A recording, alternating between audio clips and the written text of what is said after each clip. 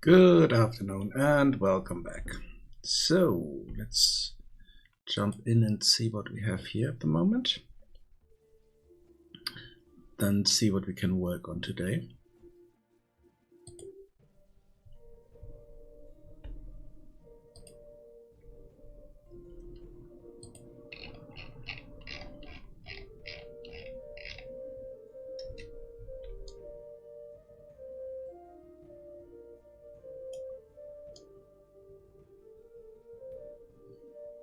I think I also want to start with a slightly different camera angle.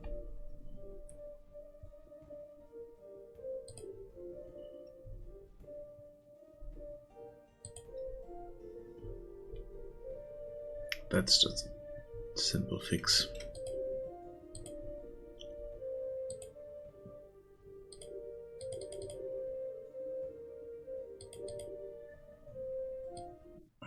This should be gone from there. Sorry about that.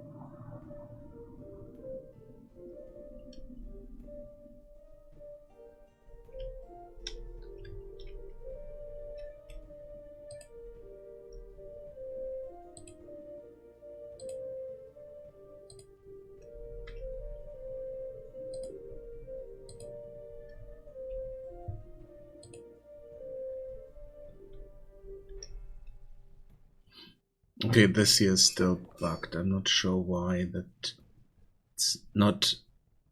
It's unassigning the builder.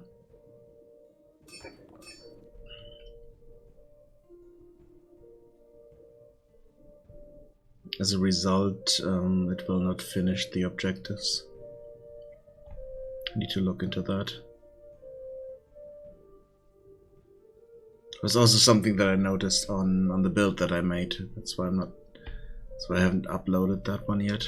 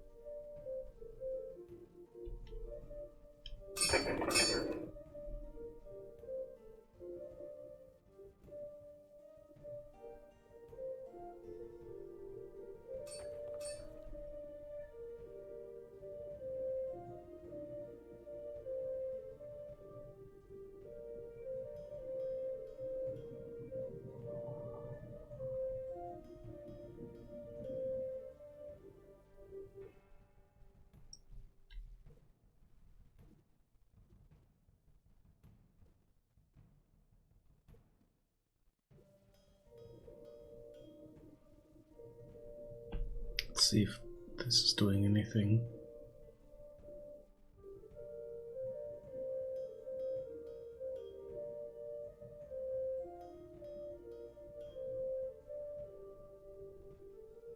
No, that's not updating.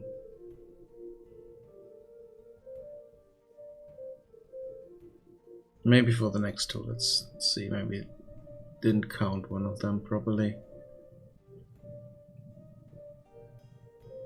No, okay, that's not registering that one. Didn't register that one, so there's something broken with the goals. Okay, let's have a look at that.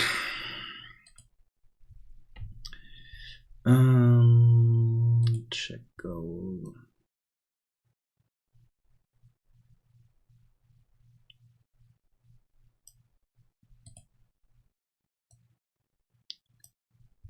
Set goal.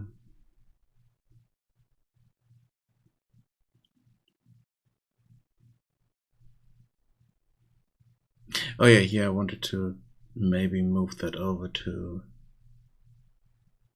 this one. What wouldn't be much different, so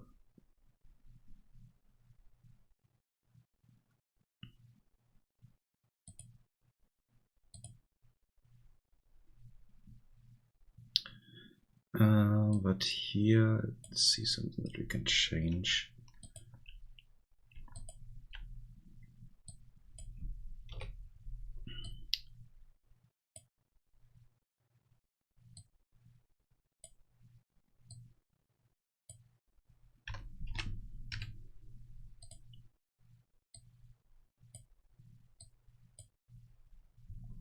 So we are checking the goal.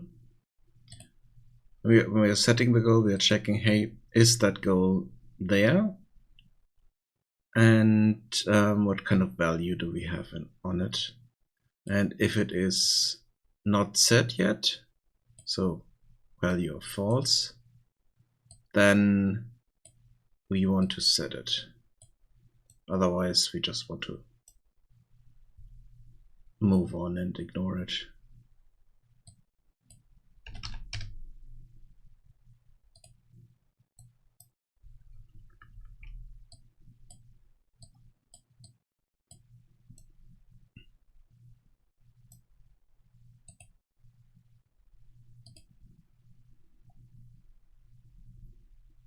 And here we should, I think this might also be the issue. So this should always be set. So if we are setting this, then it is set to true and can move on. It should be easy to test here, because that's the first thing we do. Okay, for some reason the builder is already signed. Okay, that is a bug. That is not good. So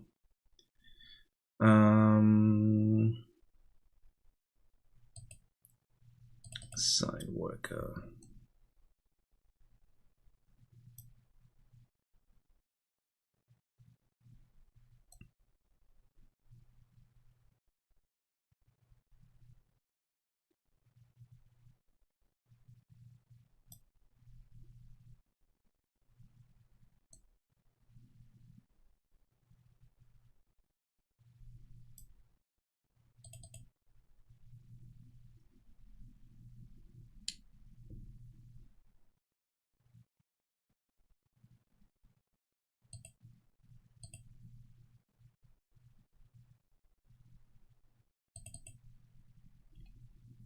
So there's something wrong in here.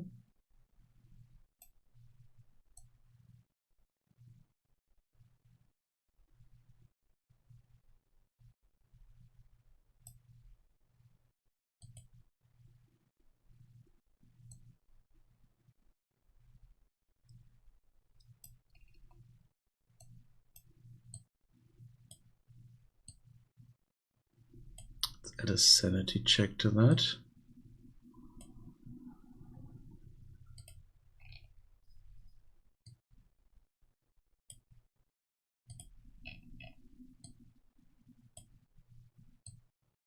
by setting this to 0 here before we go through the list, so that we make sure that it is starting at 0.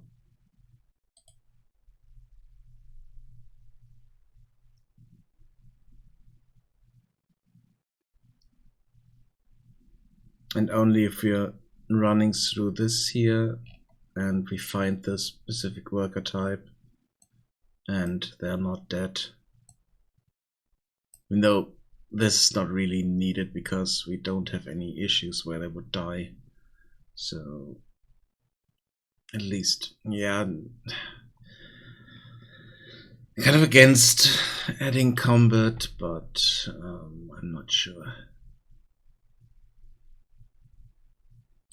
So let's see what we get here. Okay, so this is... No. We don't even have them spawned anywhere, so we are still getting that.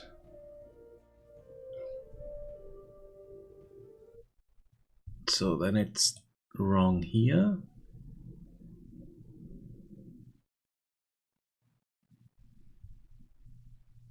Why is that happening? We don't have any workers.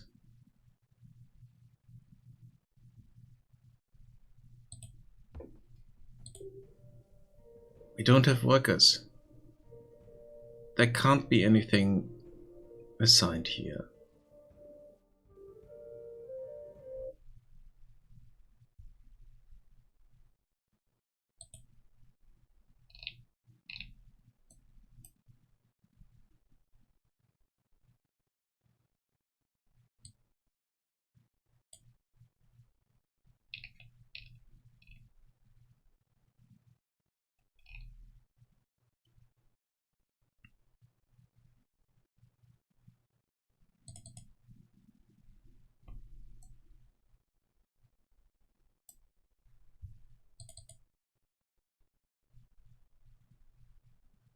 So here we are clearing the children, so we are adding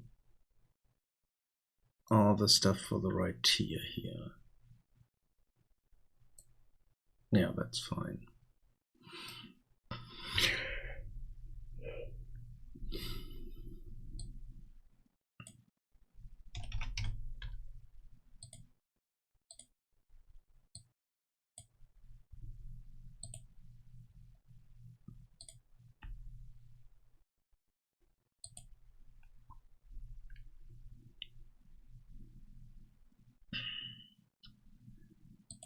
Okay.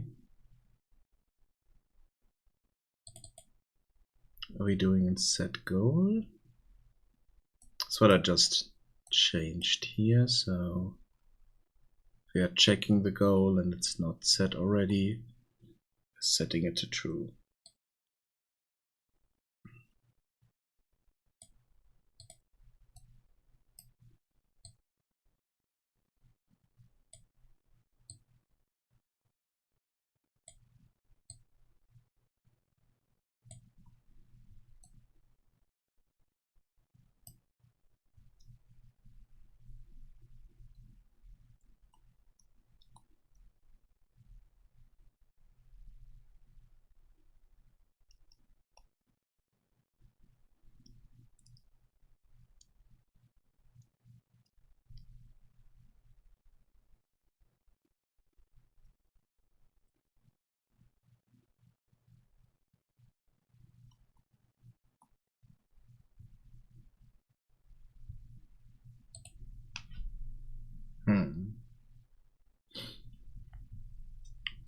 So what is happening here?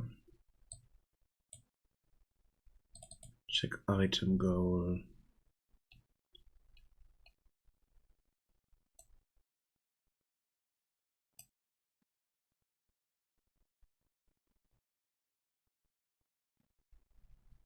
That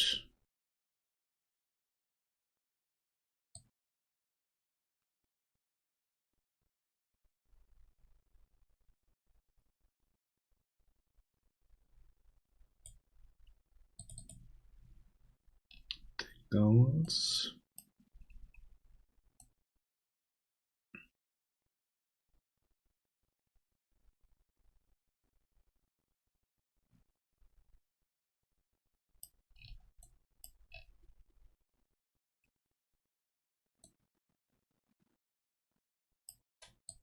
Yeah, we don't need this. So we are updating the goals, checking if all goals are met. Do this. Oh wait, no, we are not calling that here, right? Yeah, here we are calling this directly. So we are setting the goals, but we should call update goal here. You know, it might be check item goal. No, it's not. Okay, so let's call update goal here.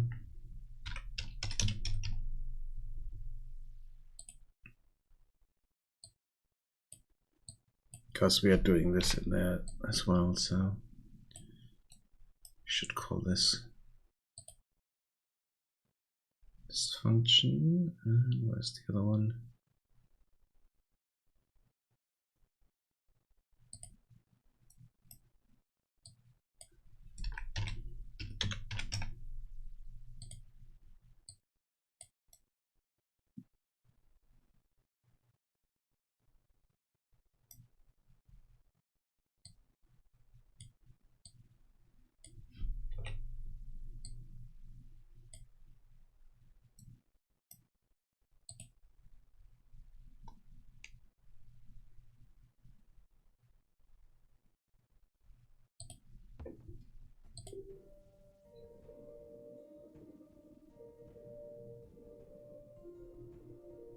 Yeah, for some reason this is called.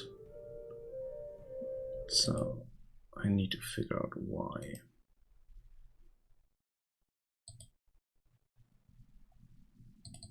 Assign worker.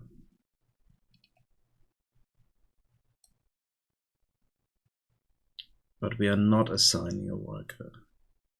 Because we don't have any workers yet. Why the hell is that called?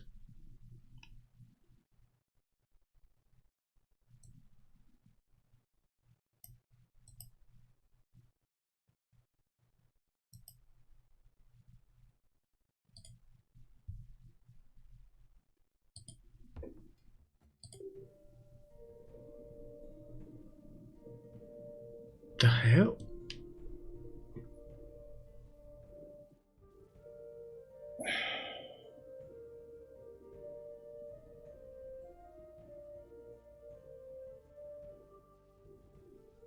We're not calling assign worker. But this is still set.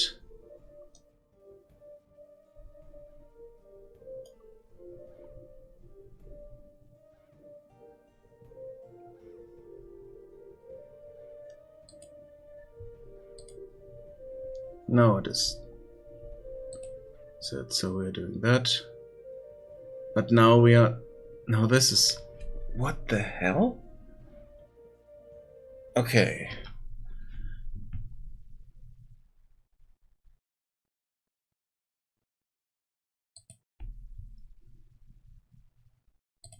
This one here is wrong.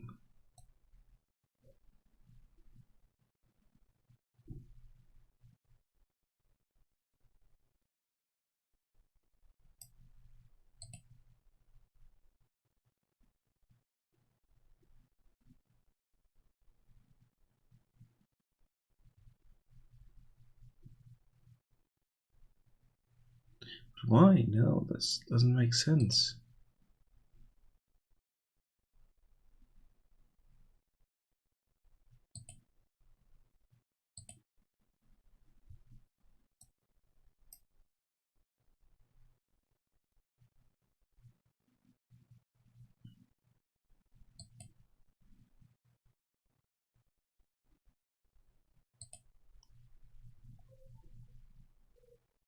We have our builder, we have our carrier.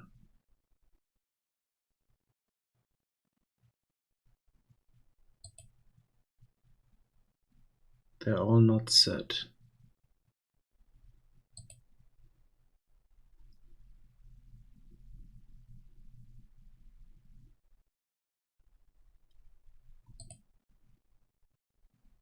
We are setting the goal. We are checking. Checking the goal. Let's go through this here. We have the key. We're checking that against the goal name.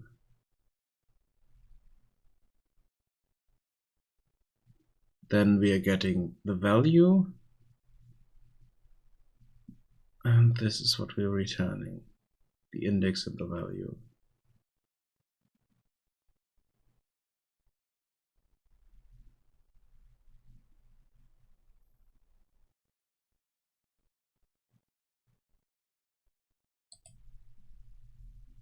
Doesn't make sense. Why is it setting that at the beginning here?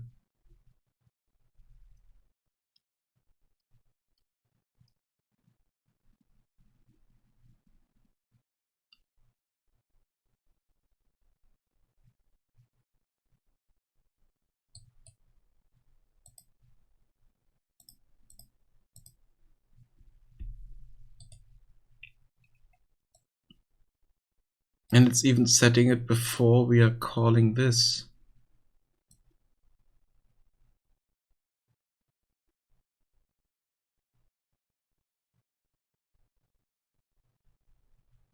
Ah, wait.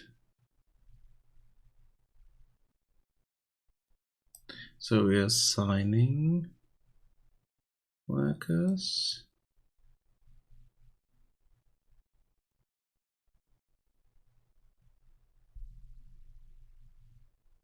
No, that's not.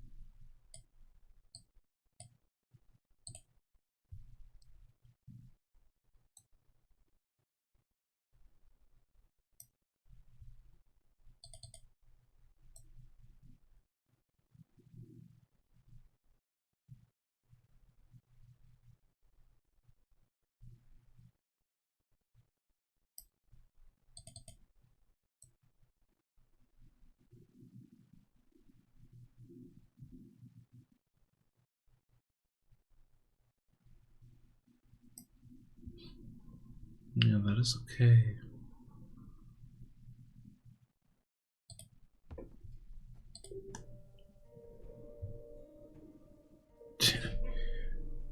Okay. It happens when we spawn the items. Then this is set.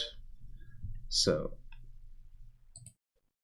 what are we calling when we are spawning the items? Spawn resources. Maybe we are calling something here that's causing those issues.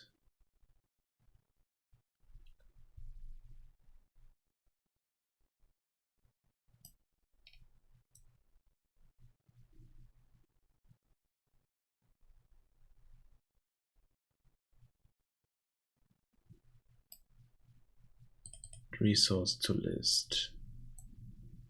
Here we are calling check item goal. Here we are setting a goal with a specific string here.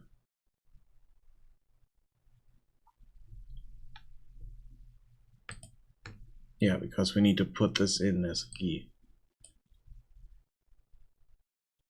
And this is 5 tools and 10 gold and not anything else.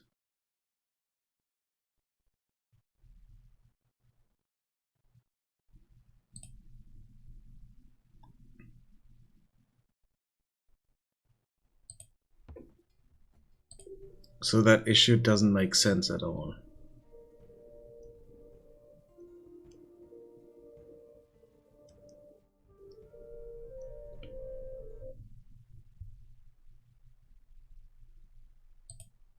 Okay.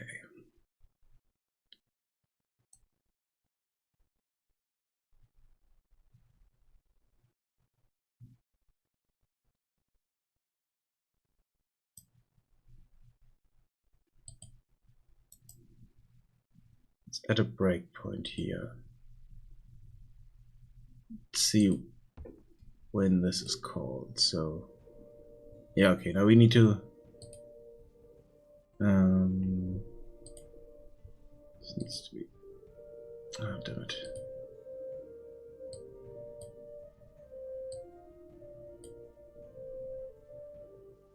So resume for all the standard goals here.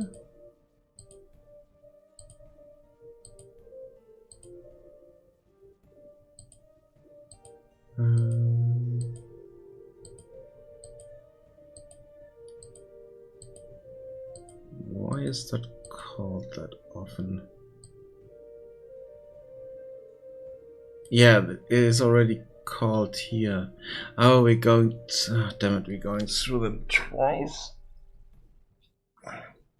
And it's already set to true, so we couldn't really test when this was set, so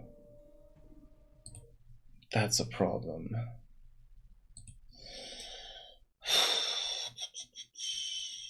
So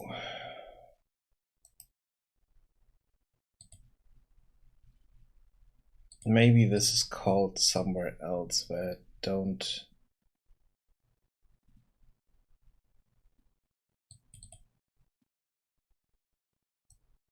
No, so we are calling it there. Oh, we're calling it twice.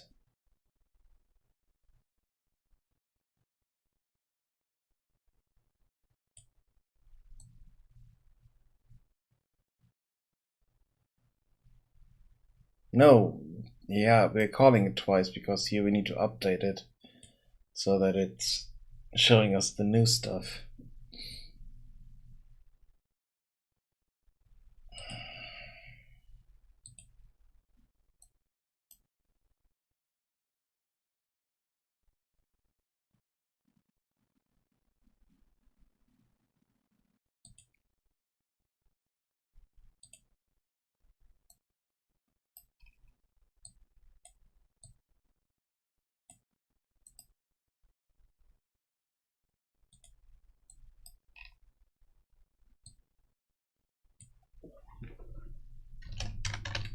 Let's do a print string here.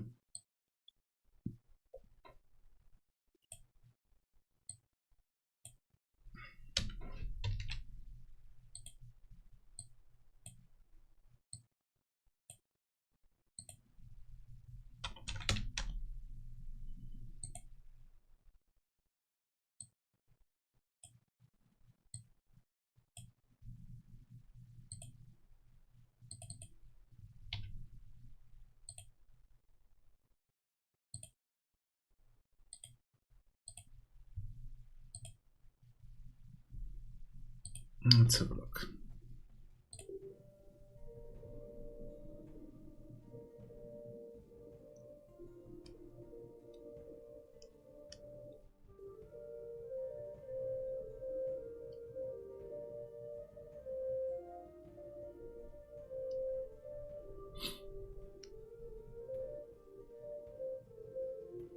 Yeah, for some reason that is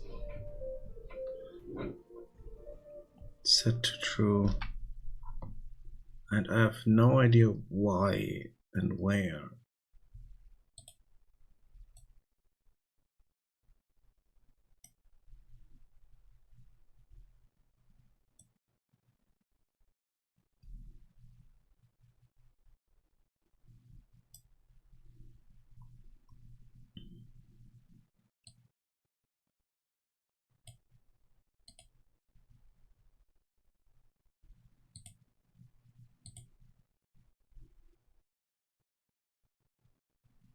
because that's resources,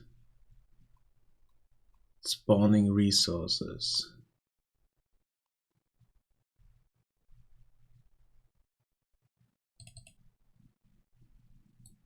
So if we are adding resources to the list,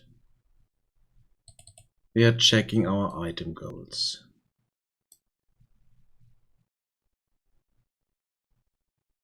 Here we are setting, hey, are those goals met?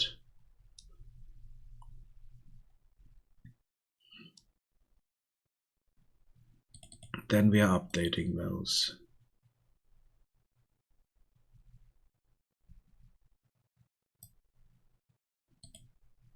Here we are calling show goal items.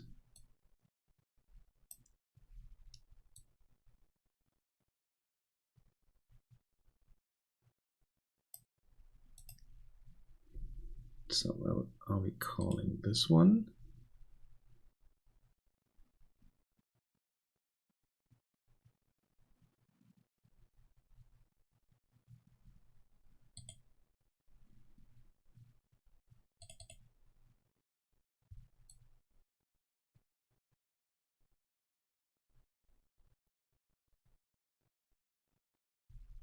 Finish construction, update goals.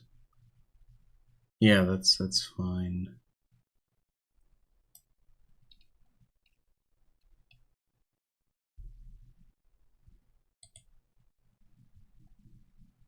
It's also only called here. Finish construction, that's not called because we're not constructing anything.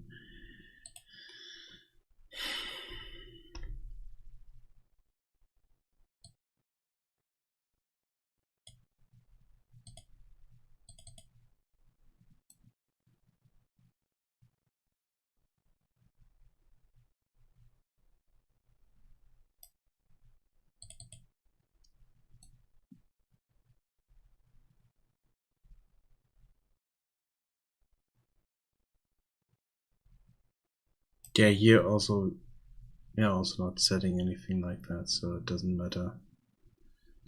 That is really strange.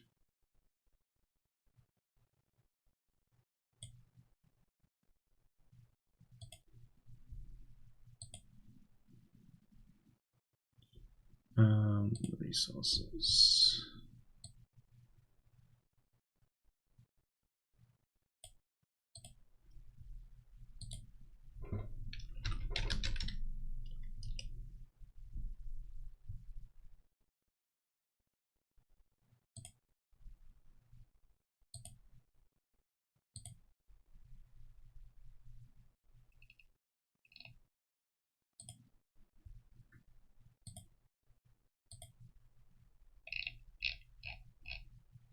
Just sorting these a bit.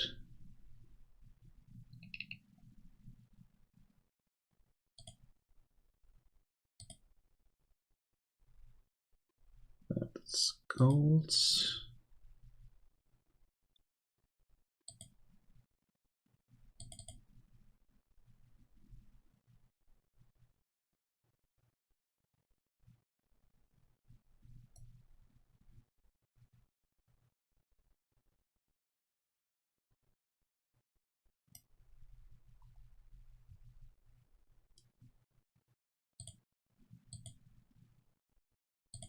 Let's put that in its own category.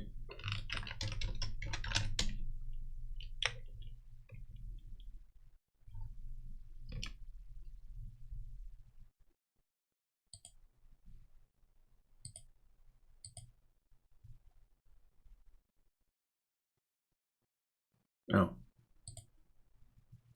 already had one.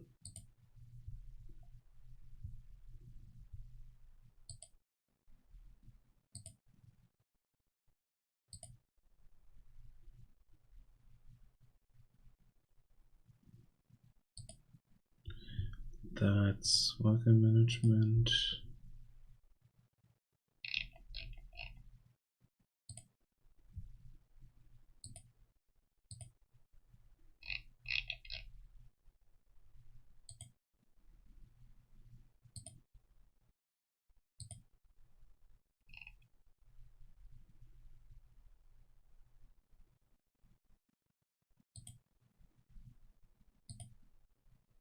That's resources.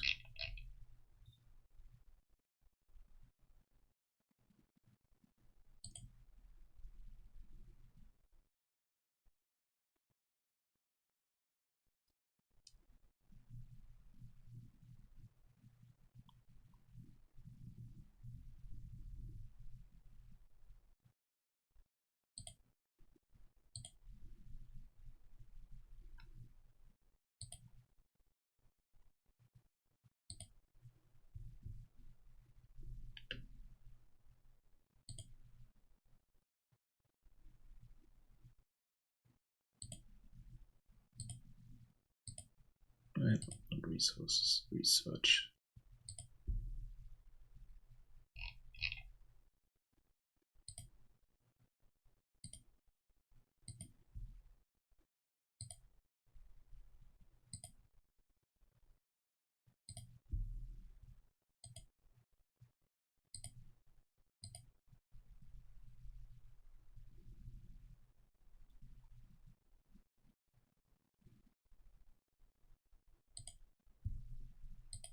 And then scouts.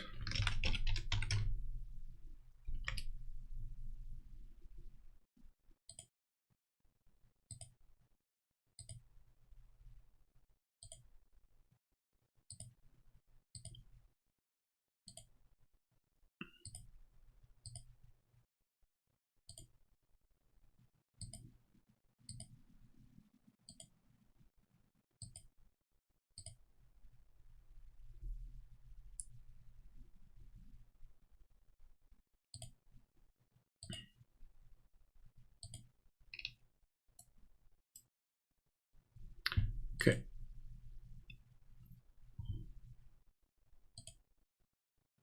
Cleans this up a bit here.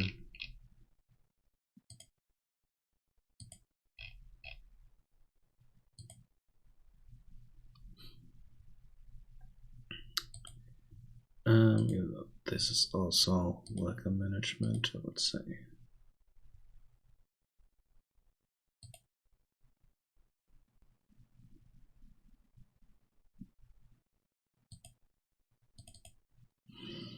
Worker ID.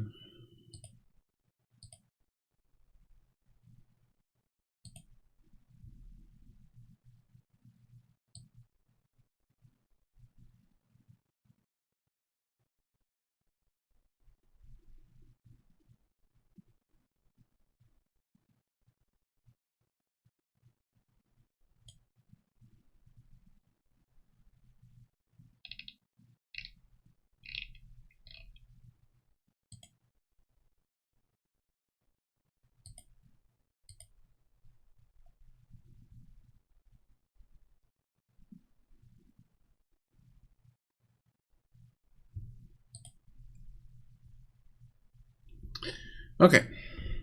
Let's see. Still have no idea why this is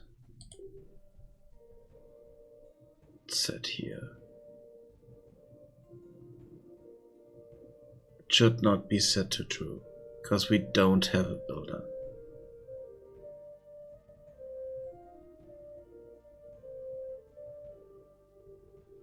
We have 0 workers.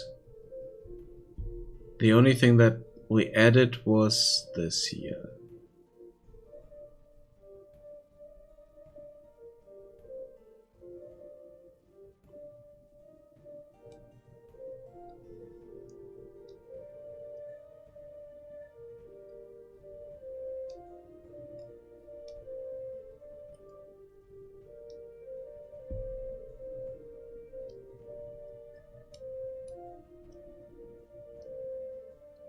And by that I also think that this is not working here. So produce 5 tools is also not working properly. So I think the goals are completely broken for some reason.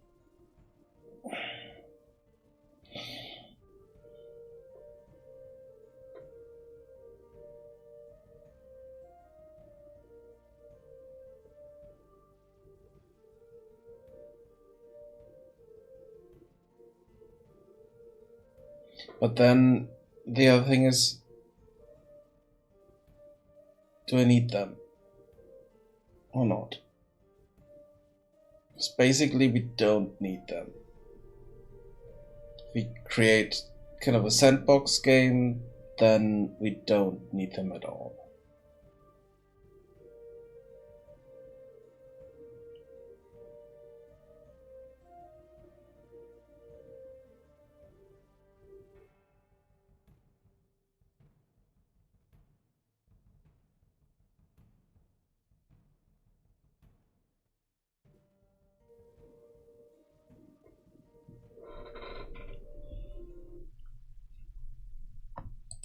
But if I want to do anything with the goals, then we definitely need them to work properly.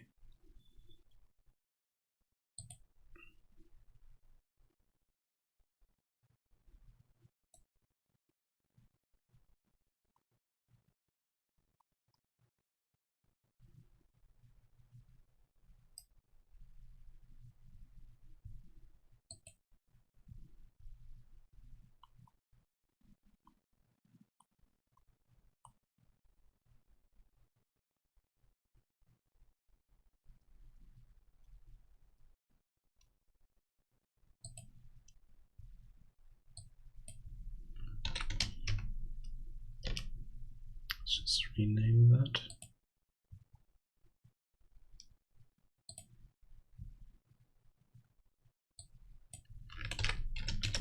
Let's try to use that one. Let's see, check goal, set goal. We need to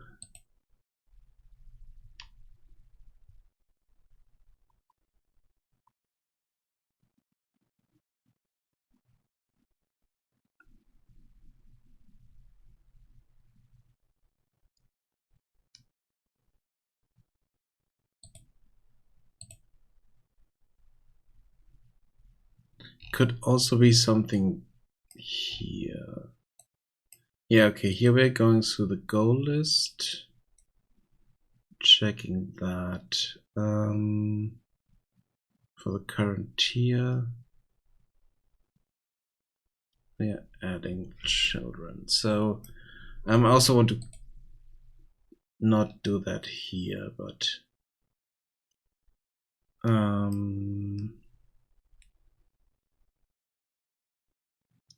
though, yeah, we do need that for the list.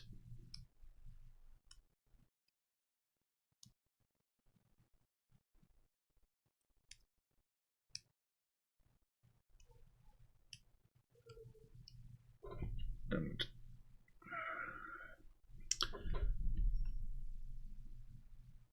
so I can't just delete that because it's used here directly.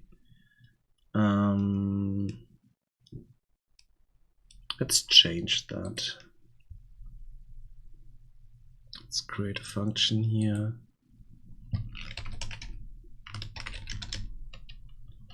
Get goals.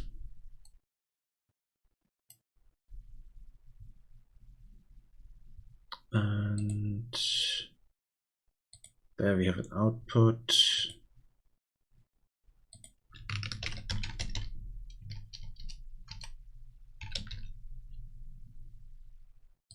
Goal data.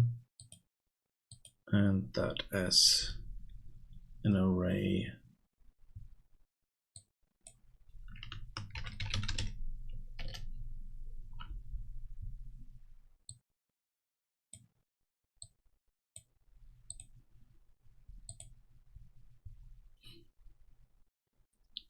So if I go in here, we'll change this to get goals.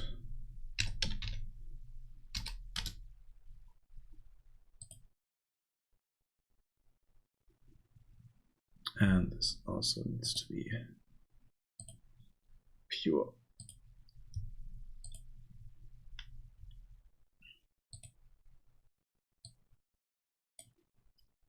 So that we can change that list here.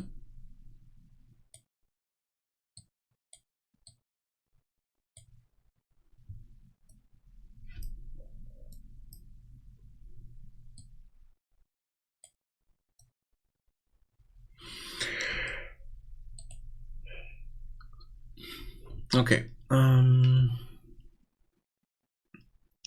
Then let's search this here. Oh wait, no, let's go here. Find references outside of that. Okay, it's not that good.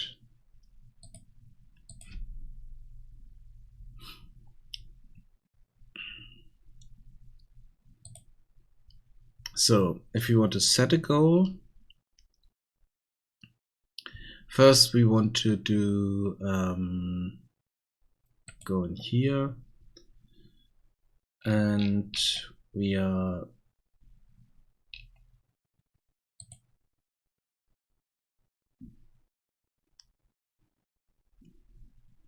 loading the goals in here. Load goals. Okay, so this would be the first thing that we need to change.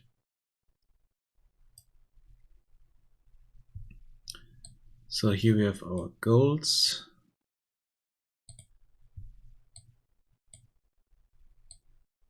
And then we want to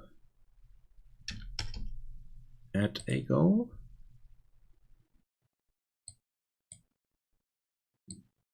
Which would then be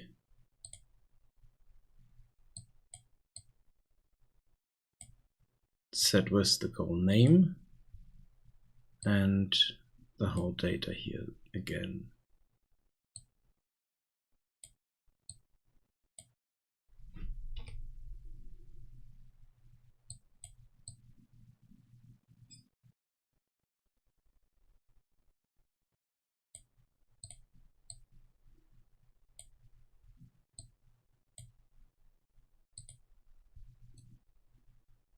Because we use the name as a key.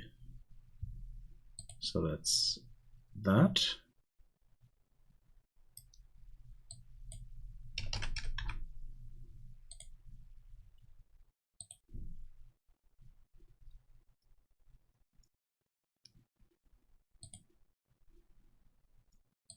On begin play, we load the goals.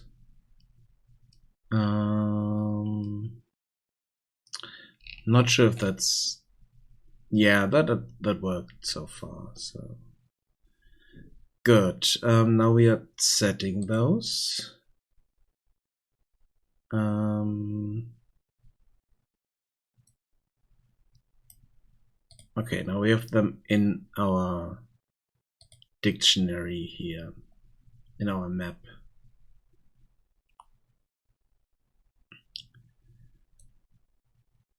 And now we can also go through this in a slightly different way. So there's tier. So if we set the goal, get our goals. We are adding the goal. And we are adding it with that key. And with specific data.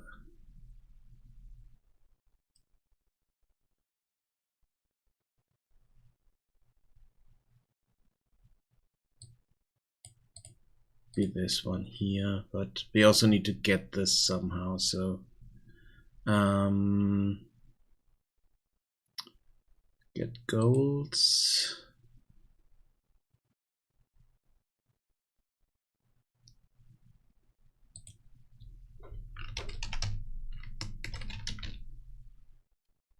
Goal data key. Which is quite simple because we just our goals here. Do a find.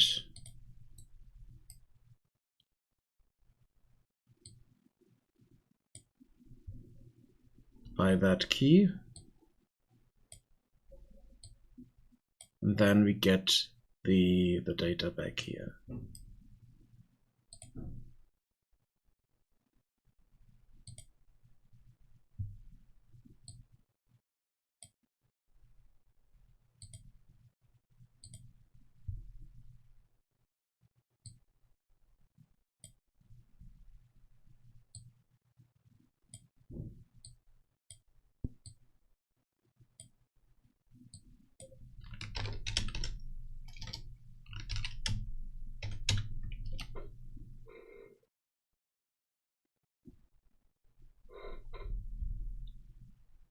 Here we can also check if the item was found, just as a sanity check.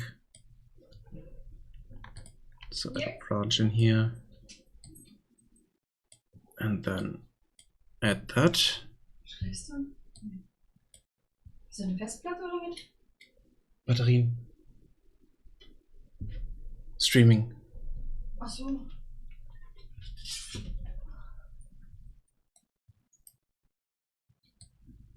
So if that's true, we are just returning the goal data. If it's false, we are returning empty goal data.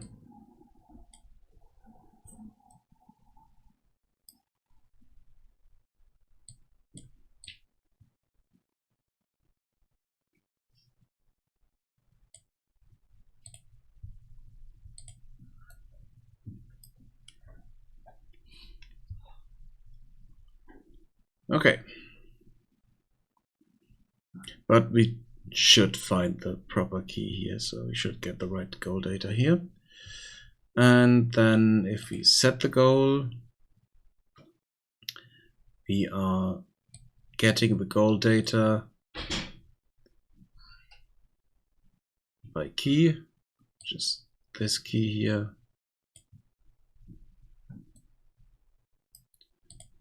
And we don't need the check goals here, check goal, because that's what we're doing here. We are figuring out, do we have that or not? And then use that. We could also add this check here.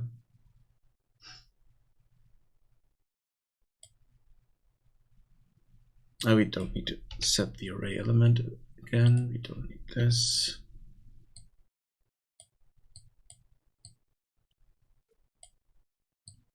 We need to do this, but then here we make that. Here we're taking this.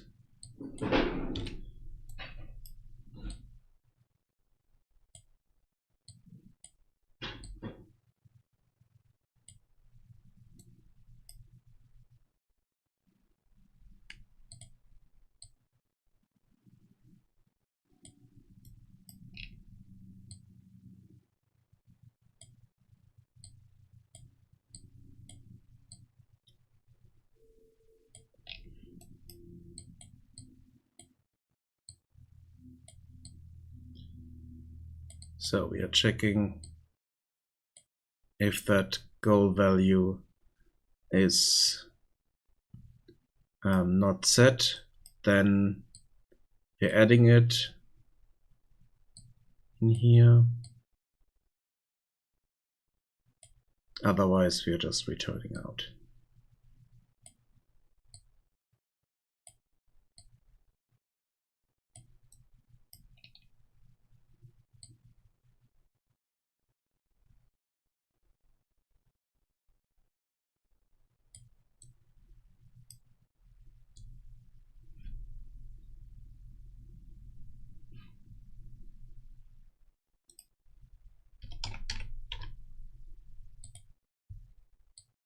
Can also replace this here.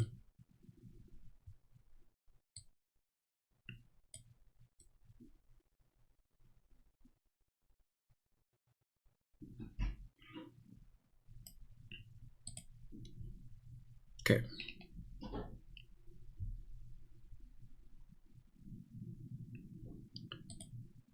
Then we want to change this.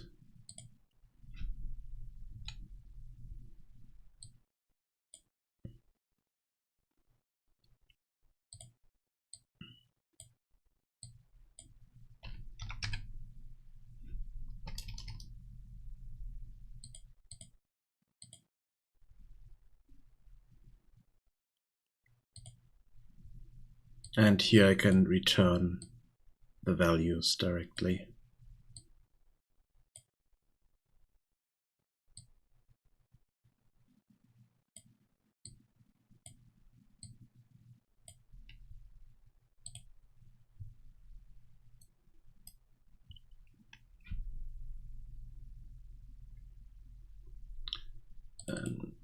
here.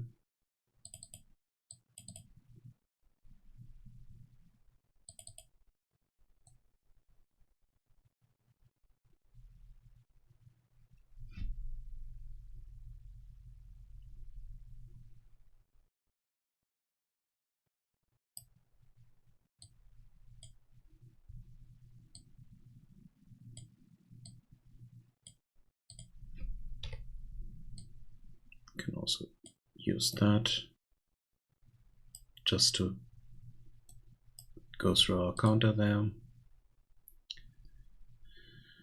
Then here we can do the same.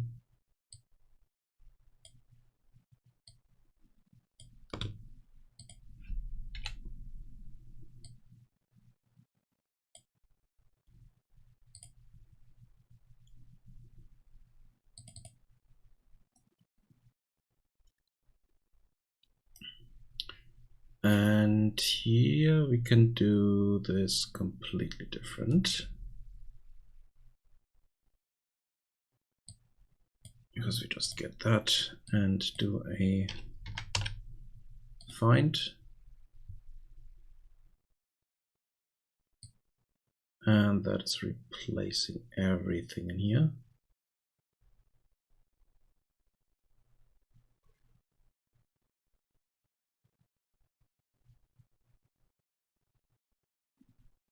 Yeah.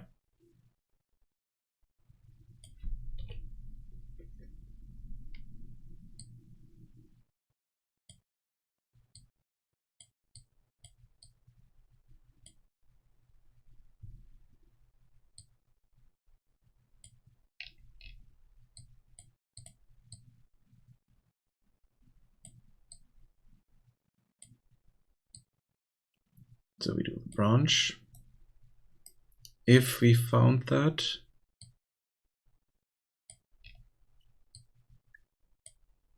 if it's in there, and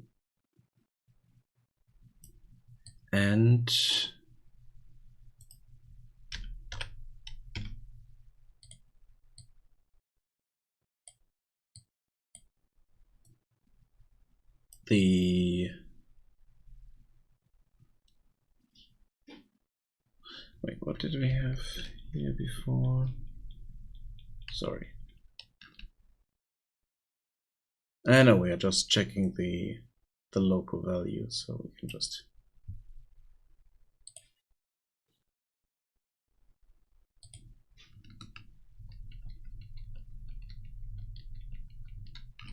okay. So we check, is that there? That's true. We can get the value here and set it. We no longer need the index.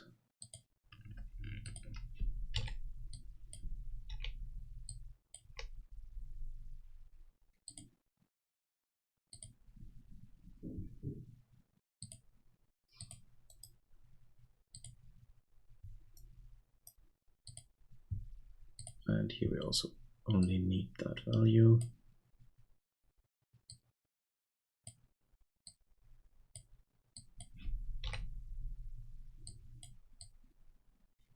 Now we can directly return that we don't need this here. Only had that in there because we were going through an array, so we can just grab that here, return the value, or return false directly.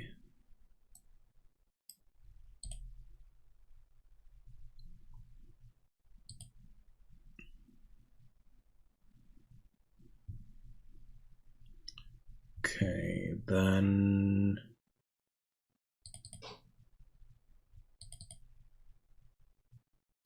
let's go through these again.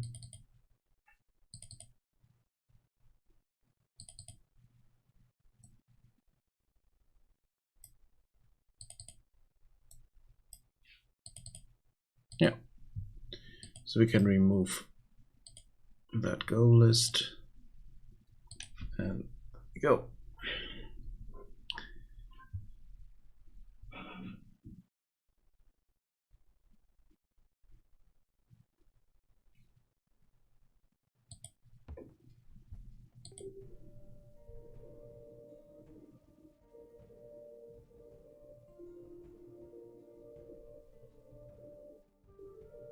Okay, now we get, once the thing's away, this no longer is set here, so that is fixed.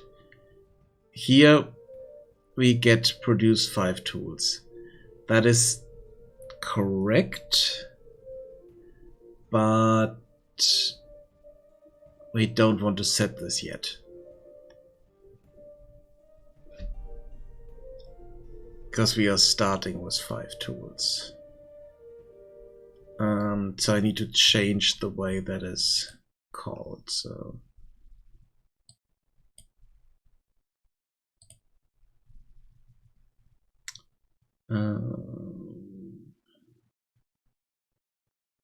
resources, goals, check item goal. This here I need to do in a different way. Because this is also not checking, this is setting the item goals. It's also something I need to do in a slightly different way. This one is okay, but this here needs to be called somewhere else. This needs to be called once we are adding items to the list through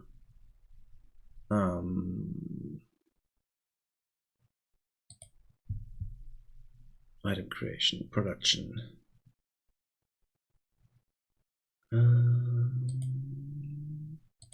Here.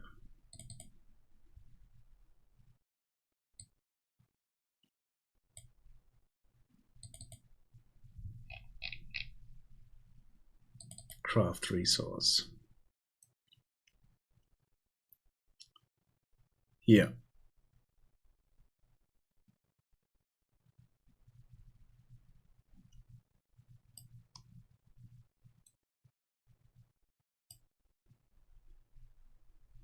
So get item from pool.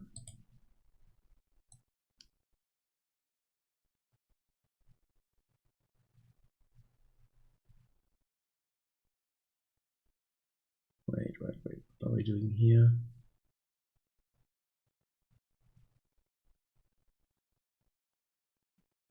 So we're checking the resource. Oh yeah, okay, so that's, we are adding 2 of them. So what we need to do here is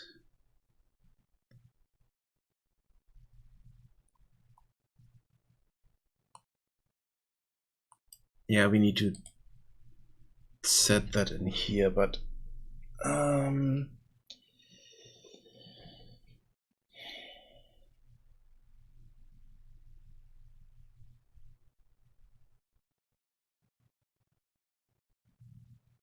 just thinking how I would do that.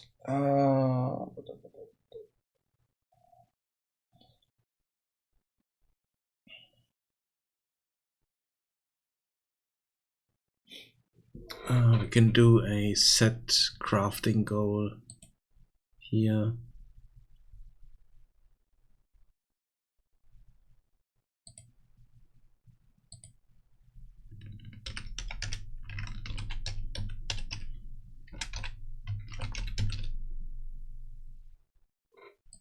Okay, that completely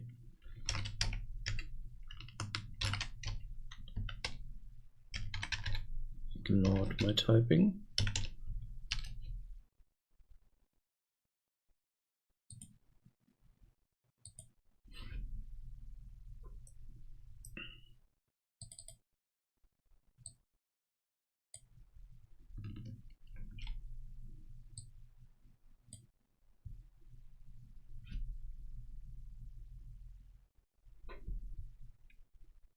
And then we can also rename this, because this is no longer checking for the item goal, but it's setting the gold.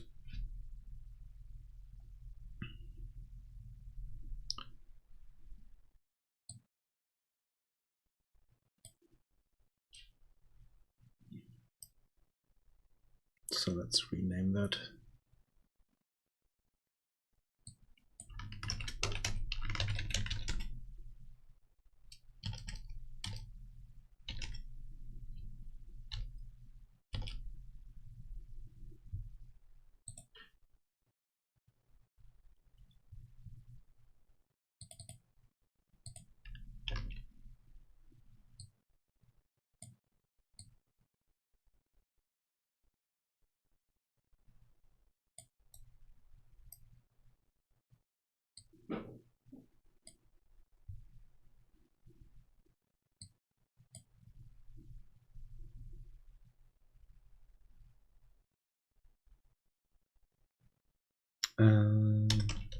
Select. No, it's the. Yeah, it's the other way around. What was the one? Utilities.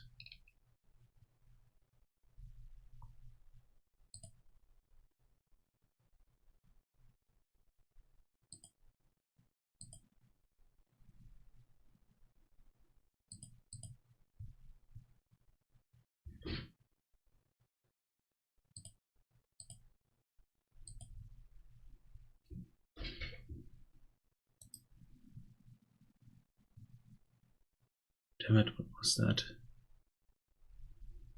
It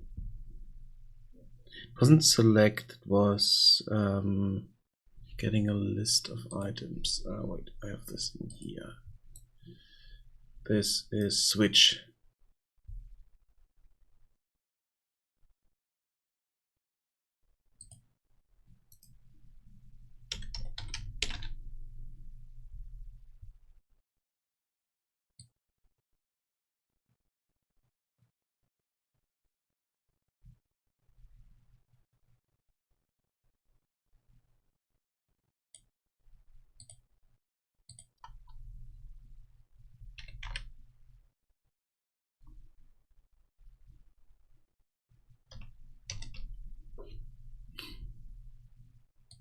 Switch on resource type.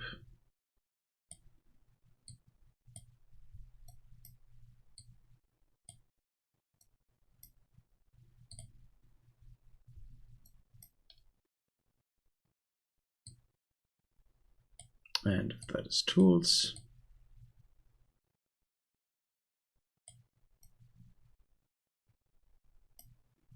Yeah, setting this to that here. You can set this to tools here directly. And then we get a return out.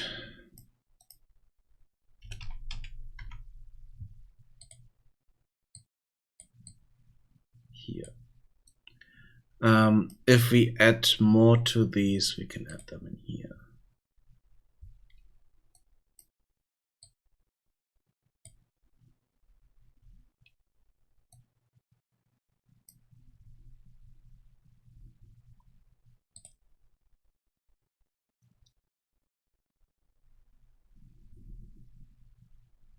So then on crafting,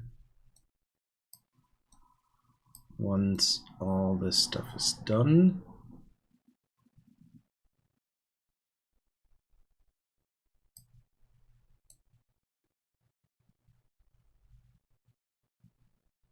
we are calling that.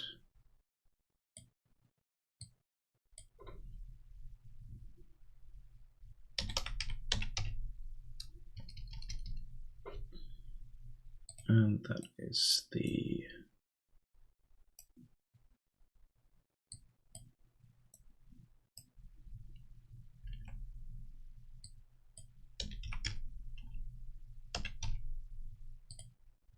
set crafting goal.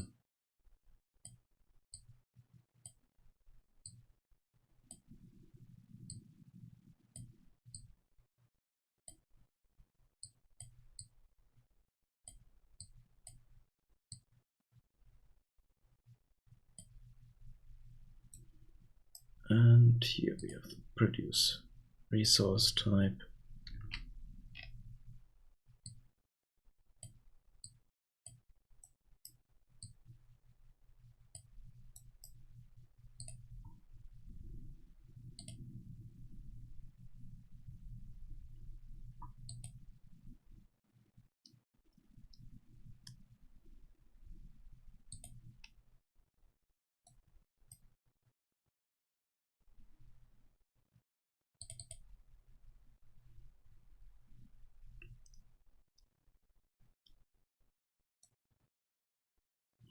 And here we are setting that. We are calling that here. We're adding resources to the list. We are checking, hey, is that gold? And then here, even though we could also, yeah, no, we are checking here, so it wouldn't matter. And we are only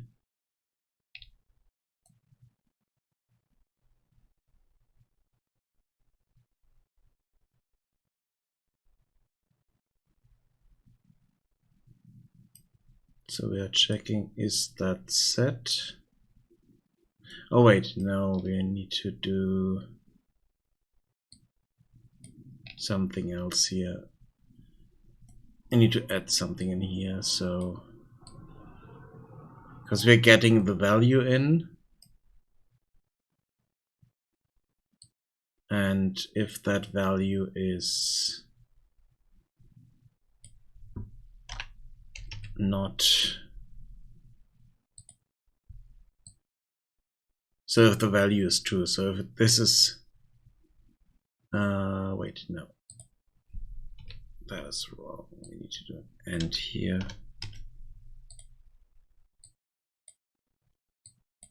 So yeah, setting that there, and we are getting the value.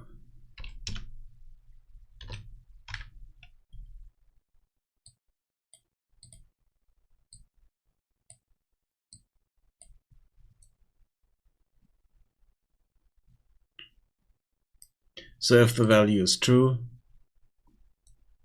then we are adding this in here. We are changing the value here. Otherwise, we would set the value before that. So let's check this. Yeah, spawning all that stuff. We are spawning our tools. And this is not set. Good. You can also remove these messages there because we don't need them anymore.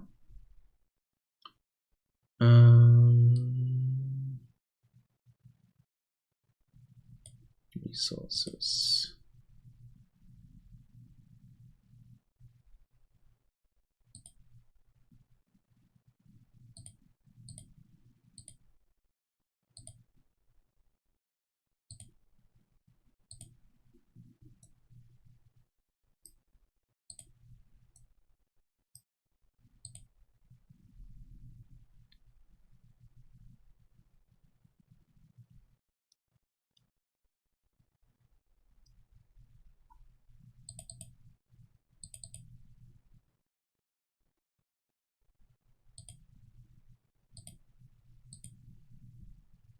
Yeah, here.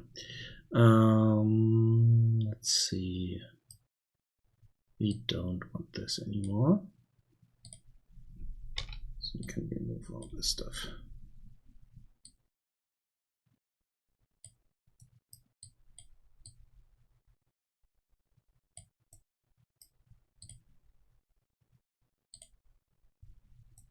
We only need those two values.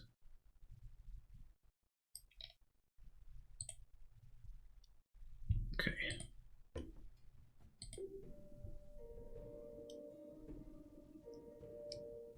Yeah, we're not spammed with stuff here. And the goals should work. properly. So if I set this here, spawning people, and I'm assigning a builder. Now this is assigned properly. I'm assigning 5 carriers. That's correct.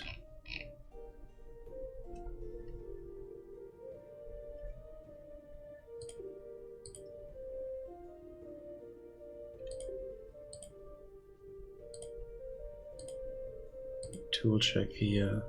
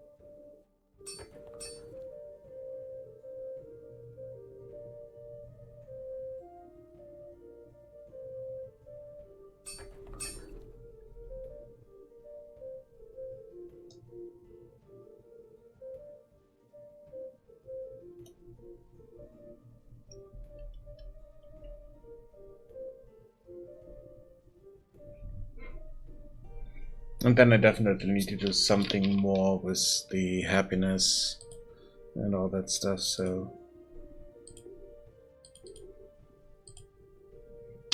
that makes a bit more sense.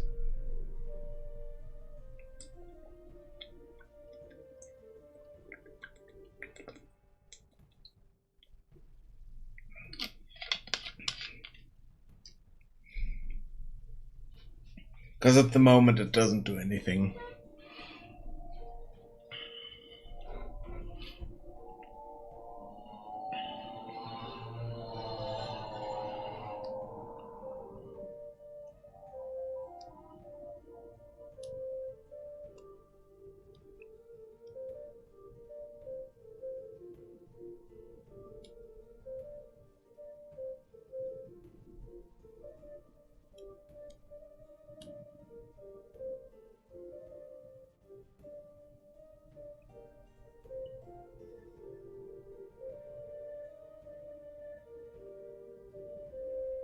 Yep.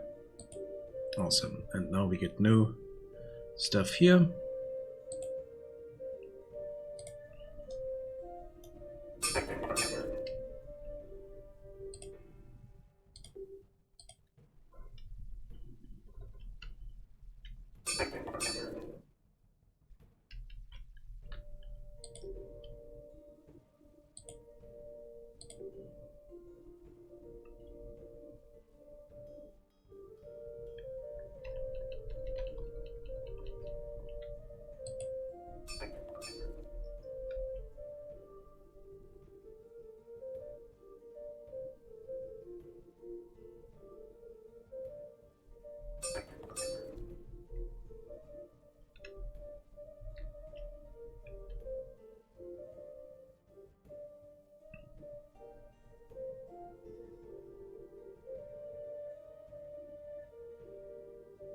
Yeah, maybe I need to move the assigned 20 workers somewhere else because it might be a bit too much at the moment.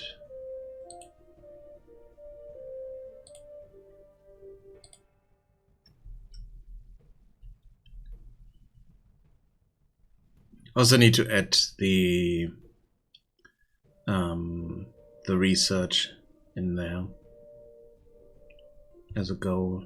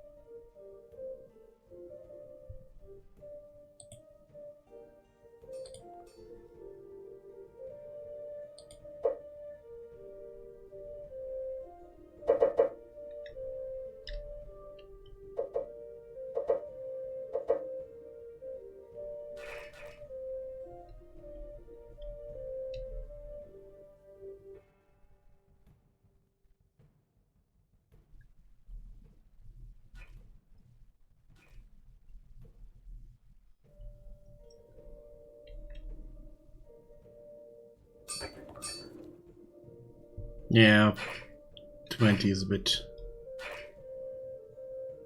too much for that stage, at least, because we need only one for each of these. So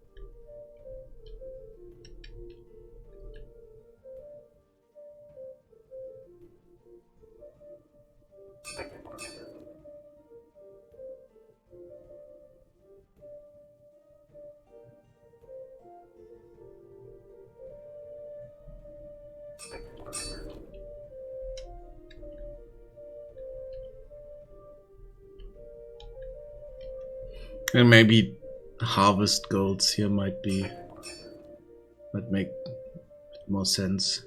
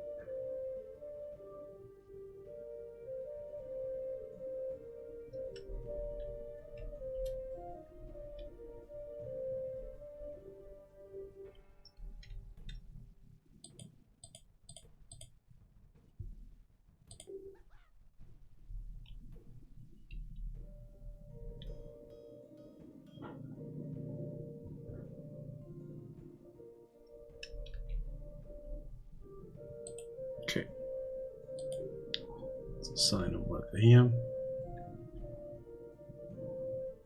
We had 18. I mean, we could assign more workers,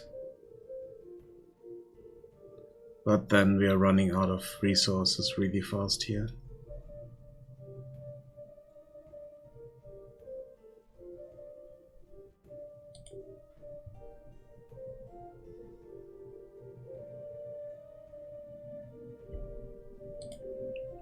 Yeah, okay, that works as well.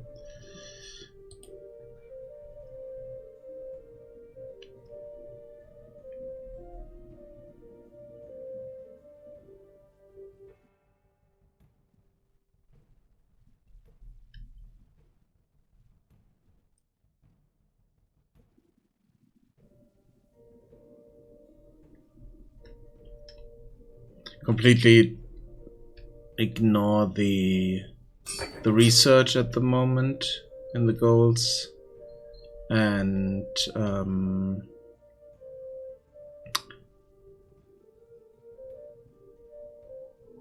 yeah, only the research is completely ignored, and some of the assignments are a bit strange because we don't need that many workers in a building.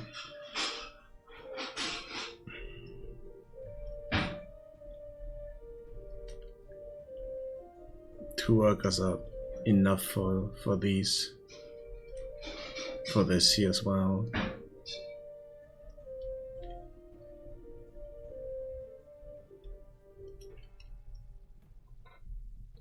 Okay, so goals work. I just need to refine them a bit more. Another thing that I wanted to change is I don't like this here. I do want to set this in a different way. So we are setting a goal here, but we can also set set an item goal, set a building goal or something like that, and have that a bit more refined.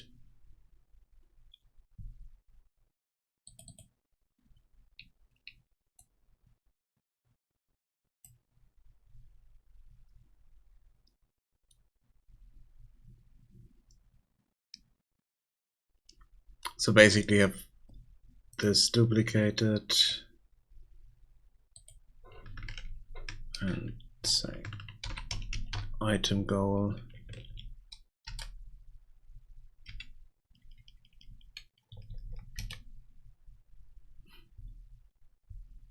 Then here we are taking in the,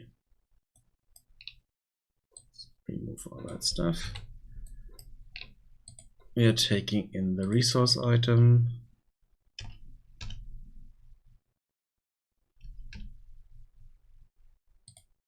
And the resource type.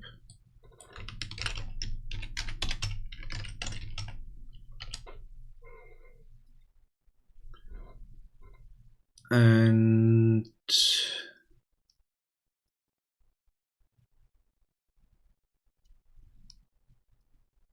you want the value. That's okay.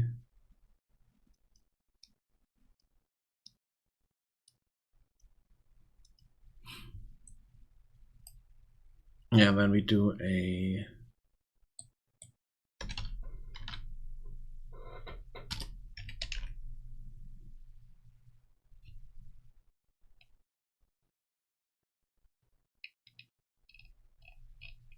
switch on the resource type.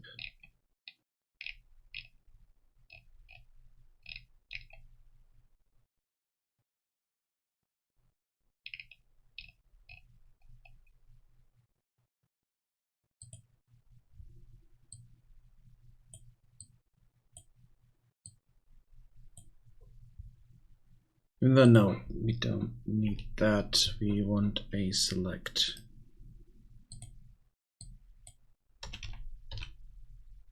I'm going to select from this.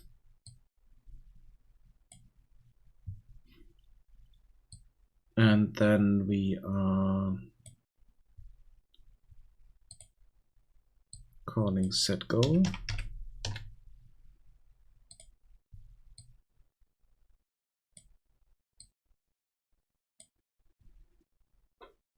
And then we can set those here.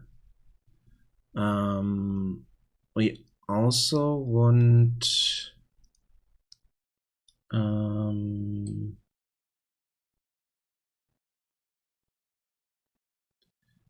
value. Okay, we can't type those in here. That's not good.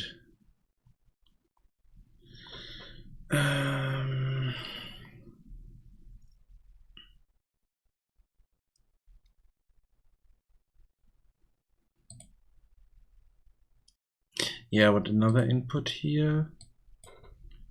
That is the amount, which is an integer.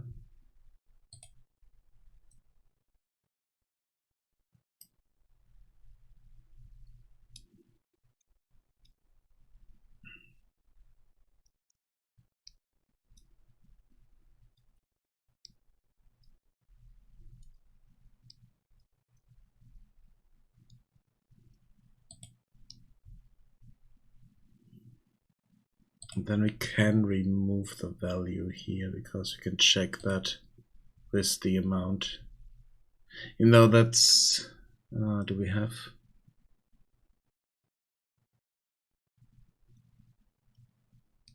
Yeah, we don't really have a connection to the camera pawn controller here.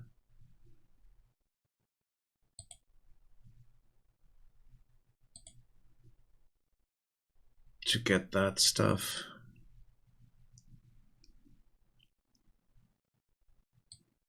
This is basically what we want here, so.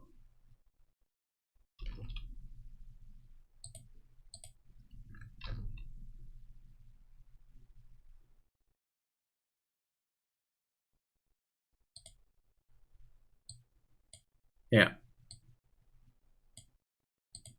This one we don't have. So for gold, we want that. But here we would put in the amount. And here we would put in the resource type. But we don't have access to that. So we need to... no, we don't have parent or anything. Get owner.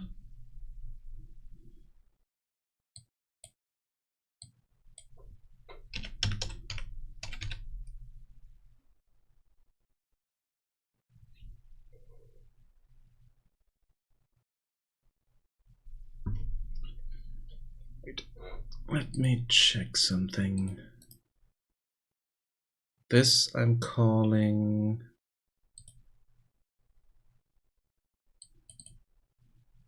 And I'm calling that here. Not on the pawn controller.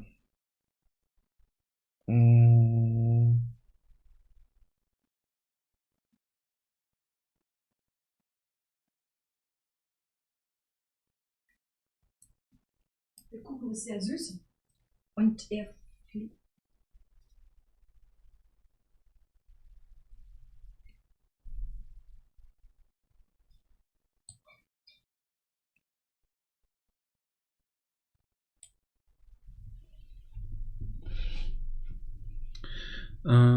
Let's get the controller here.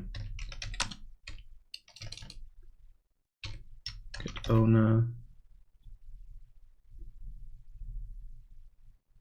Not get owner.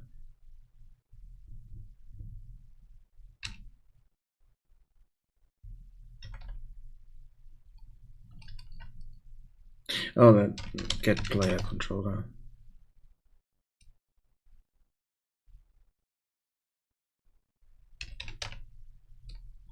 Damn it.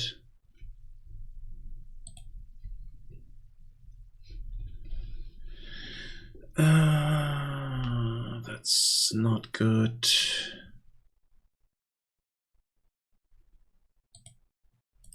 Let's do something else here. Add an event. Custom event. Init. And have an input here of type camera, pawn controller, object reference.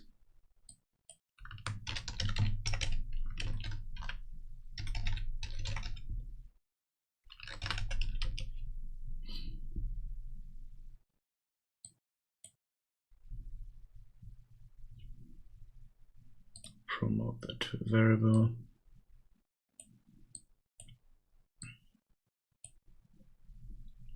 And then call that afterwards.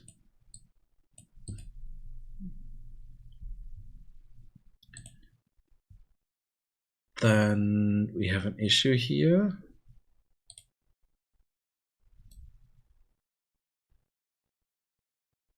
Yeah, we are not setting anything here yet, so it's not an issue. But here, let's go to the event graph. And on start game, we are doing all this stuff. Get town center ref.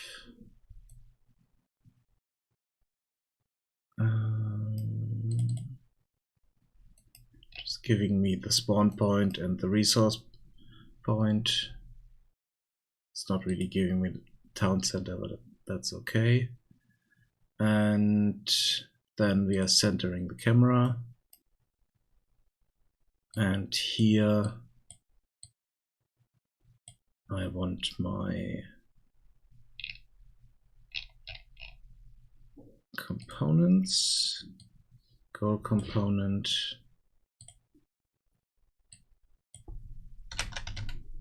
init, and here reference to self.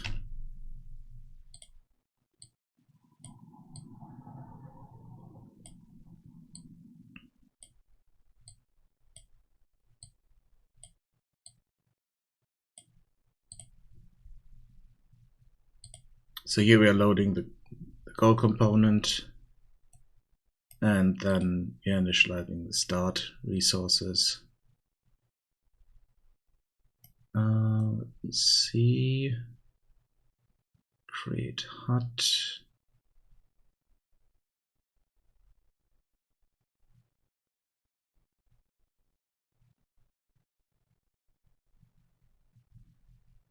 Let's do this here.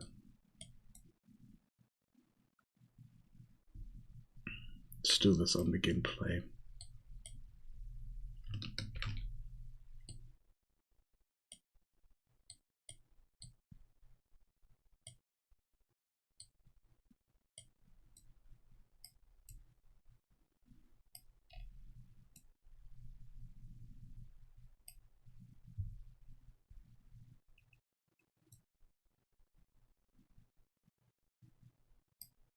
Because here we are taking the HUD reference and we are referencing that. So let's do that here.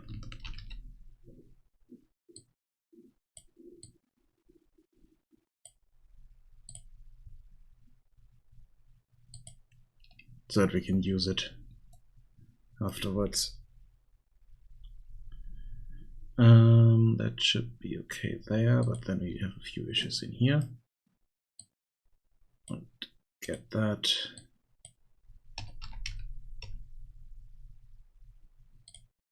And then we are calling this here.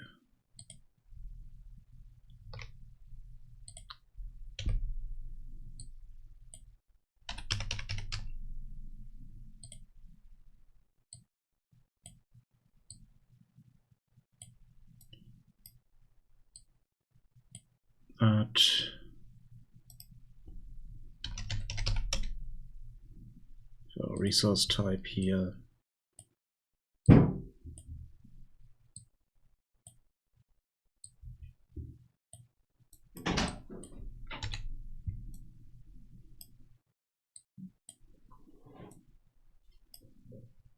And from that we are setting the value.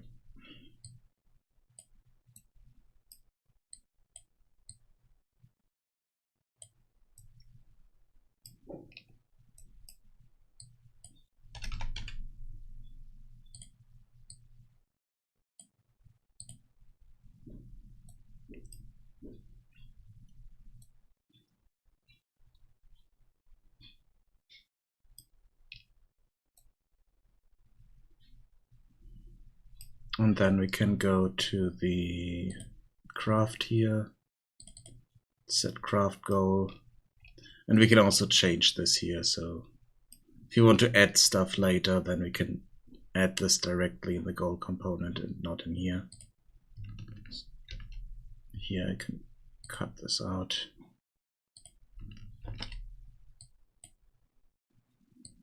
Plug that into tools.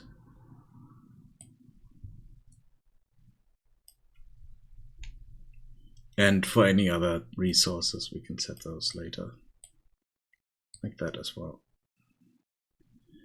So I also want to get amount to reduce the amount of cables here as well.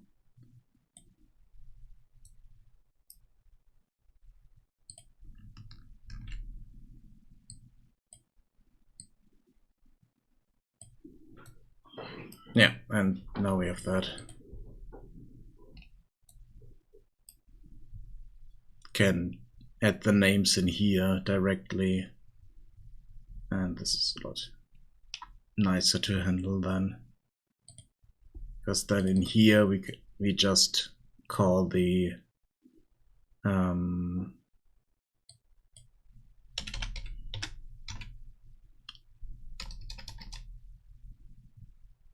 set item goal.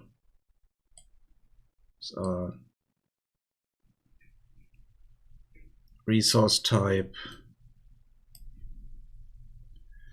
and the the amount we can set in here. Yeah, let's set the amount here by resource type. So do a select, set the amount here.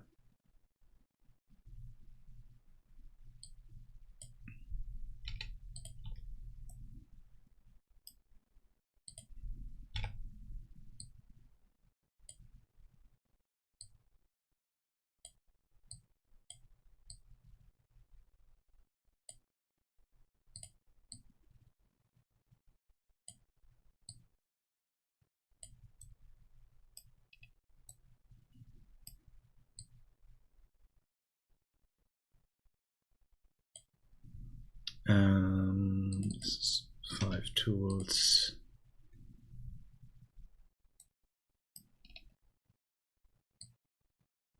Since we're crafting stuff here, now we can add stuff more for the other ones.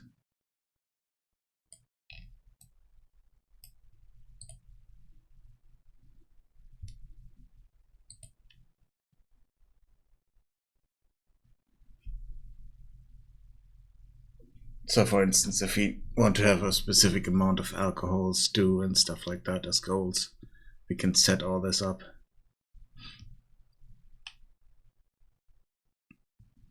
Nice and easy here. So if we go to the camera phone controller, then the other thing here, set gold.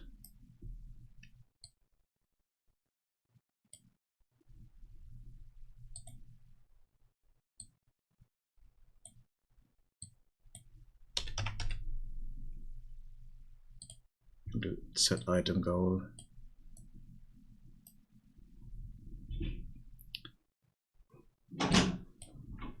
$10.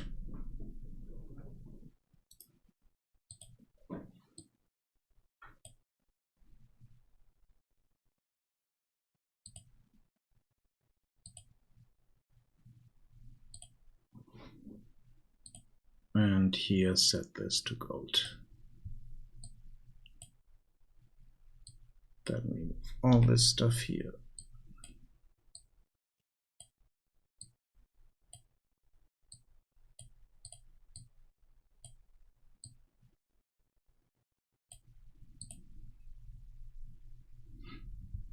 Okay.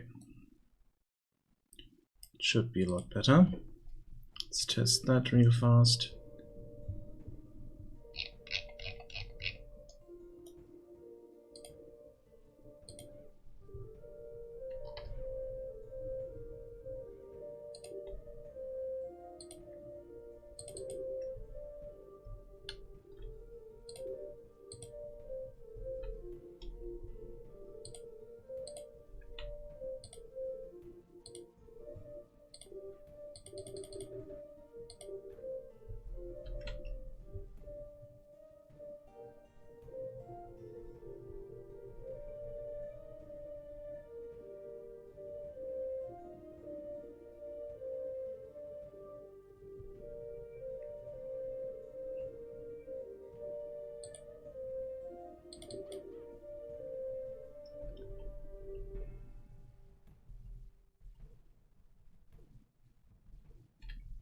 Same thing I can do for this here as well.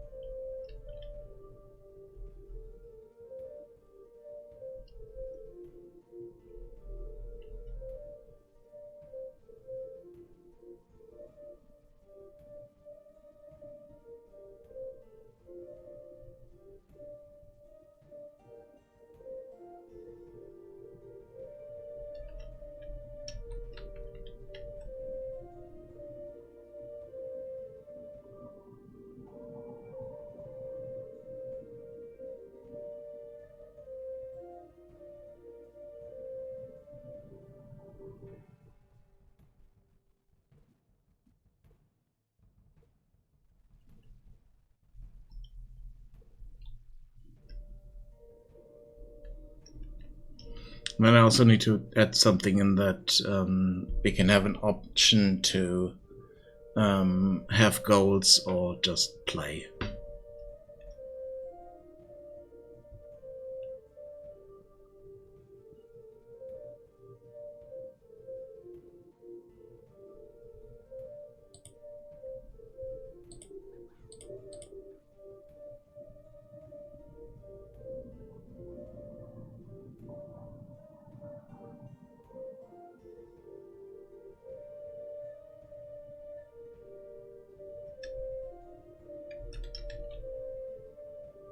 Okay, so for some reason this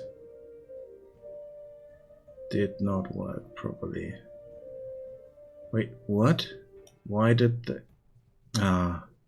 because this is a tree chopper camp.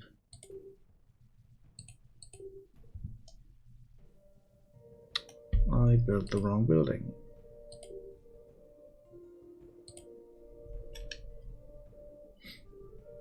I was wondering, something is wrong there. Something is not working properly. And I don't get rocks. What's going on? Yeah, that makes sense.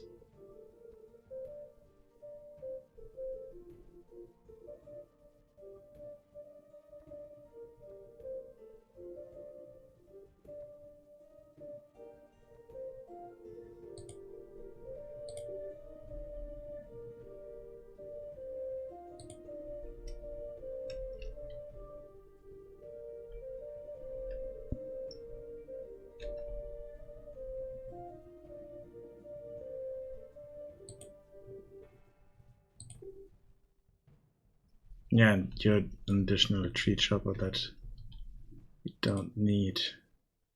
Yeah. Oh, yeah, now we have... Yeah, we had the issue here that... that's a problem. Where's my... Oh, wait. Okay, so they found tools And this is working now. Good. Awesome.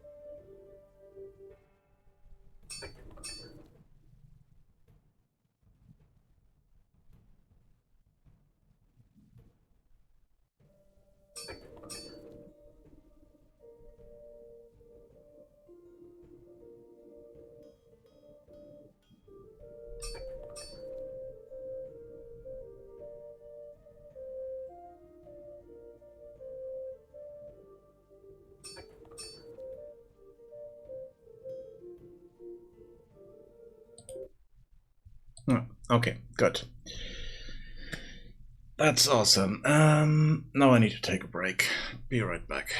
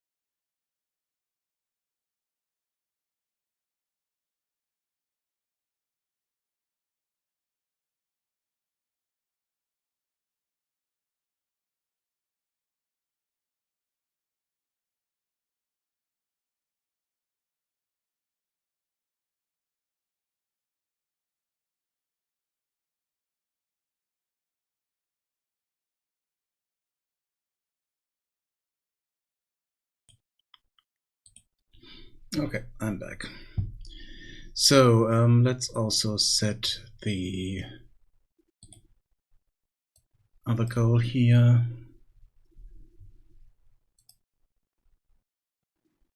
Duplicate that. Set worker goal.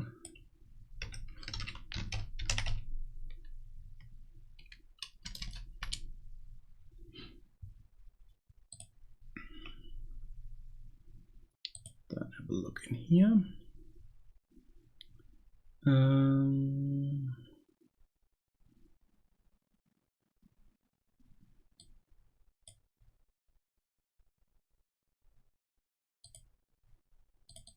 What's happening here?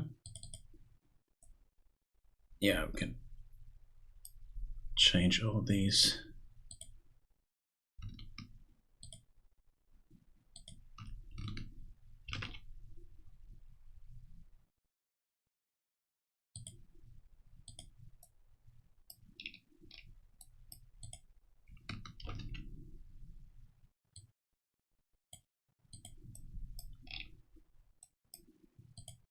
That would be worker type.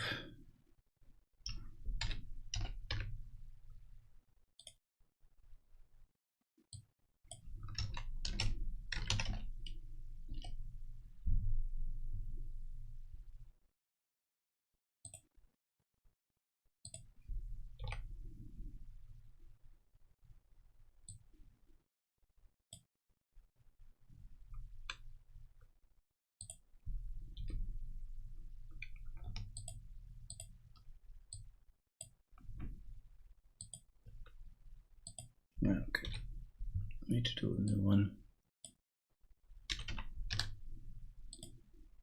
Select.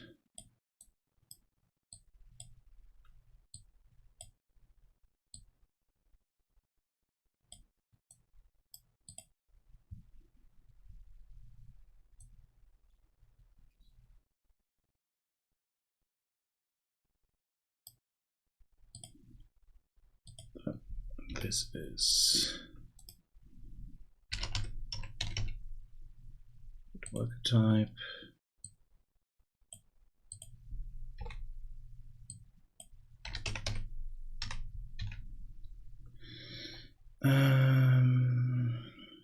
Get workers by worker.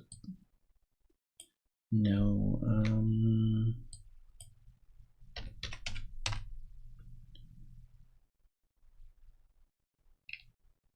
What was the? Oh, get specific worker number. That's the thing.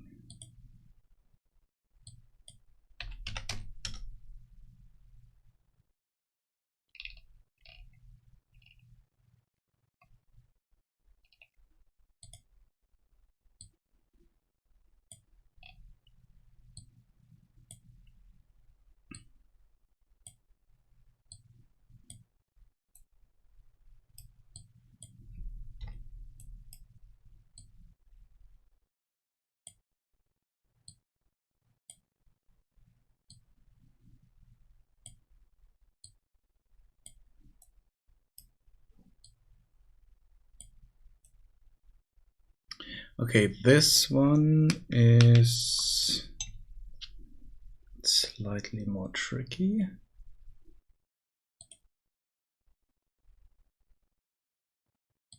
Even though not really, we can also do that.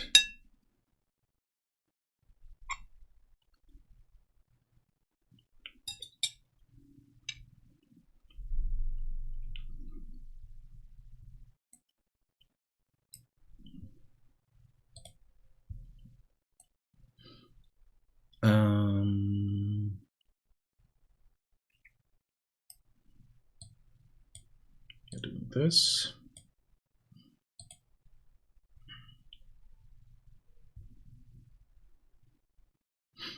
I can add something in here.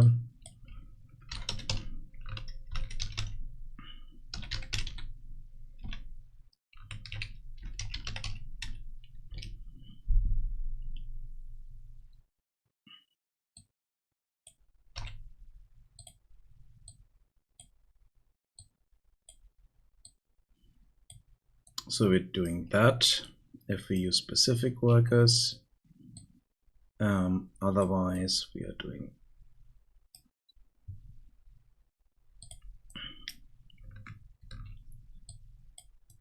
this like this here.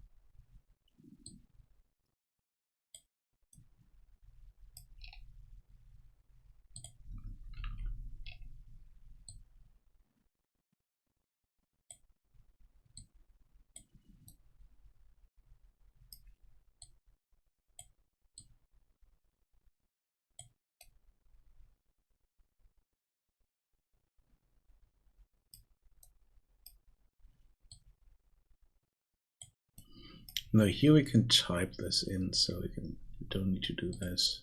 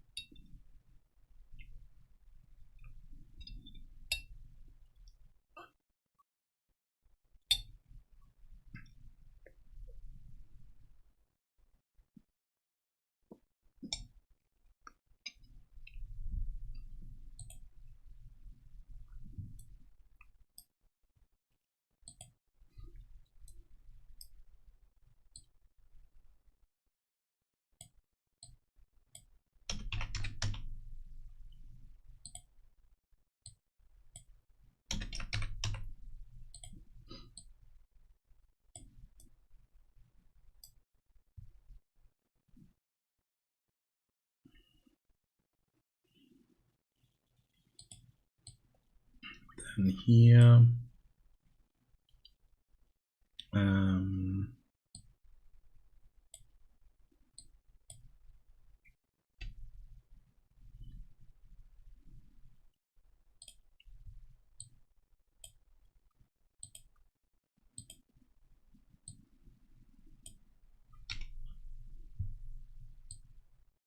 calling that.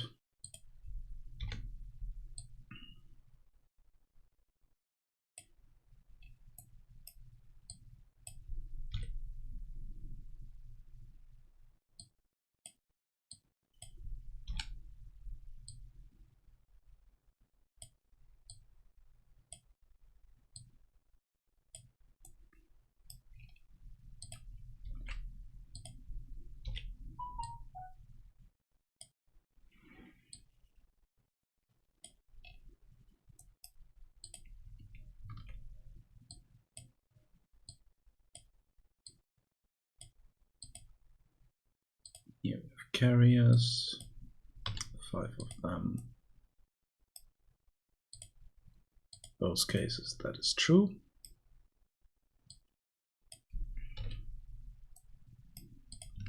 And then we are doing this. We are not taking those, but 20 here.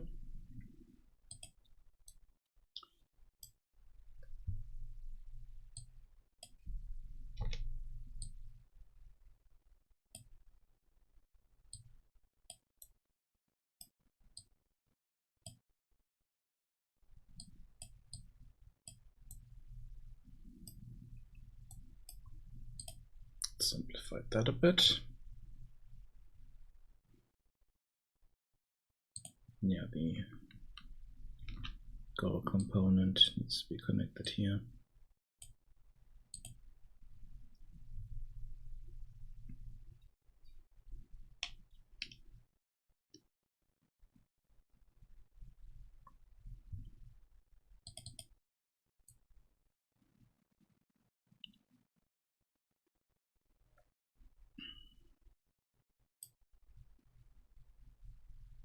Okay, so the worker type needs to be set here.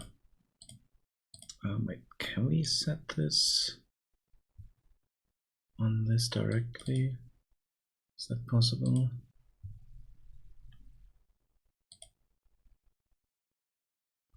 Yeah, if you don't set this to pass by the reference, then we can do this like that. Which means we can set this to none. And this works. We can also change this to carrier. And this to builder.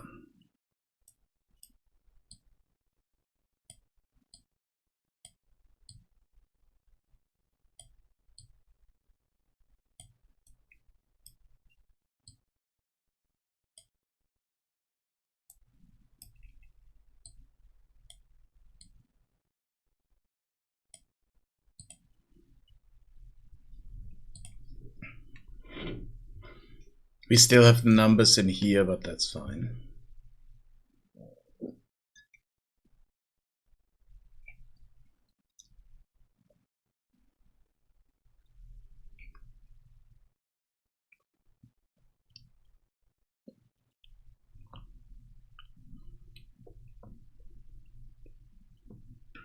And I could also move them over.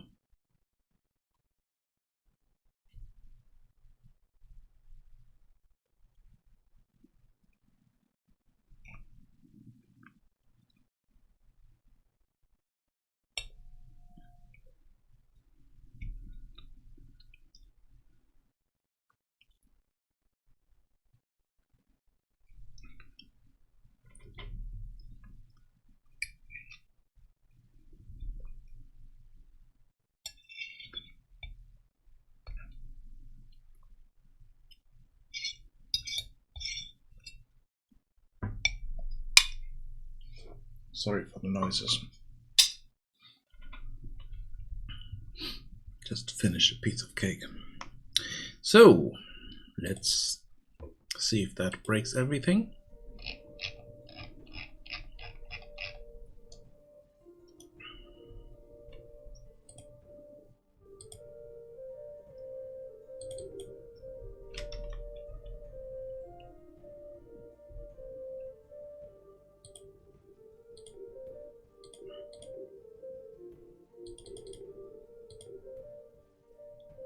Nope, that didn't break anything. But we don't need two builders.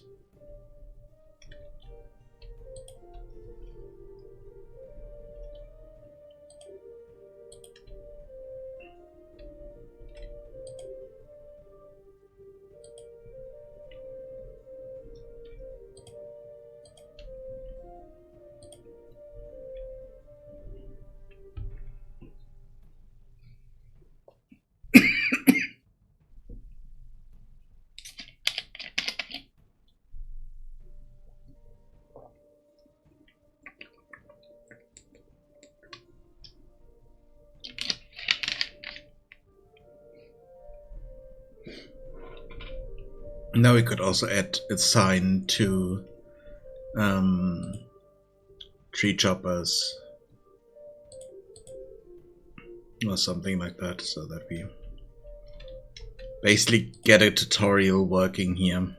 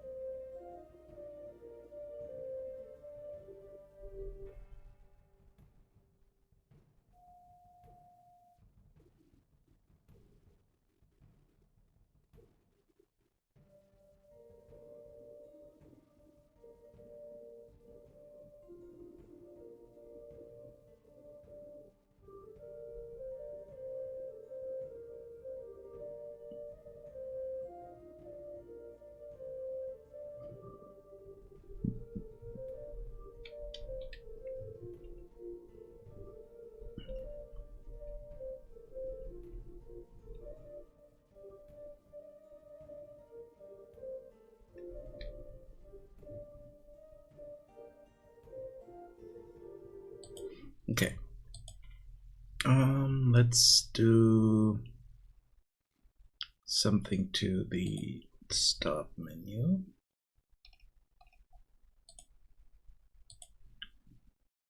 Main menu. So here we are doing start game, and I want to add a dialog to that and then set a variable to show the goals, to have the goals show up at all, or just do sandboxing. So that basically you have a guided game with goals, or you just do complete sandboxing.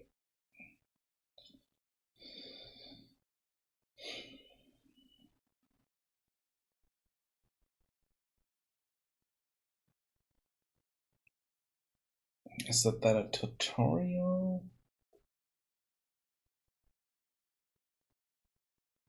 Not sure if that's something for the options menu or for the game directly. I mean, you can also turn the objectives.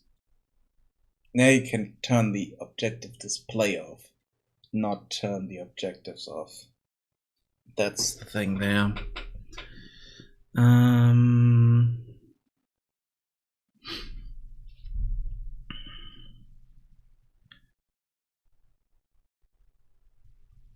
Yeah, I'm not sure about that. If we do that separately. Let's see what we're doing here. Okay, we are just starting the game. Closing this off, unpause, and start the game.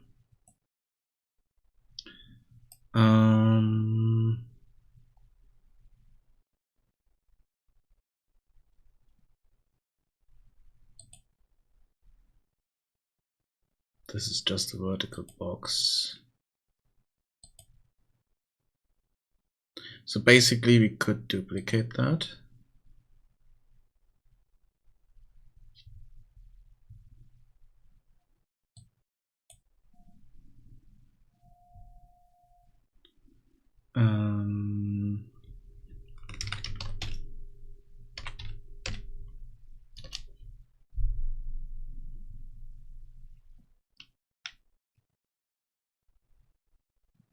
Then change the text here.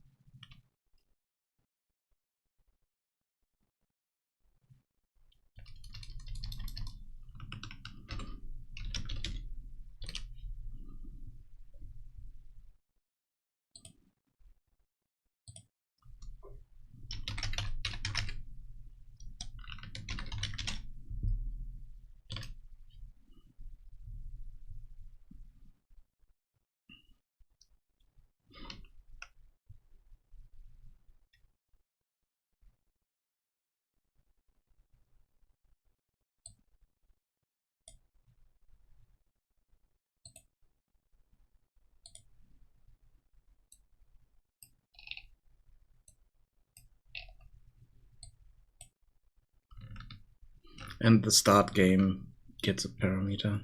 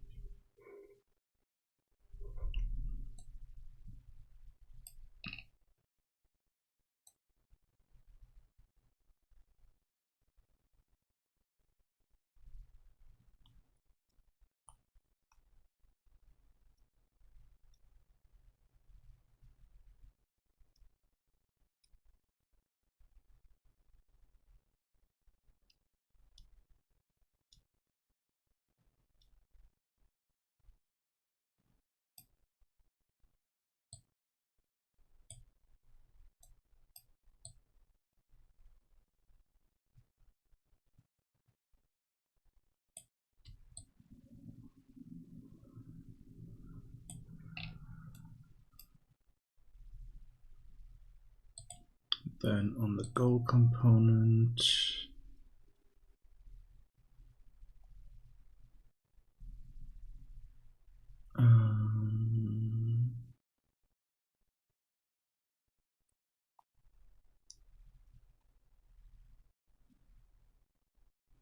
we are adding a variable here.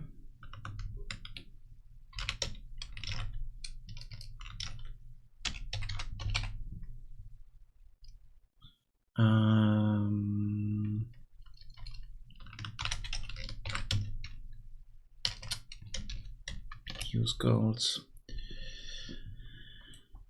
And then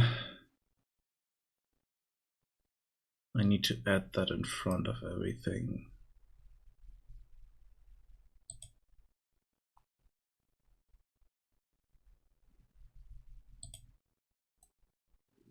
So we don't need to load anything in that goals thing if we are not using goals. In the load goals, we are calling before the start game, right?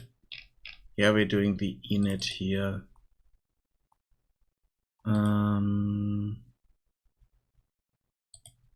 Yeah, let's add this here as well.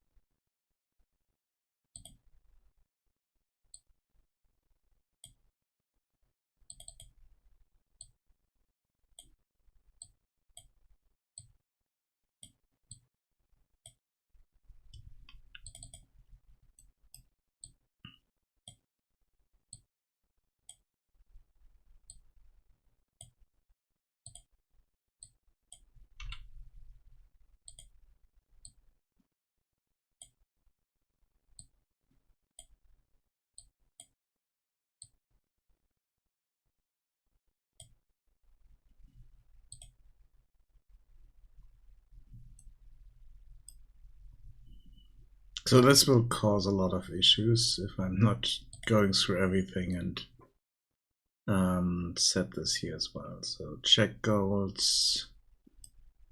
Let's see, are we calling that somewhere from the outside? We are checking worker goal.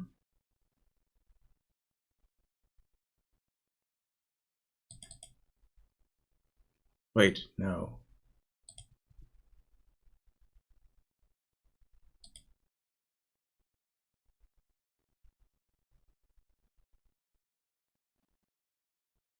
We are checking this one here in update goals.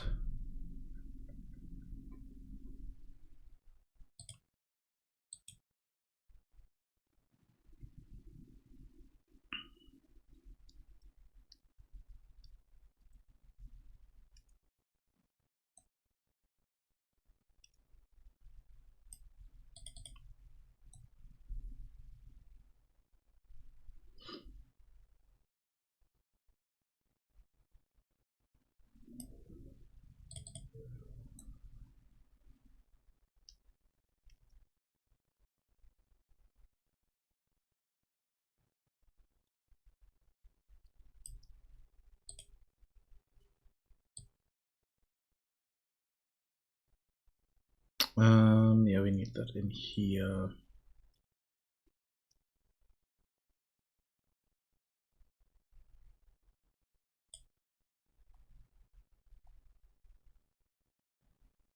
Need a variable for that.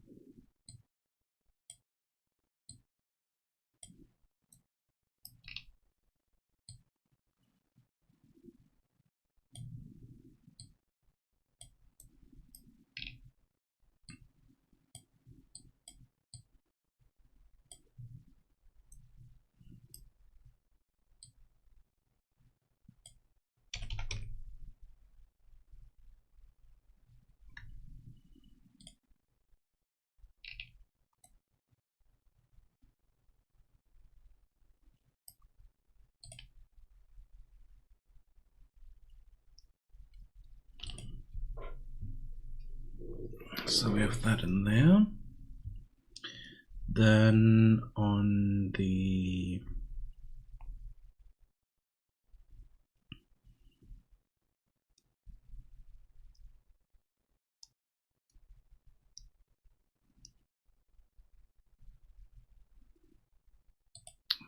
here, start game. Here we are setting that.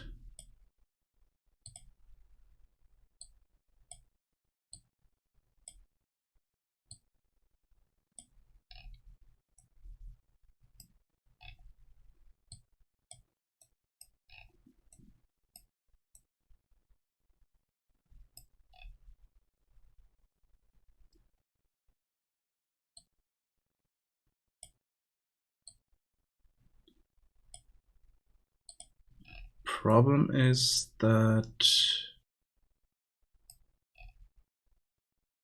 yeah, then we need to call this here. I can't call that there, but we need to call this down here somewhere.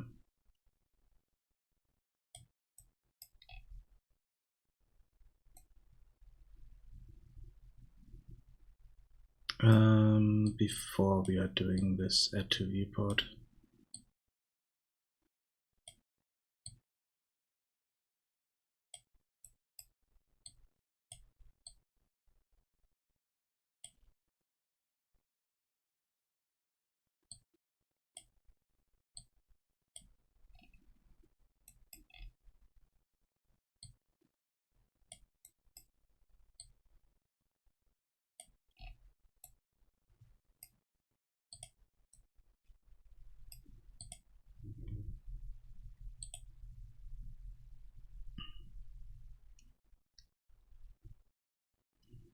And then on the HUD, we want to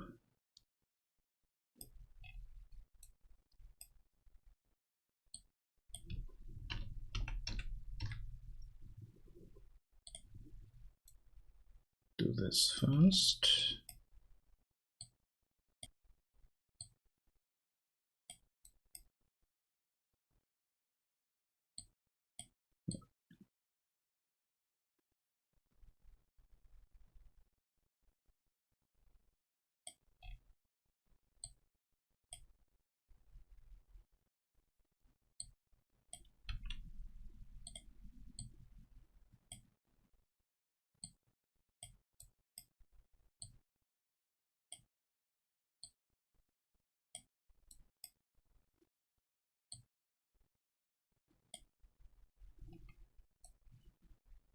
So if that's false, we are just ignoring everything here.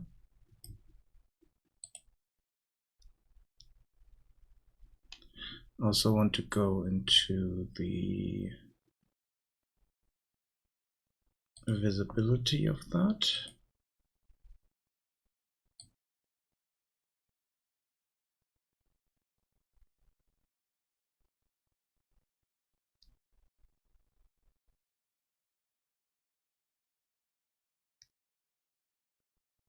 Wait.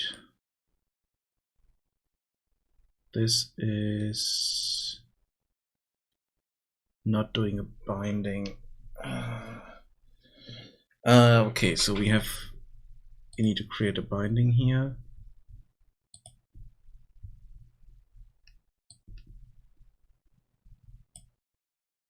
So that this is not visible if we have the goals visible here.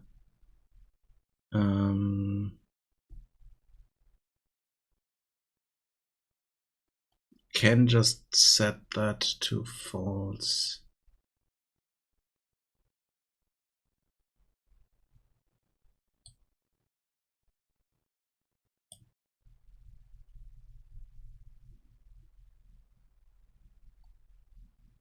Because we are controlling the visibility of that with the button here. No, this button.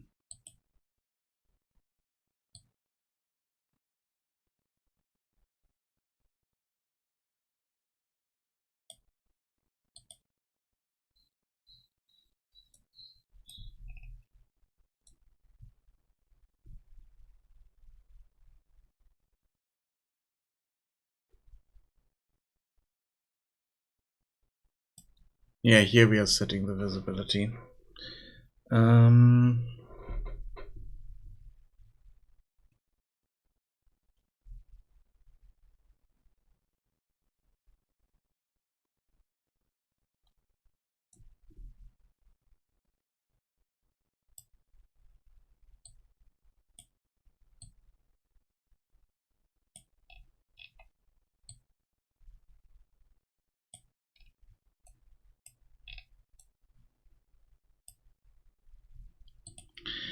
So that button is also something that we need to change the visibility of.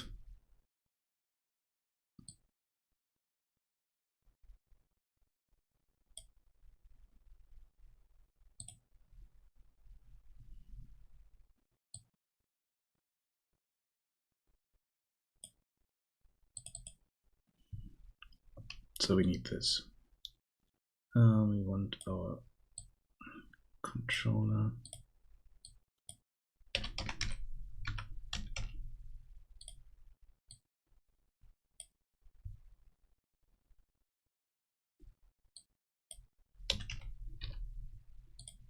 And we want to select here. So if that's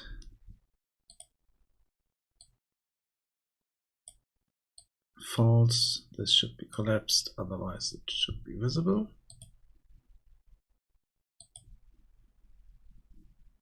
And then we go in here and do the same for the button.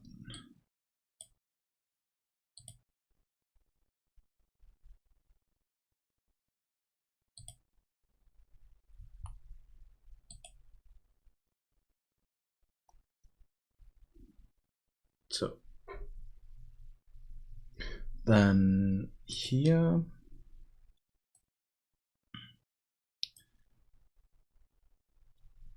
goals is off. Here goals is on.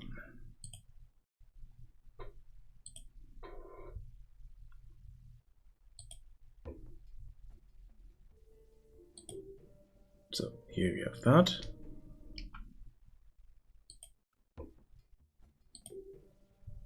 And here we don't have goats.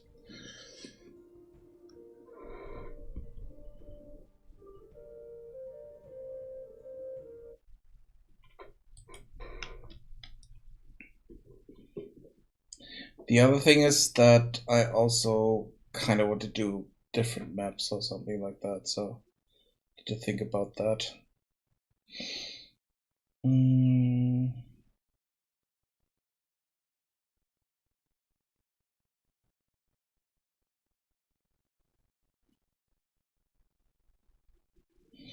Let me check if I find some notes from last time. Yeah. Is there anything else we needed to do? No, that looks okay.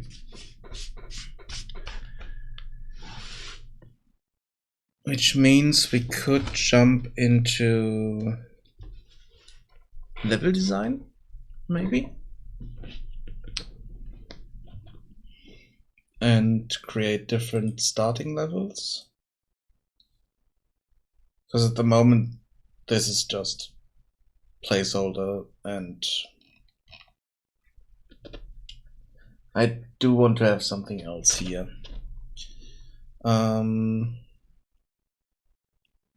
I also wanted to change the rotation of the camera. So let's do that first.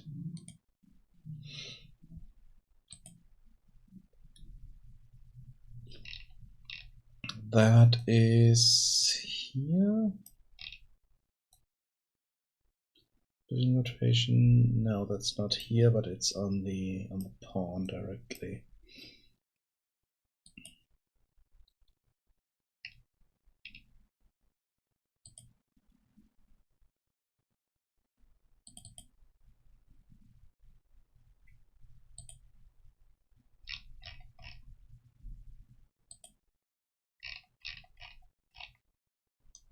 Yeah, at the moment we are looking directly from here, so we have a rotation of 90. I want to change that to 45 so that we have a bit of...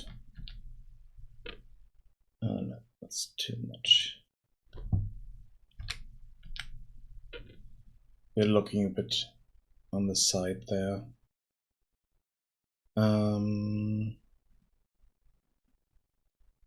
The lengths here.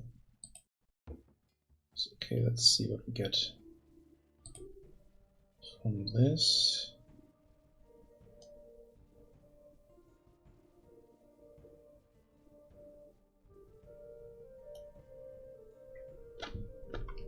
Yeah, that's a bit better. That way we are not staring from top and we don't see that. So that's good. Sorry about the yawning. It's the weather.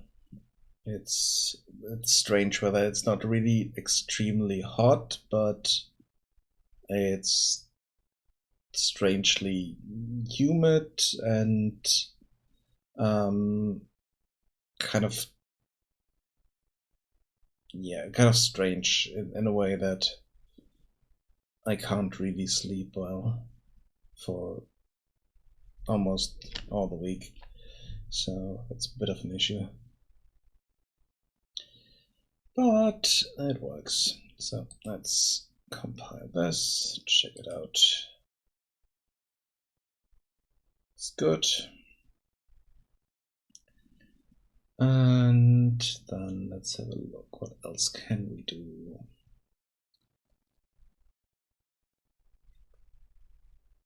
Yeah, like I said, I could add different starting levels,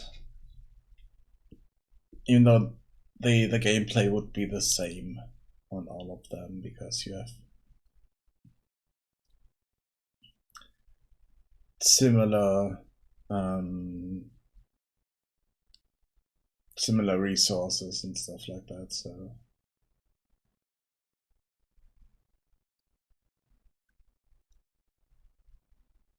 the only issue is if I, for instance, go for something like a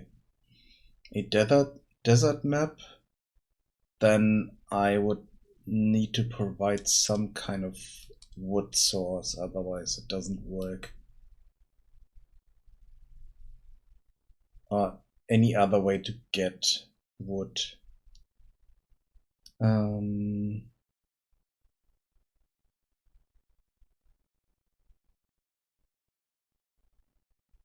So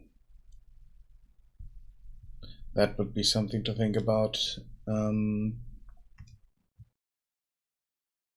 For normal grassland mountainous maps as we have them at the moment, it's not an issue.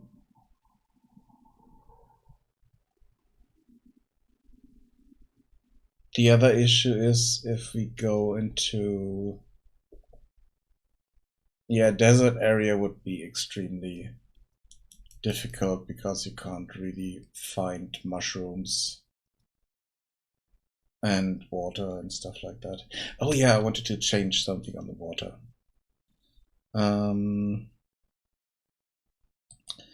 That is something I wanted to change because at the moment the well you can just plug down and assign a worker to it and you get infinite water. I kind of want to limit that to specific locations so that we can set a specific we can set the well on kind of springs or something like that, and then have basically infinite water there, but it would kind of dictate the placement of these resources a bit more. I mean, in this case, we already have that with the other resources, because here we have mushrooms, here we have trees, so the gathering huts for those resources are there. Not so for the water at the moment.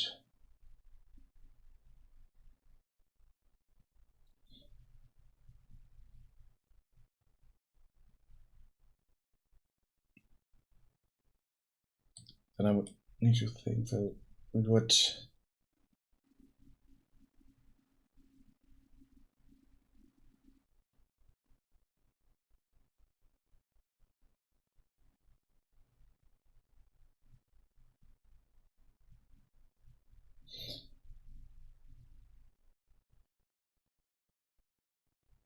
Yeah, then the well needs to check on its placement if it is on a specific resource. So check that. Sorry.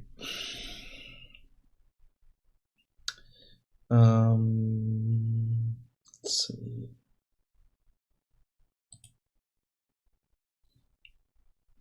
I need to check if that's working with our construction manager setup here.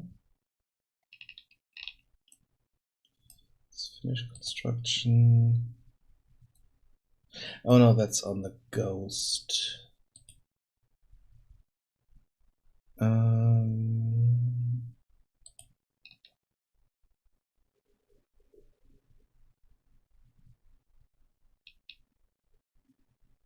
Ghost building.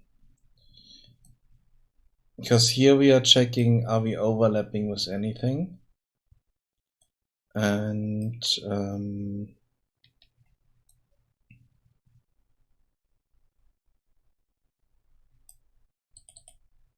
here we are doing a lot of different things. Kind of slope calculations.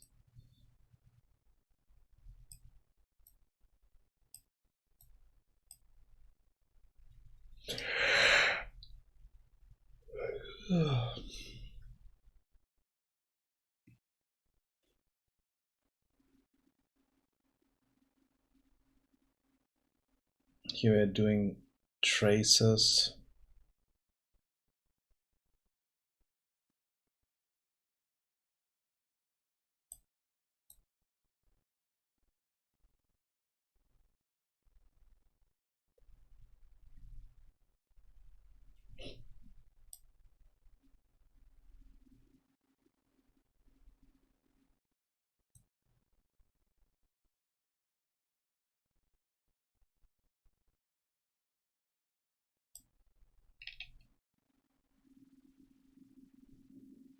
And then we are checking, hey, is that a bad location or not?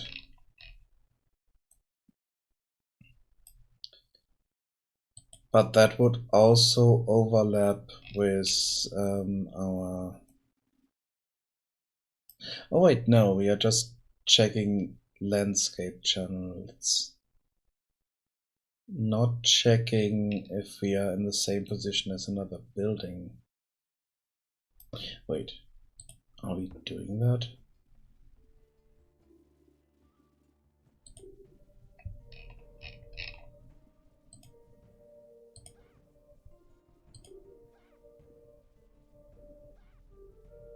Yeah, we are not checking if we are at the same location as another building. Ah, damn it. But that would complicate that aspect at least.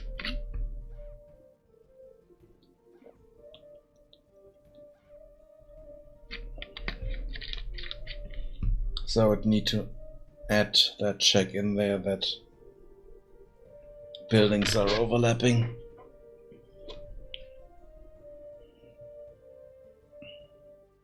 So I would need to do another box trace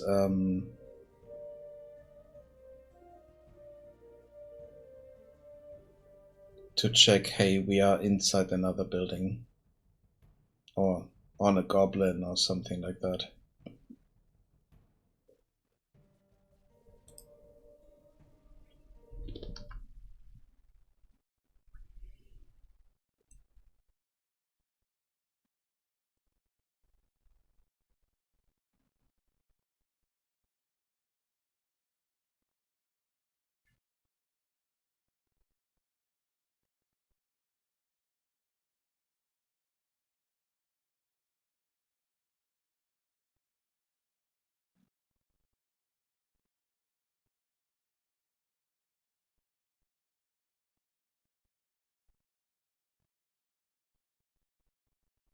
But then...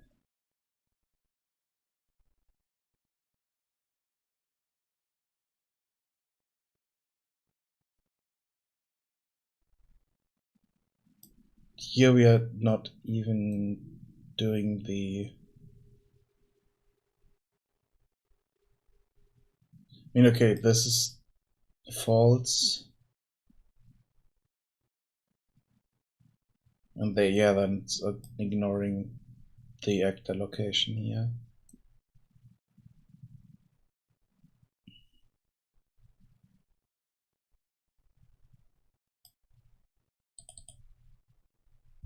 Oh no, okay, this is doing the line trace here.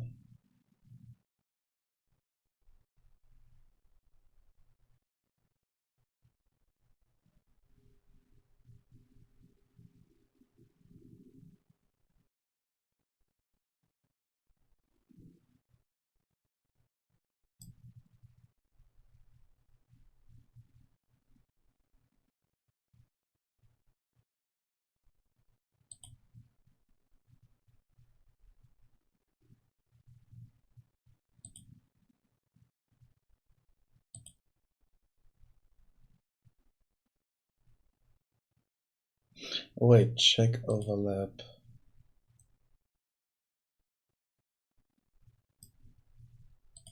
Get overlapping actors.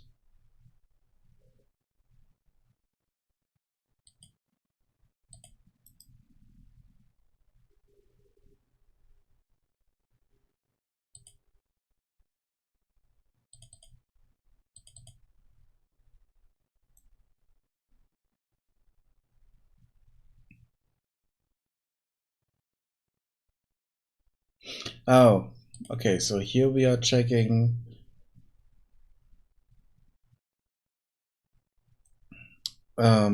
if it's overlapping.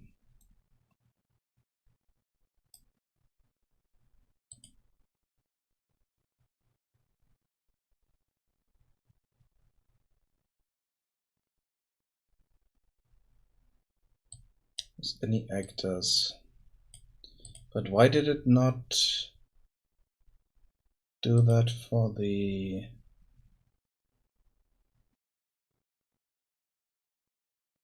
That is strange.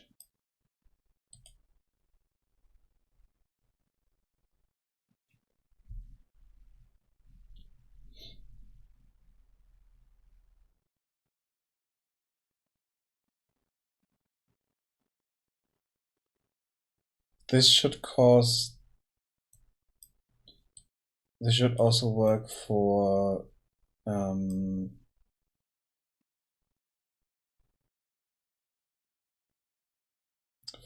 building. Oh wait, did I change that? So for the goblins, capsule.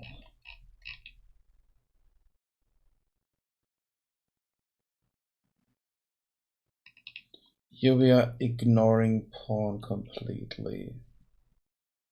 We are ignoring landscape completely. We are generating overlap events. But here we are blocking everything.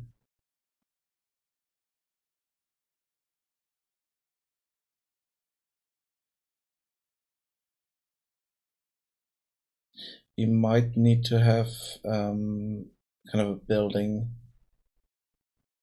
thing here so that we can check, hey, are we overlapping another building for this?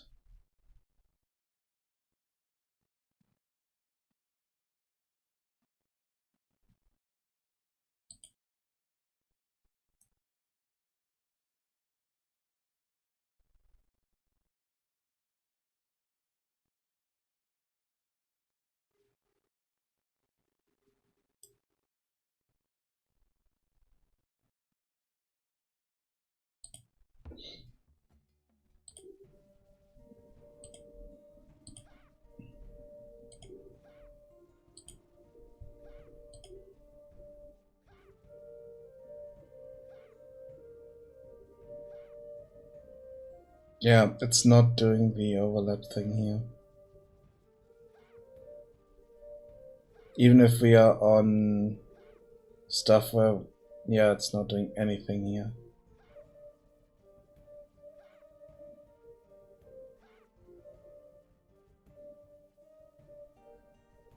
It doesn't want to build it here. For some reason these, it's either the items or it's some kind of slope that's causing issues there. I think it's more a slope issue. Yeah, it's a slope issue. No. It's checking the...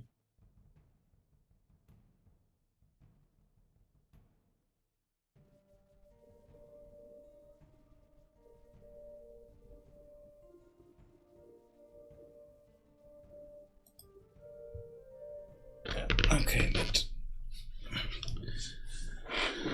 that I need to change.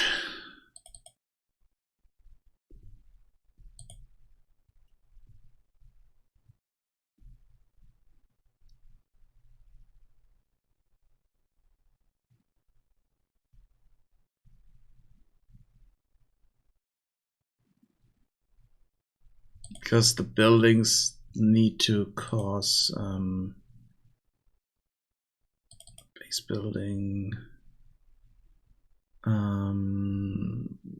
static mesh.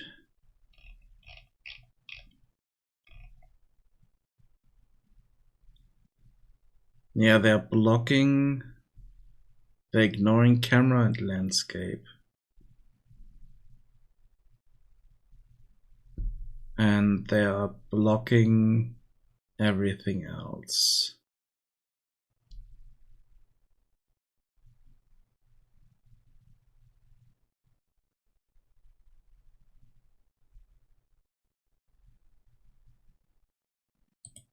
What is our town center?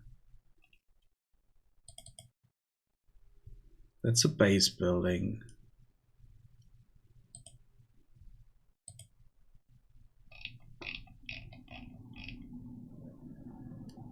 Yeah.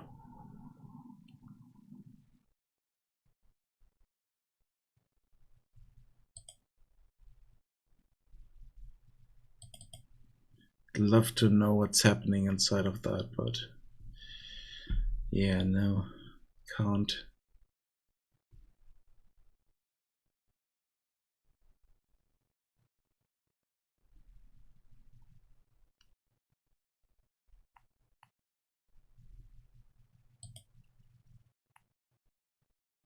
I mean, it's generating overlap events. And yeah, this is not turned off here.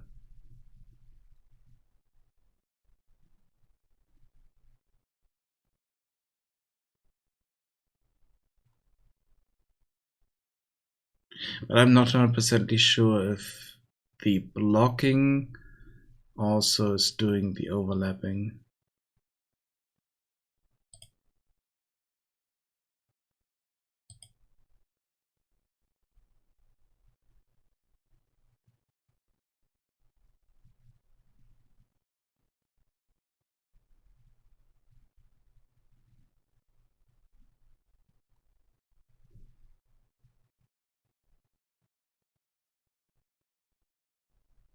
So this is world dynamic.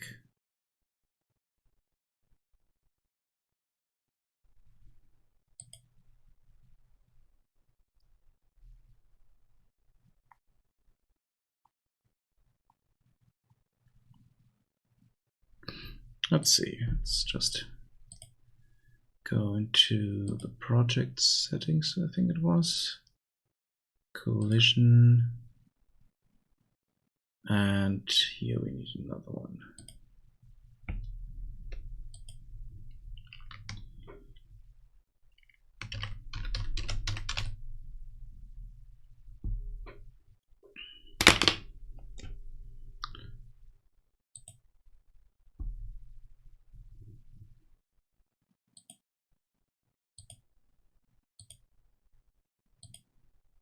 Let's put that to ignore for most of things, and then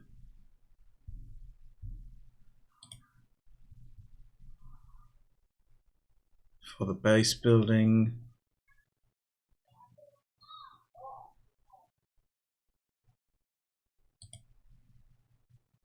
wait.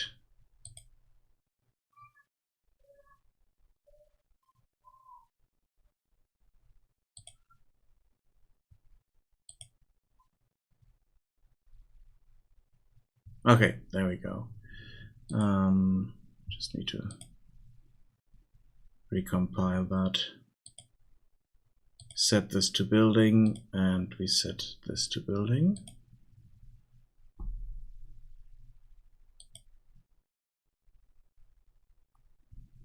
And let's see if that works now.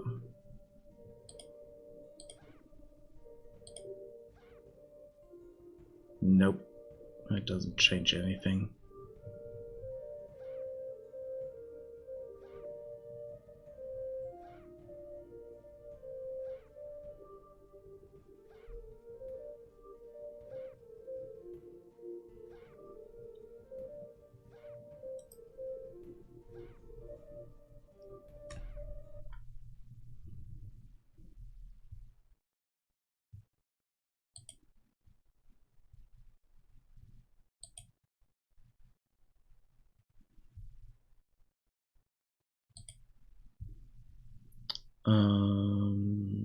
This should be blocked.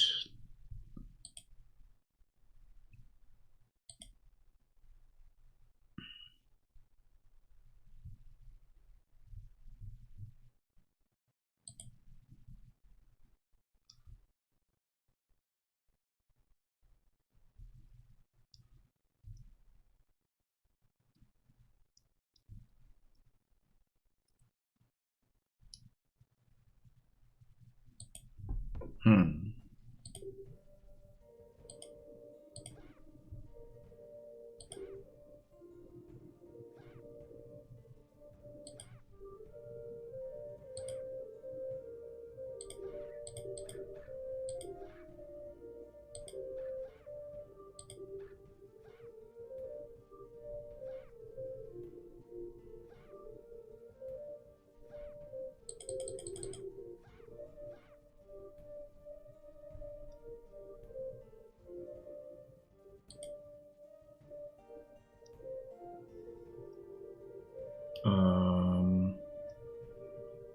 What the hell?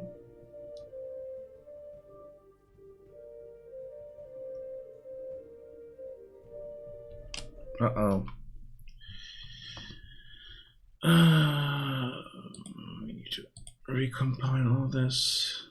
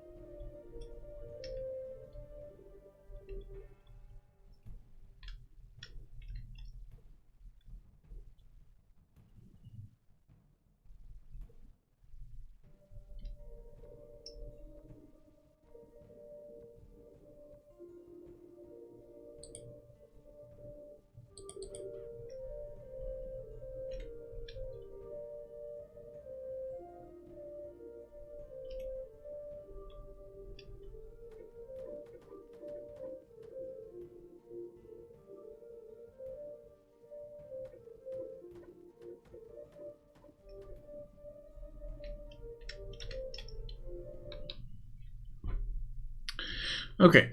Okay, what's that? Next thing is happiness, health, all that stuff. Is it needed? I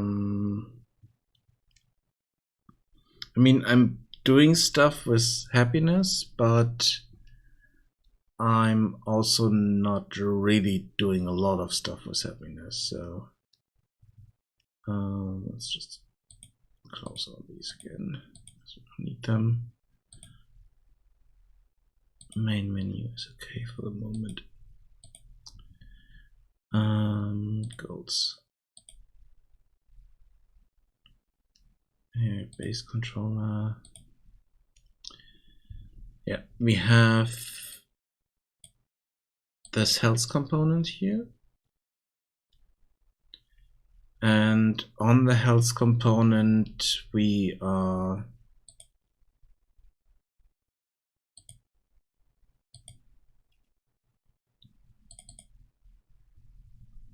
having health, we have hunger, and we have happiness.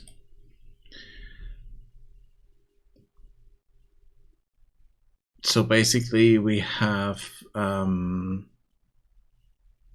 we're using that health component on the animals so that we can see the health bar on top and see, okay, those are hurt and those are also slowed down and dying probably, but we don't have anything like that for the goblins directly because they are not taking damage at the moment. And I'm not 100% sure if they need to. But then again, why do they need the full health component?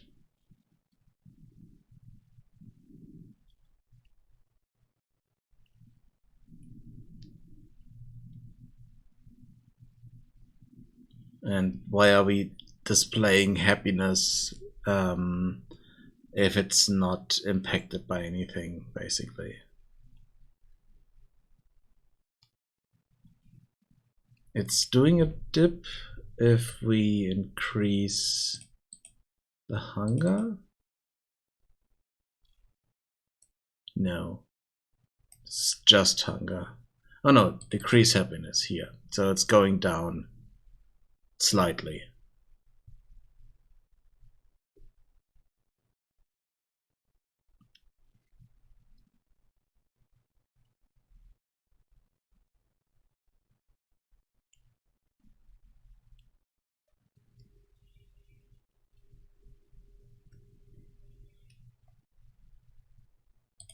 But we are also increasing happiness with every task that we are doing, basically. So it's never really at a point where it's really an issue, unless we do completely crazy stuff like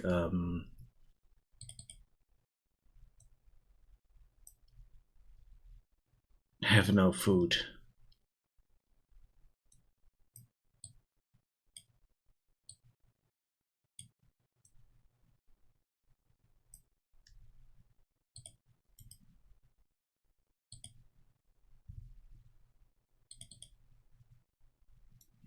So we're doing this here. Is starving. And then here, if we are eating something, then the starving is gone. And ow, I'm doing a happiness push here if we eat something.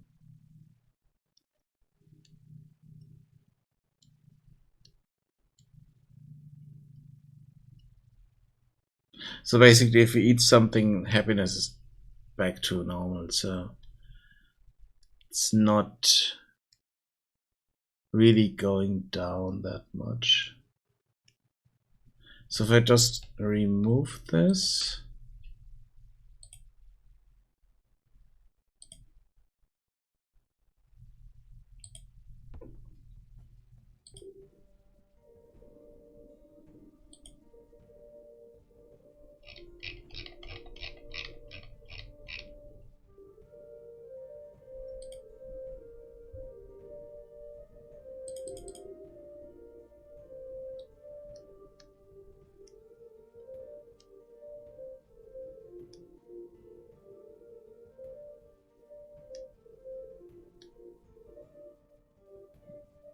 I mean, they're just running around and happiness is not going down at all.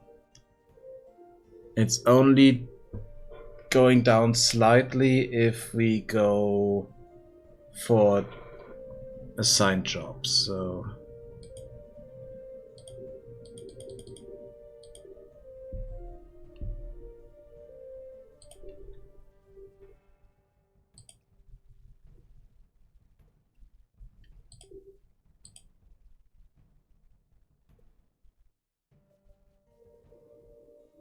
So now it should go down slightly. But also it's going up again. Because every task that we do gives us happiness back.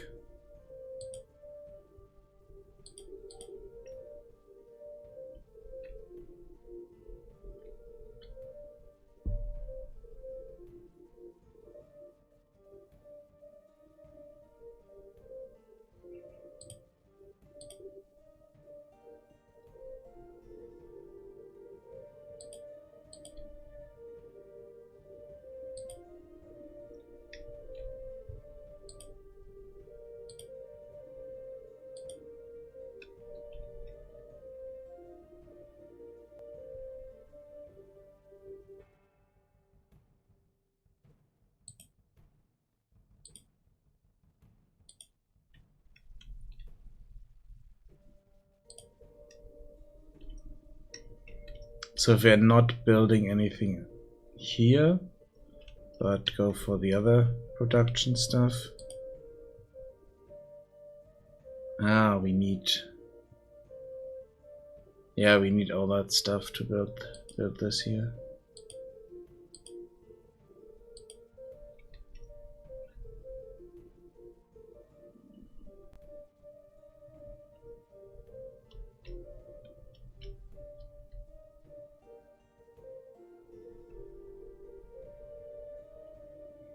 Hello. Thank you.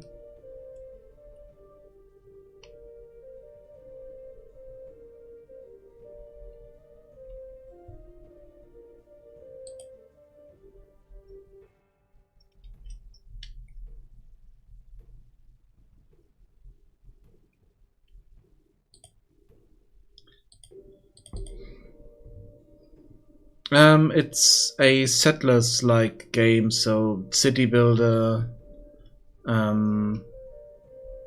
colony builder, or whatever you might call it. But more city builder, because colony builder would be more things to do with your inhabitants and with your inhabitants.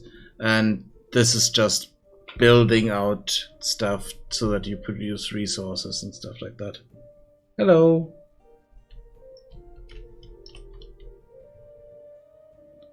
So you can click on them. They have stats, but the only thing that is interesting is the hunger, because it stops them working. Yeah, the buildings are, for instance, this here. This is our tool shack. Produces tools that are lying around here. And they need stone and wood to create tools. Over here we do have a tree chopper camp where they're chopping down the trees and take a short break before going for the next tree. This is the selection circle, so that you can see, okay, this building is selected, and then you get the information here.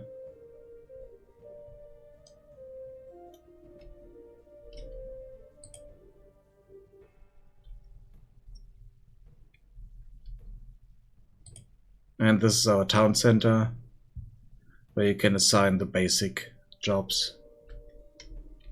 Then here we have the rock crusher camp.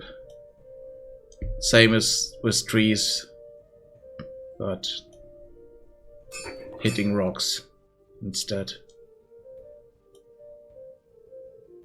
Taking a short break, back to work. Yep. And the other thing is, those are goblins. So, yeah. Kind of a medieval goblins settlers game.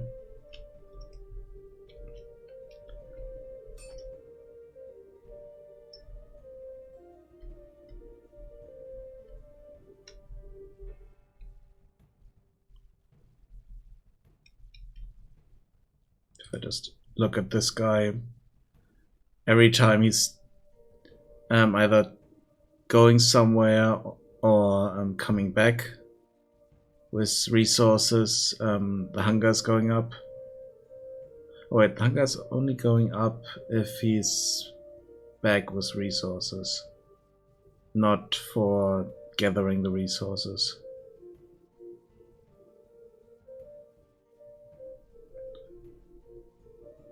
That should go up one more time, so.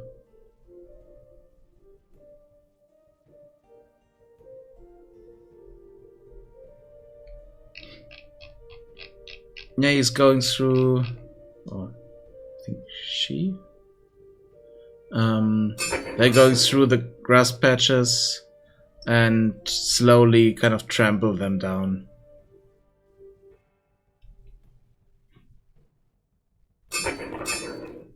And forming those passes. Yes, there's food in the game. At the moment I'm trying to check if happiness is going down drastically when they don't have food.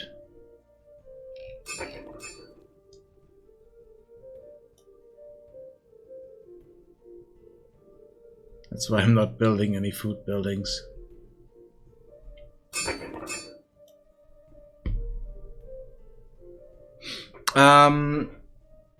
Not necessarily, because goblins are not known for doing a lot of farming.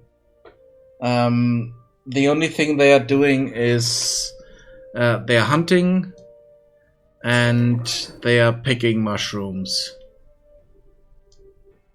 And that's all the farming there is, basically.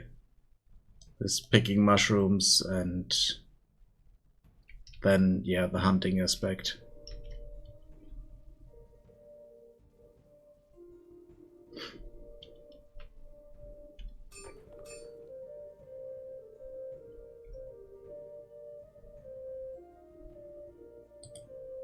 Okay, let's just buy that. Okay, yeah, this is the one with the most.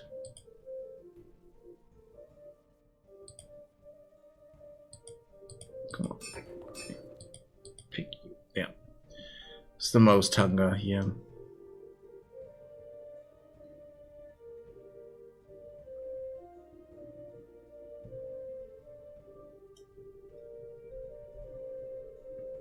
No, there's no age, no time progression and anything like that.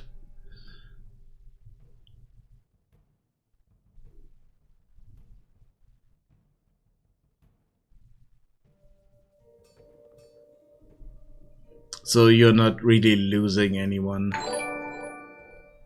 The other thing is, thank you for the follow. There's also no fighting with anyone, so the health on the goblins is not really needed. Bugs? Yeah, there are a lot of bugs, but none you can fight in the game, or not necessarily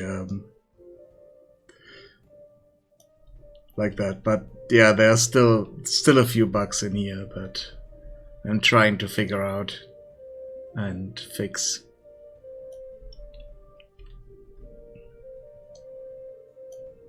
Okay, now they're at 50 hunger, but the building they're working in is at max limit here. We can change that.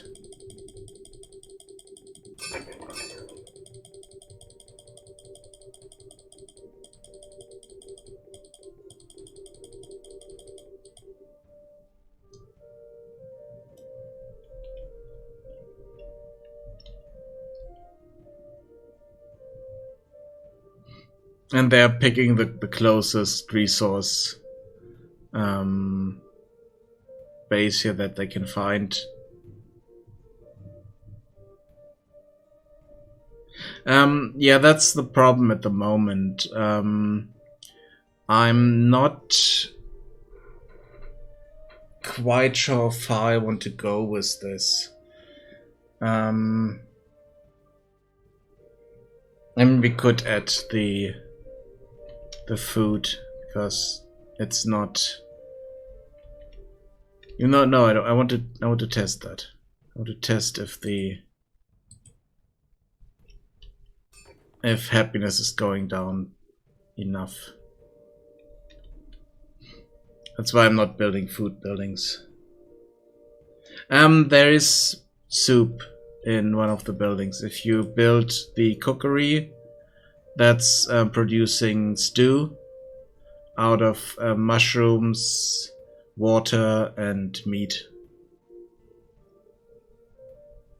And you need that also as rations for scouts you can send out to explore tiles around this, which you're doing on a world map. But since I'm testing for one specific thing at the moment, I can't show you that, sorry.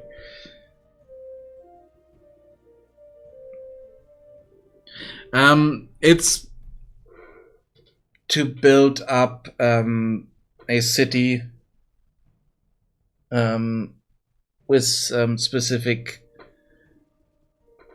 either sandbox or with specific goals. And at the moment, I turned off the goals, and I'm just playing sandbox, so that you're just building the buildings you need and play as long as you want, as far as the game lets you, basically. And then it's like any other city builder thing. You play how long you want, basically.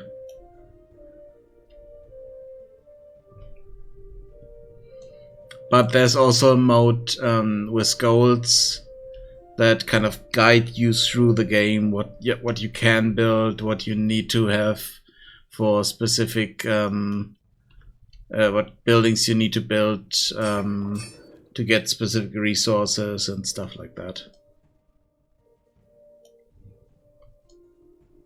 I also need to add a bit of stuff to that.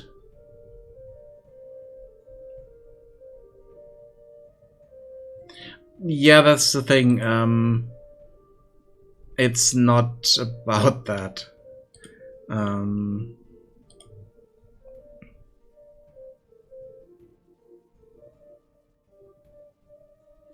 It's not about fighting at all.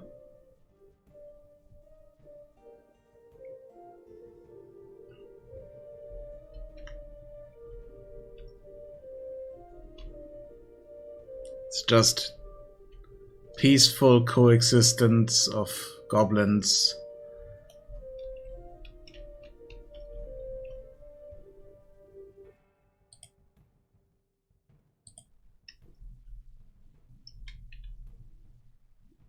Yeah.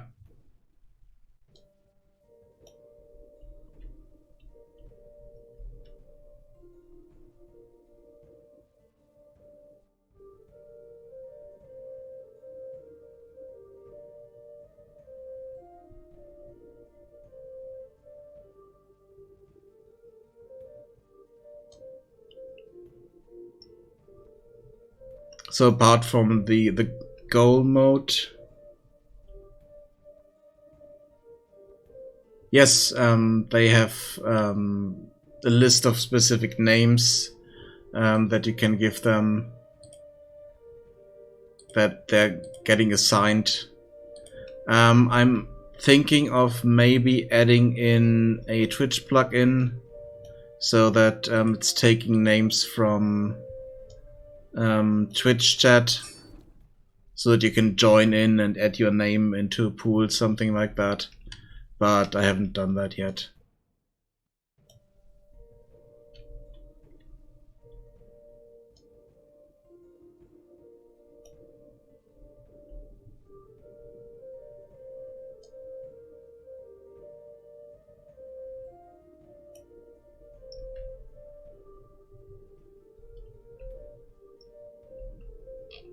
But yeah, there are male and female goblins, and they have different names, and also different clothing for different jobs and stuff like that.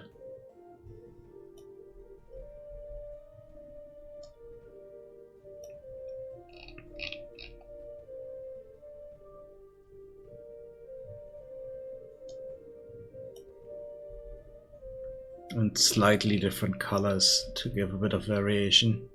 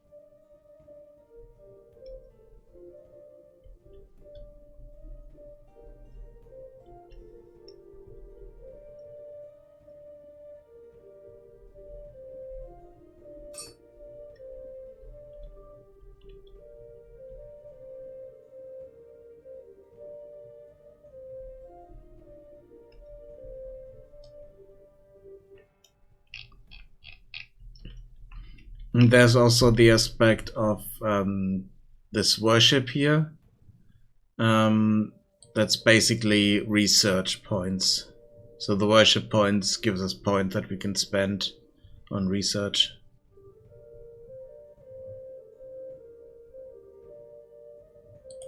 Yeah, it's just one track that's repeating a lot, but it's a nice track. I didn't create it, I just bought this on an asset store.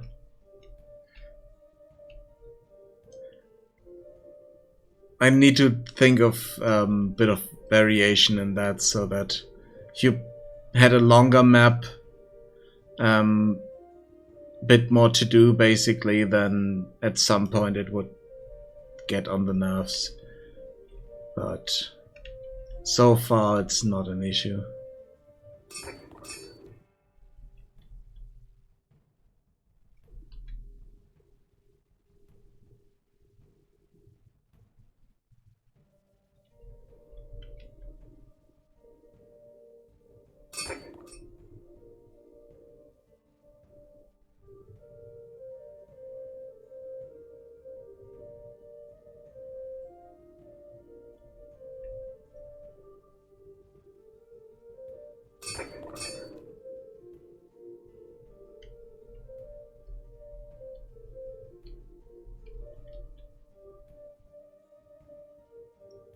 Now this we can't build at the moment. This is not researched yet.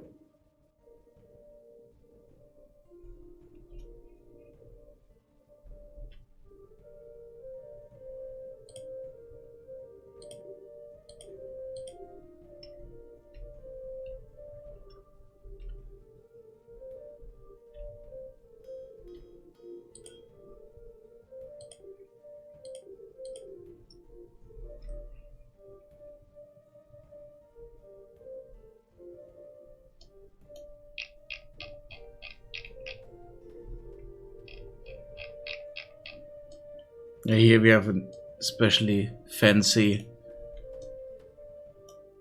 looking goblin.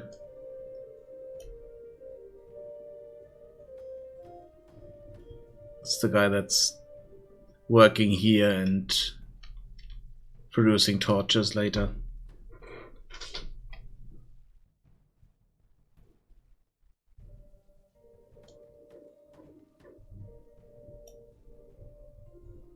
Mining?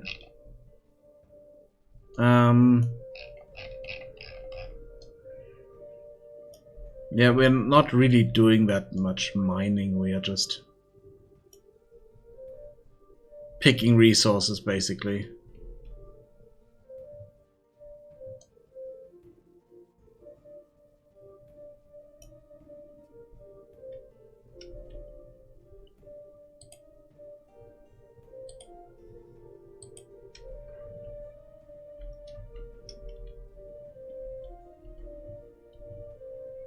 But yeah, for these buildings here, we need other resources, and that's causing issues.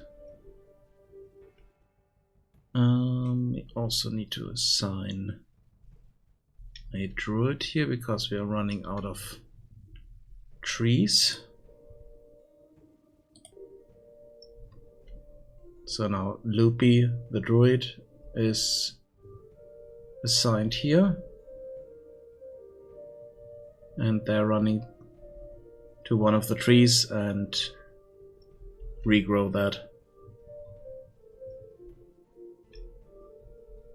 And then they do this with all the trees that were cut down completely.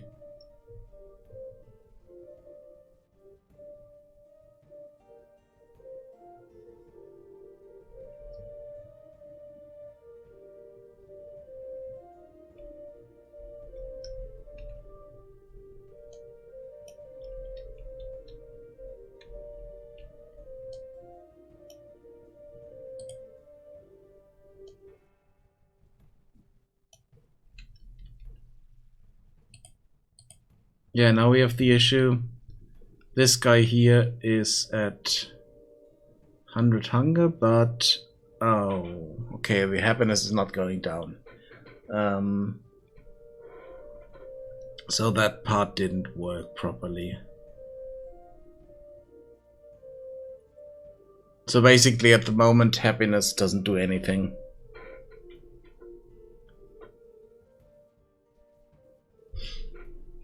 That's just what I wanted to test. So now we can build the other buildings to have a bit of food production here. I'm not quite sure if that works. Let's see. Selecting them is a bit of an issue. I had it.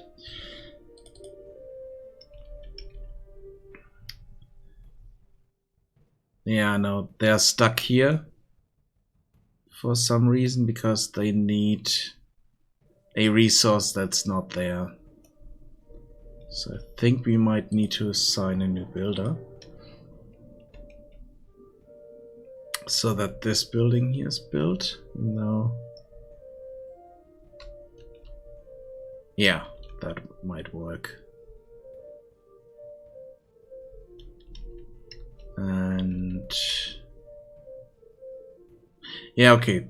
These they can't find a specific resource, which are these torches.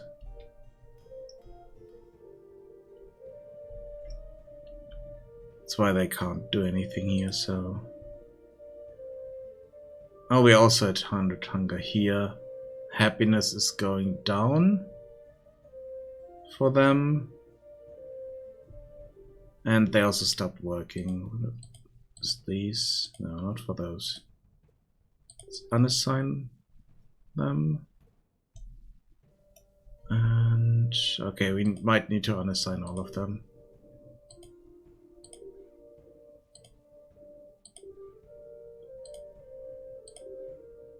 It's one of the bugs that if I'm pushing a building, a newer building above one that is already built,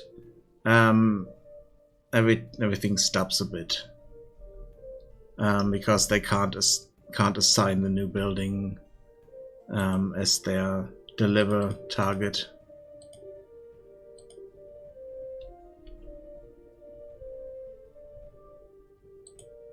Let's see. Yeah, that should be okay.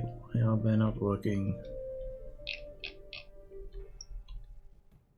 Okay, they are just standing around here because they can't find the resources for this because they were demanded.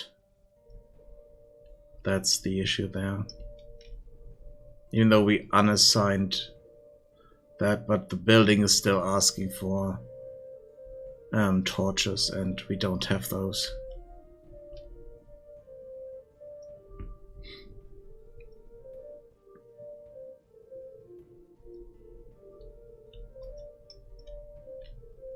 So I kind of screwed myself here and not building them in the right order, basically. So I need to do something about this. So let's focus on stuff like that, so that we pause the production here if another building is higher priority.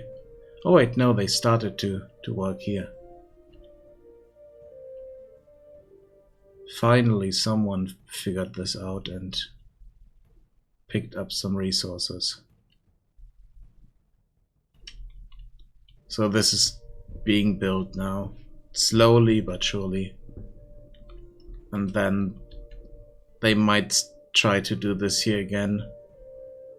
But for some reason we have those standing around here, not doing anything.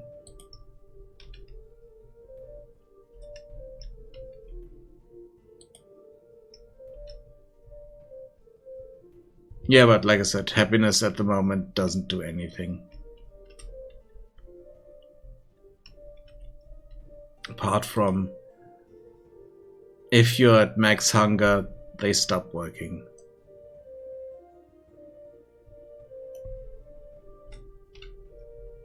So we definitely need to finish this here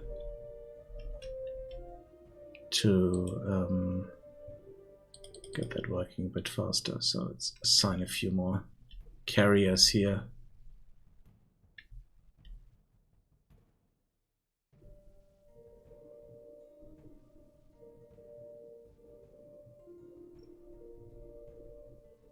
So that gets done.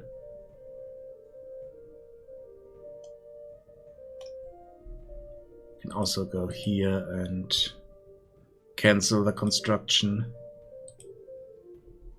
Maybe that works. Yeah, okay, now they are all running and picking up resources.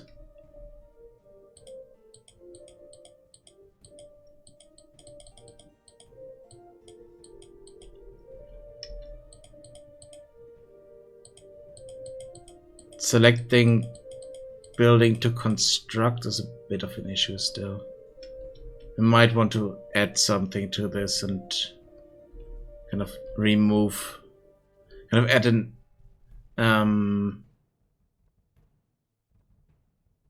another collision box or something like that, so that we can do that, or put a mesh here that we delete later. So now, yeah, now we have a lot of goblins running around here, bringing in resources. So this should be done really quickly.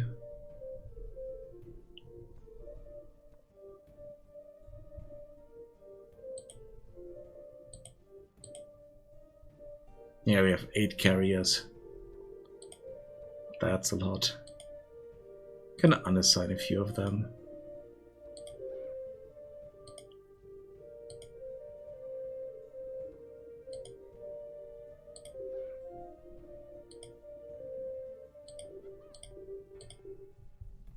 So.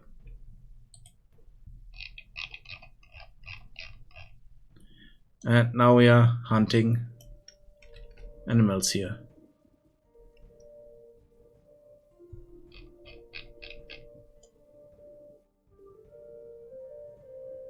If we look for health bars like that, let's see, okay, now that that deer was killed and turned into a meat pile, and they're grabbing stuff from that.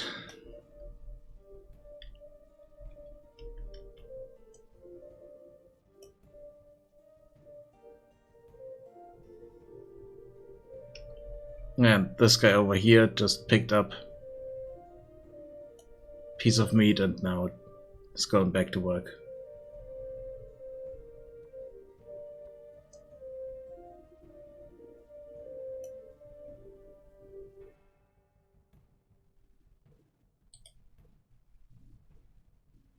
And those pieces of meat give you 50, restore 50 hunger or reduce 50 hunger. And now they're working again. But we need to assign a druid here because we are running out of stone.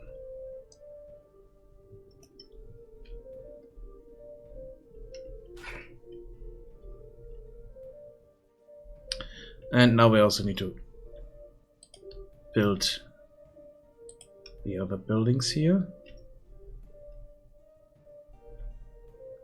And we need to cancel the construction of the cookery because we don't have the needed resources yet.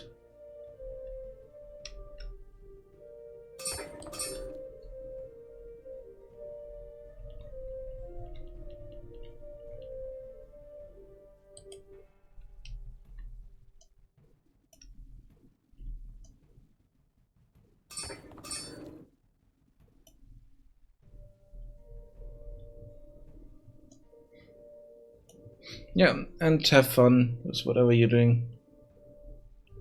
It is available on itch.io.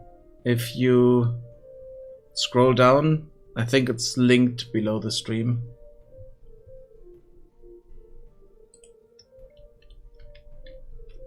And I think I also have a command. Oh, I completely forgot to start my bot.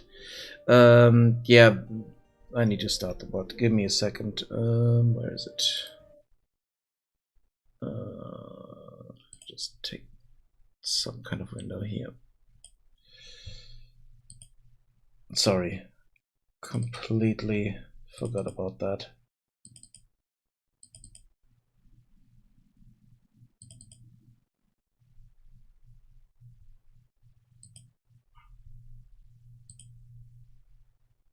And there we go.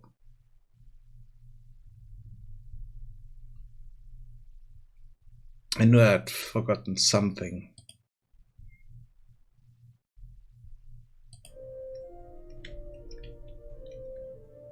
And in this case, it was the bot.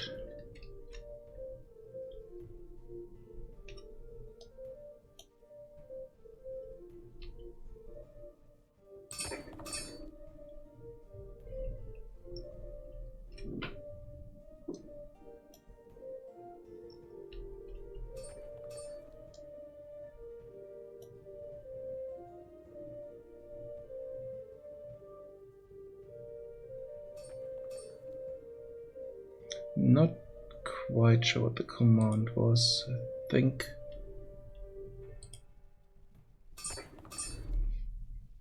What was it?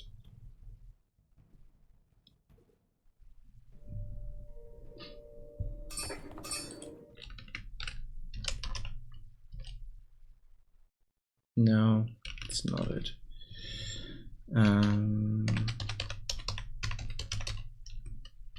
Do I have a command for that? Okay, I don't have a command for that yet. I need to make one. But you can find the link below the stream. It's quite a slightly older version, but still, it's playable there.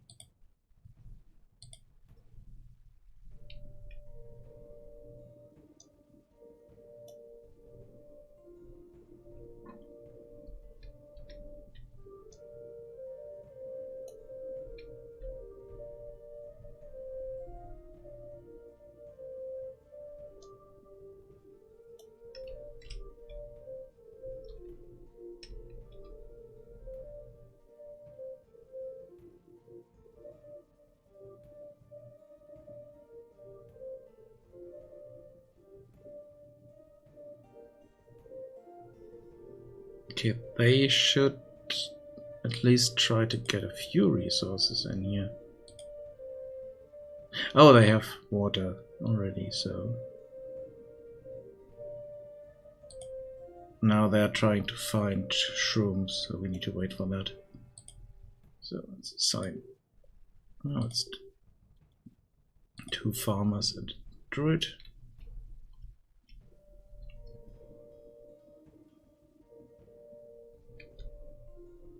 And yeah, they're picking mushrooms here, and the druid is regrowing them.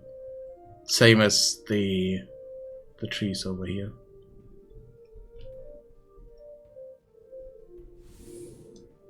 Yeah, now this also works. So we get alcohol production here.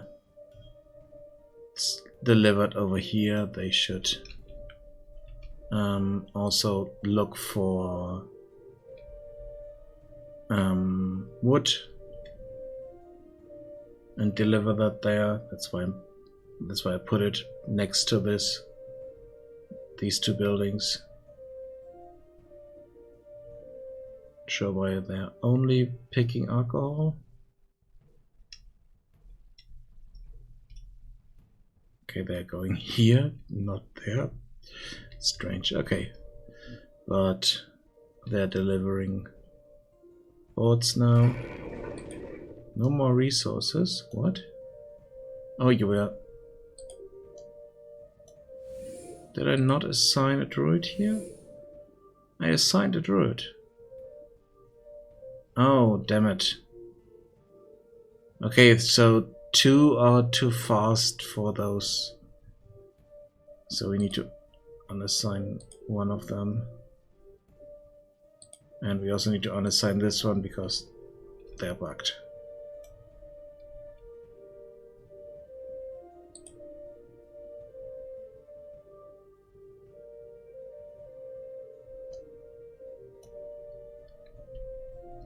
And this is also bugged because they're not picking up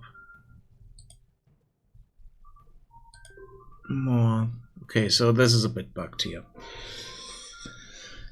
Yep.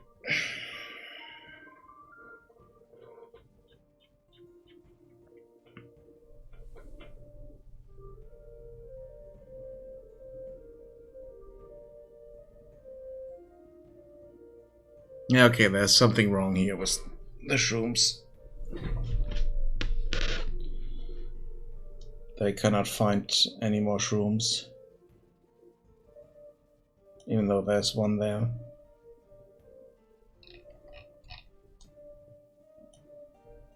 Okay. I need to take a break. Be right back.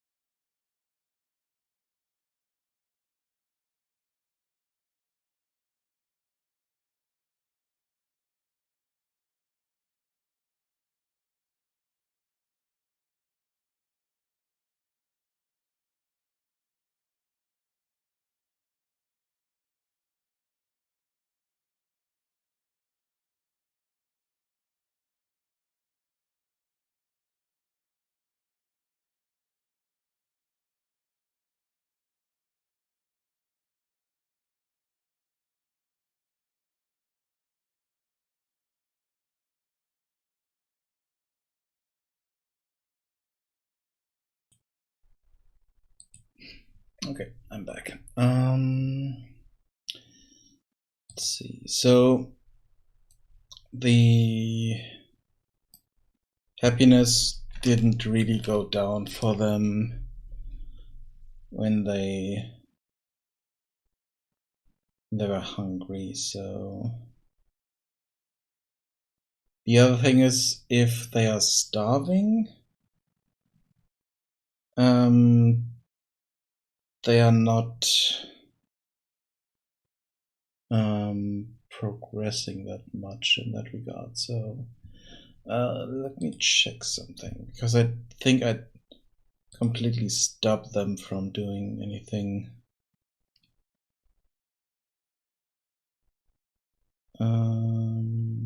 Get food.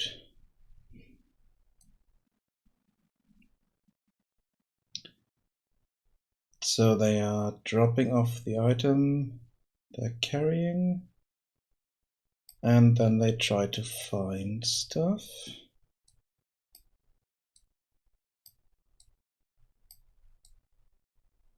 If they cannot find anything, they are just waiting.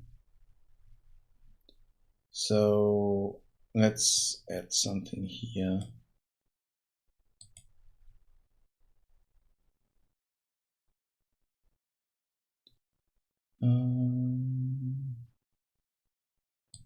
Let's change the happiness.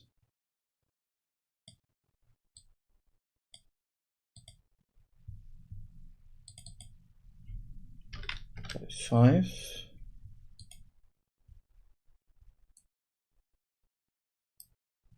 If they can't find anything to eat.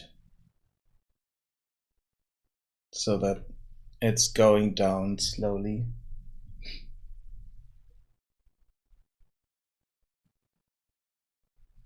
No, let's push that a bit more aggressive. Let's say 10. So maximum is 100. So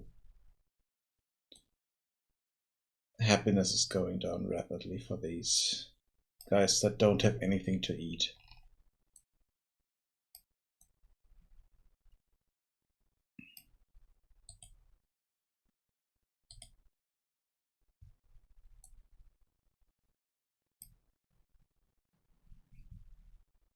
And then we need to go into the health component here. So if our happiness is going down,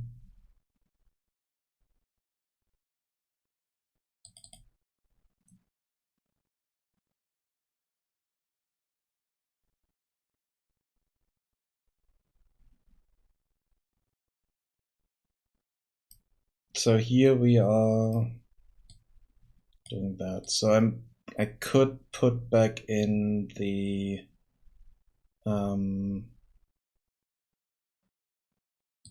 change health.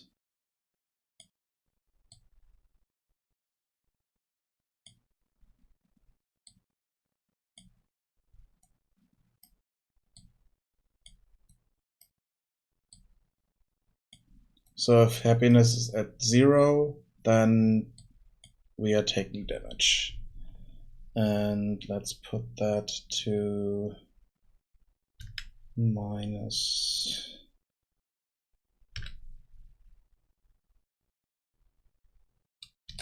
-5.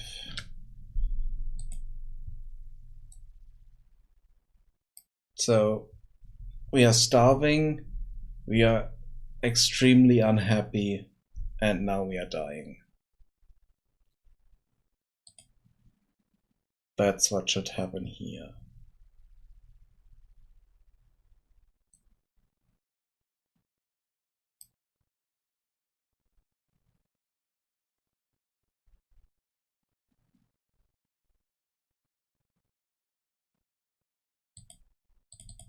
To make this a bit more apparent, let's remove this. So that increase happiness is not doing anything.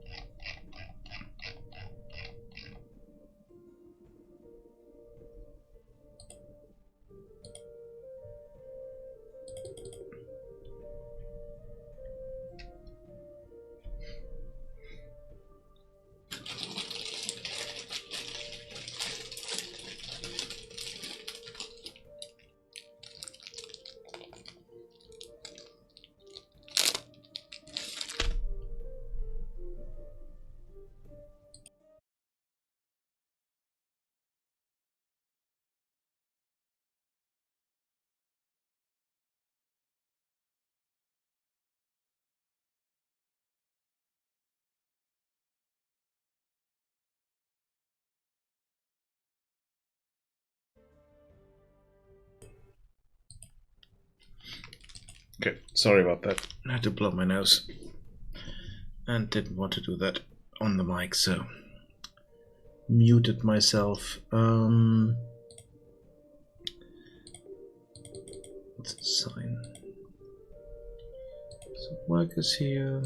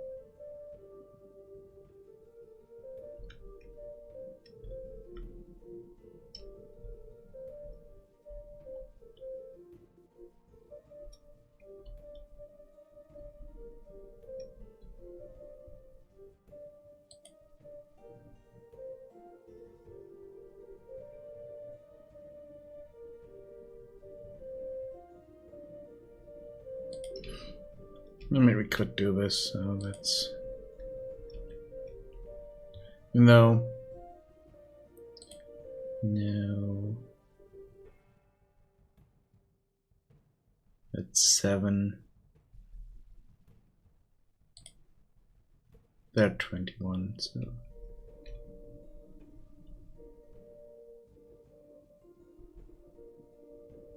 Let's have a look at them and see. I mean, we could build all the buildings here.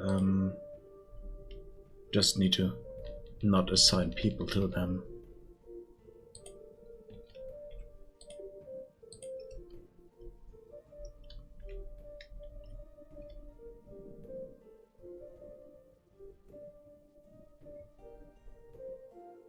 To see if the... Oh, now the happiness is going down here because we are not getting any happiness pushback.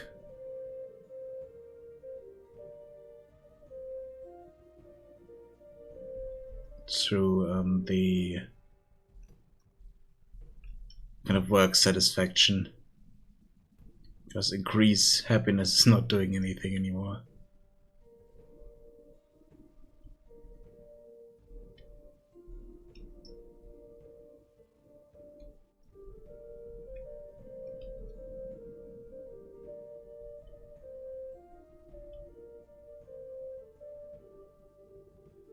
Yeah, happiness is going down.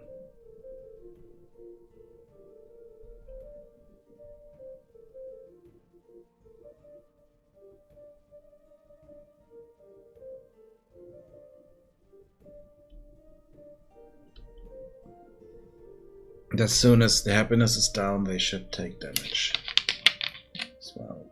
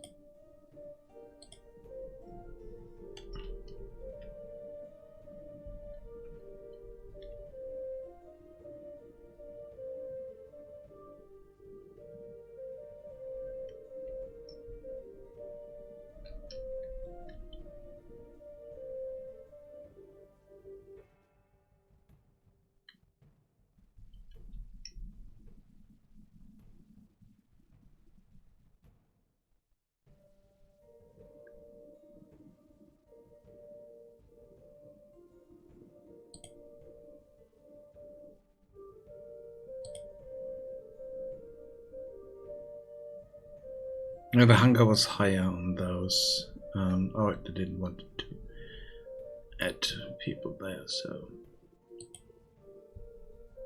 But the happiness is less on this guy. Yeah, it's 31.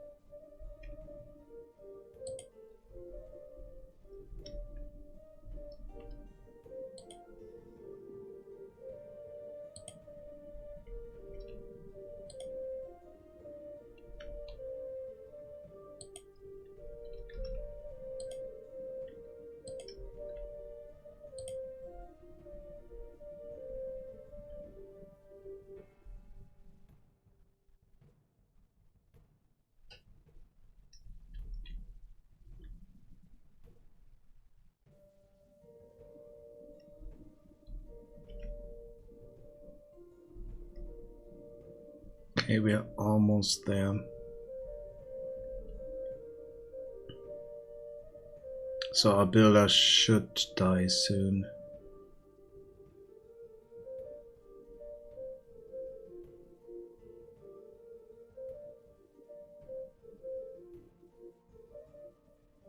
Yep.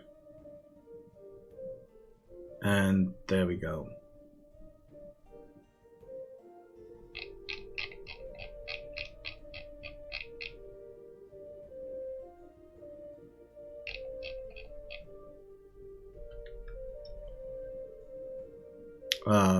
What?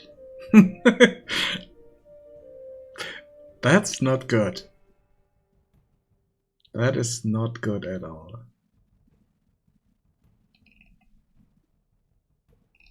I should have died.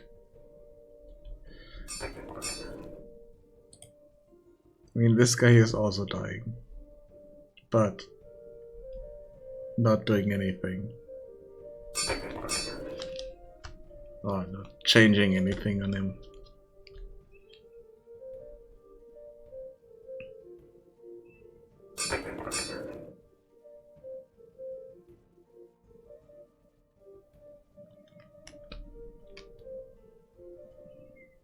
I thought I had this still in that they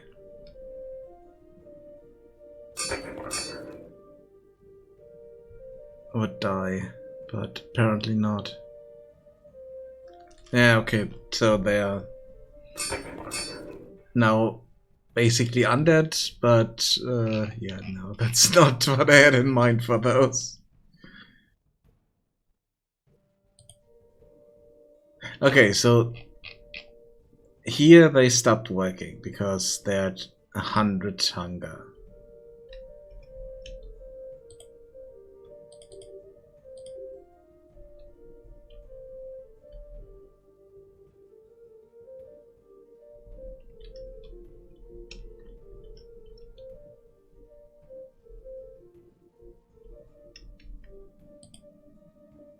Oh, damn it, I never did this. Oh, that's a problem on a sign.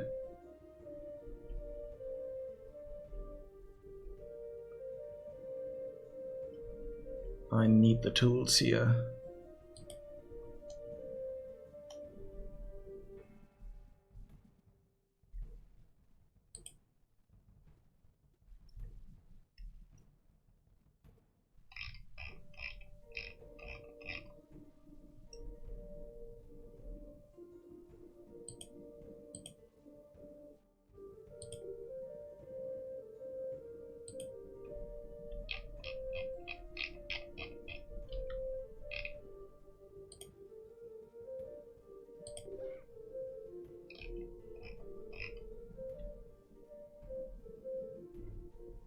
Why do you have a tool? And why aren't you not dropping it? Okay, yeah, I screwed up because I didn't assign this building. So everything is not working here. But okay, I saw that they are still dying and they're not dying. And that's something we need to change. So yeah, here, this is on death.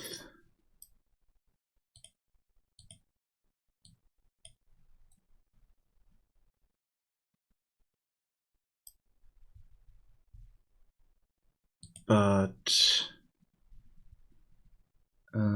change health.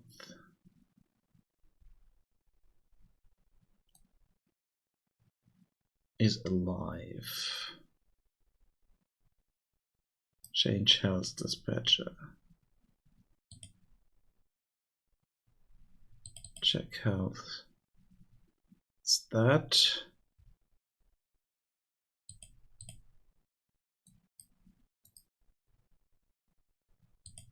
Find references to that.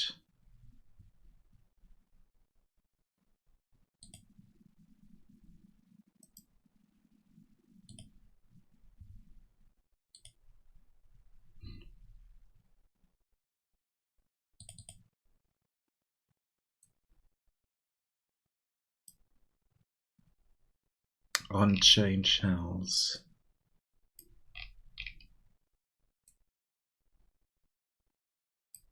Update health bar.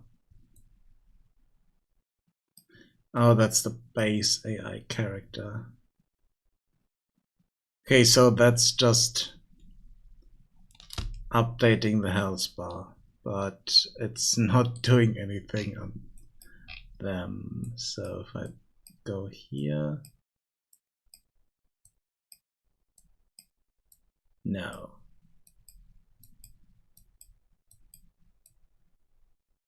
You have the on death, but that's not doing anything here because we have this is our base AI.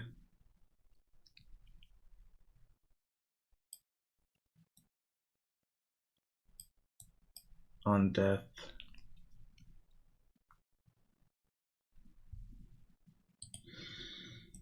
Let's see, references.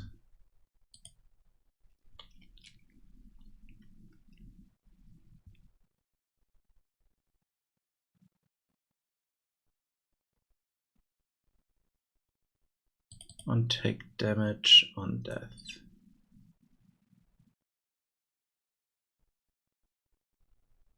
Damage. Oh, wait.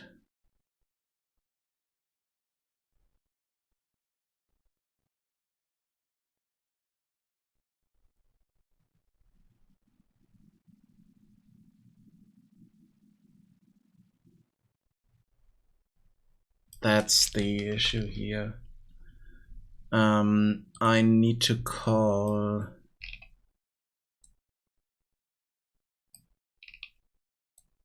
If I'm doing this, I need to call the on take damage.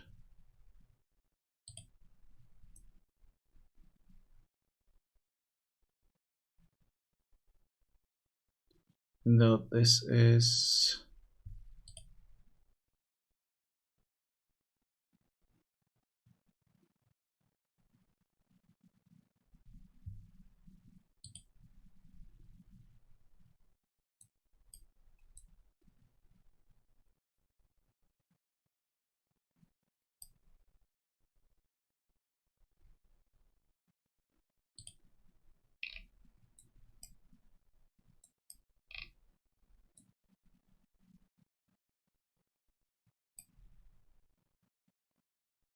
on health change.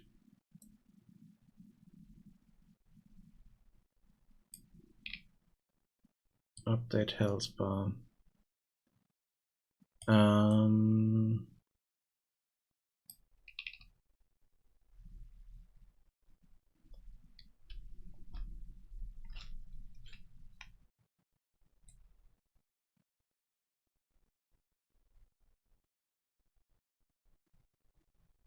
Yeah, okay.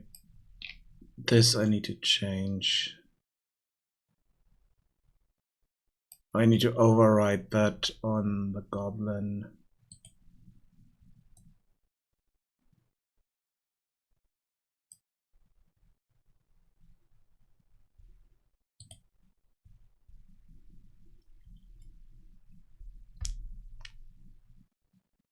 Um,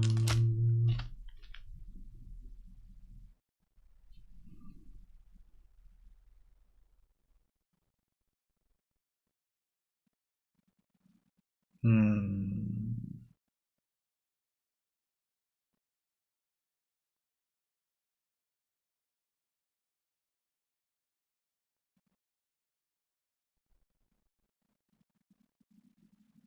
I thought I had that at some point, but I must have deleted that again.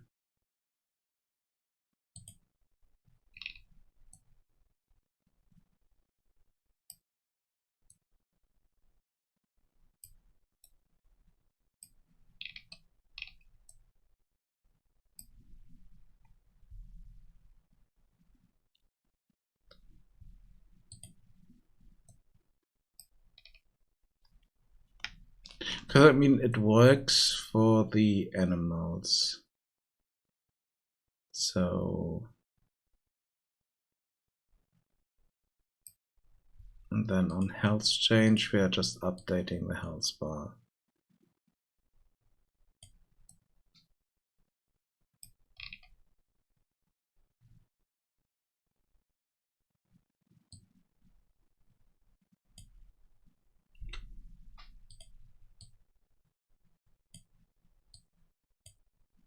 So if we are not alive,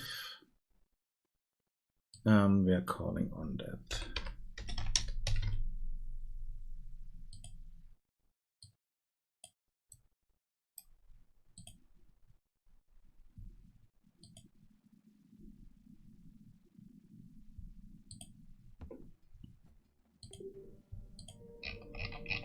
Sorry, I just need to play to that state again because I don't have a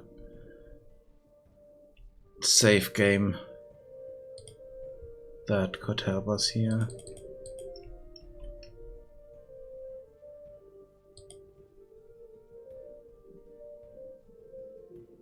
We can also just wait because they are not losing any happiness if they are here. Don't have a job, so we need to assign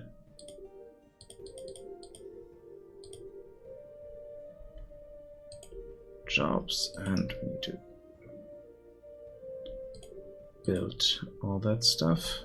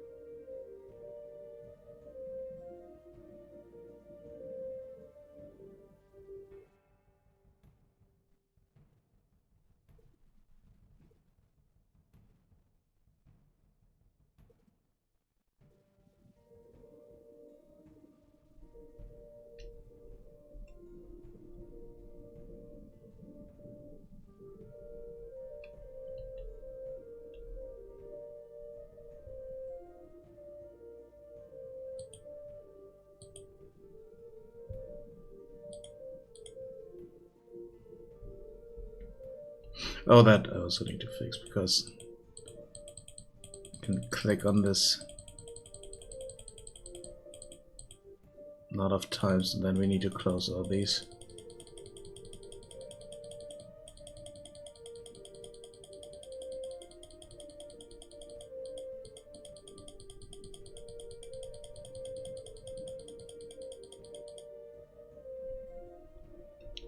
So these buttons need to be disabled. Or you shouldn't be able to click through.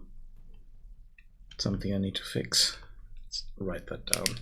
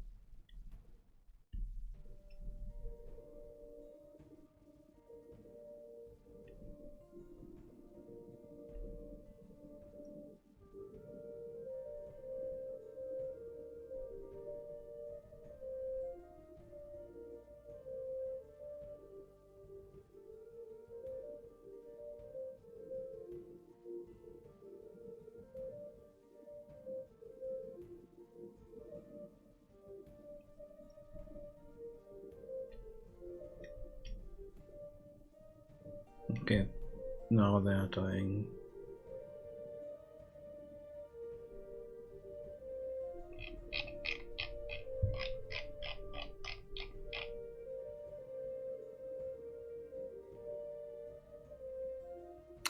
That is that is not good.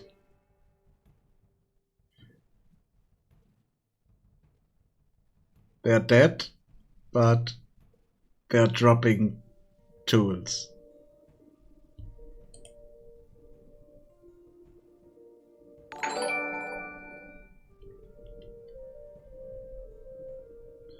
Hello, welcome raiders. Cinderblock creates, welcome.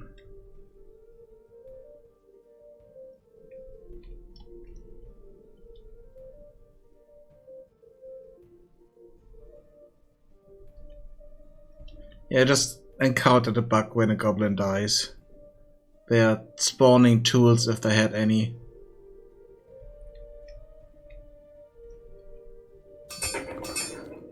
So this guy here should also spawn tools in a moment. Yeah, they're almost dead.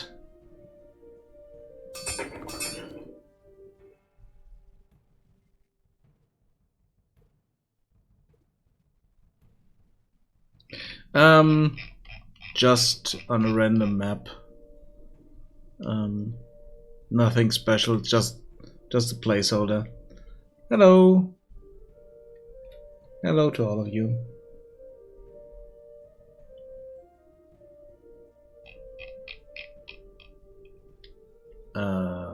What? Oh wait, no, this guy didn't.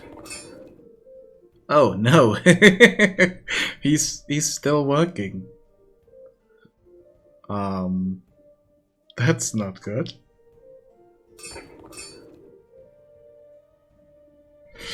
Okay, we have a ghost goblin working here. That is...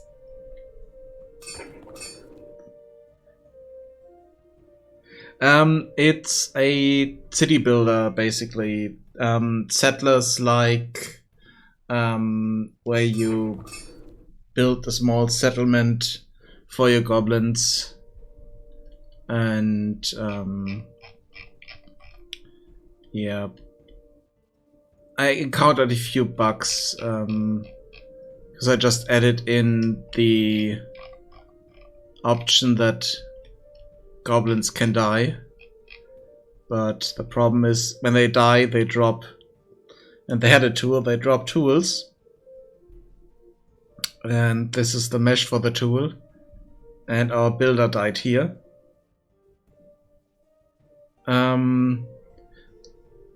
Look up the old Settlers games from the 90s, especially Settlers 2 and Settlers 3 and 4. That's kind of the inspiration that I have here.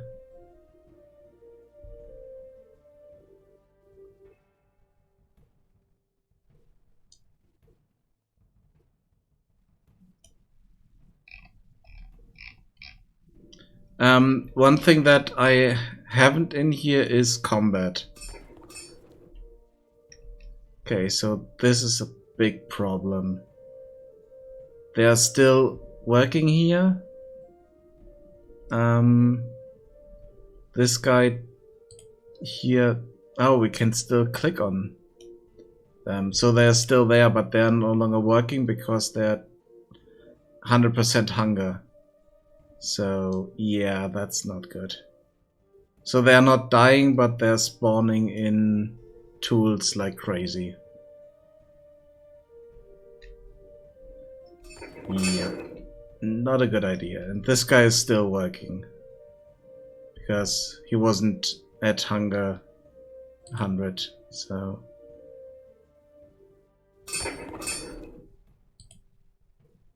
yeah.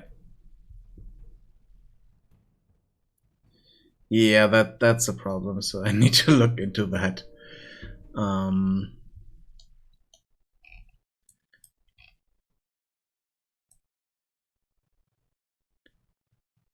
So I have this take damage here, but that's not being called.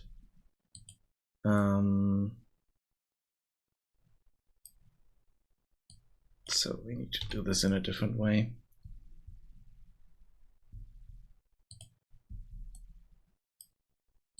Oh yeah, that's it's an Unreal Engine only blueprints. I'm not doing any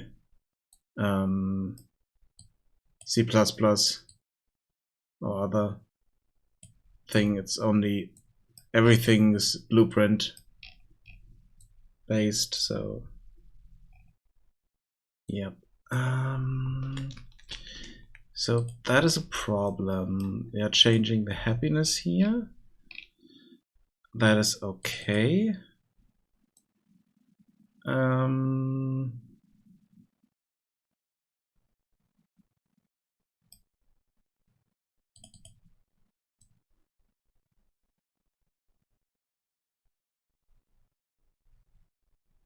Oh, okay, so I'm not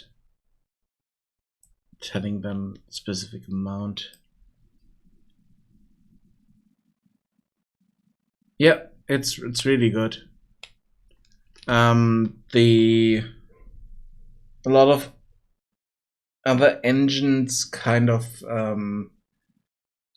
copied over the system at some point. Not really copied, but had their systems inspired by it.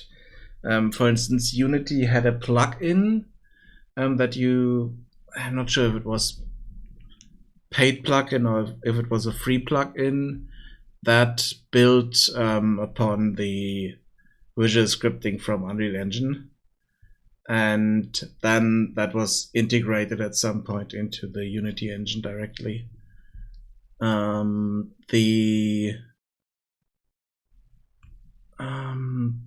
Then there are a lot of other different engines that use visual scripting as well. Some of them use it as the only way of scripting, others as a side thing that you can do. But I really like blueprints. You still need to figure out logic and stuff like that. And you have different functions that you call. And okay, there's on the health component, nothing is happening. In the event graph, everything is happening in functions. So yeah.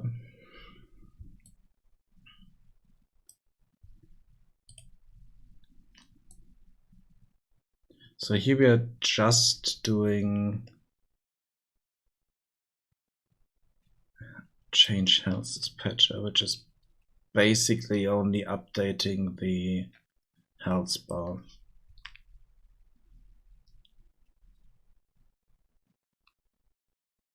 Okay. Have fun. Oh wait, I forgot to do that. I think it's this.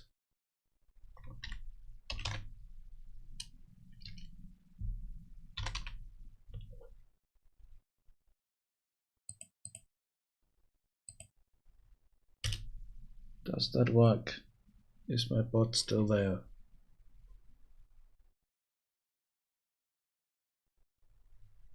Is it a different command?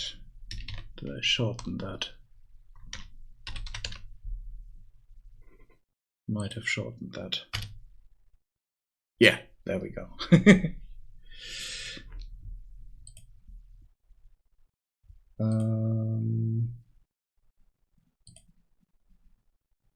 Okay.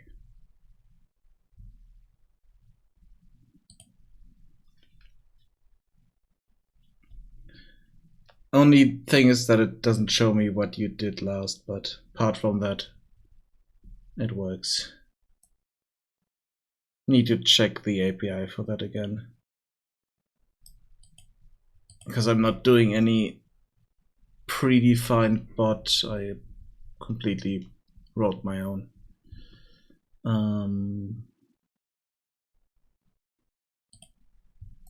So a few things are not 100% working properly. So why is that not?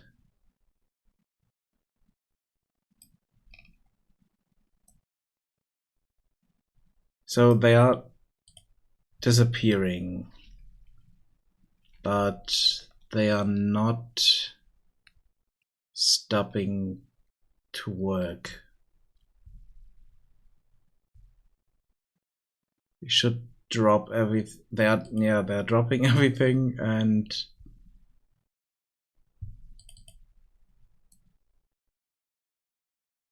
drop all items.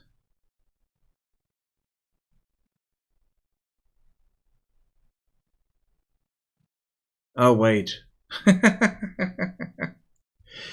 Yeah, that's why they are spawning tools like crazy, because this is called over and over and over again, and we are not checking if they have a tool equipped at all.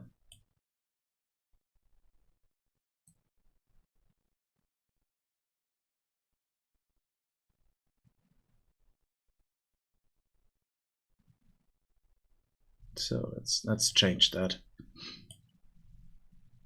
Let's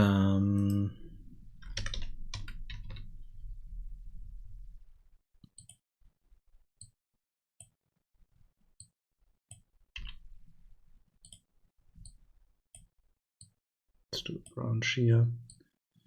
If they have a tool, then they drop that, and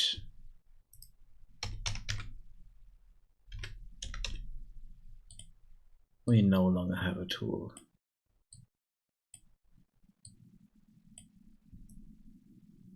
Otherwise, they shouldn't do anything.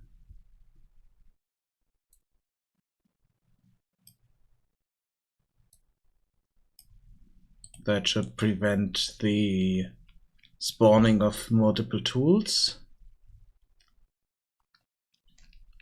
And now I just need to stop them from working, basically. Things I don't want to destroy the actor, I want to pull them, basically. But for that, I need to tell them to stop. So we do have this is dead here from our parent class here, but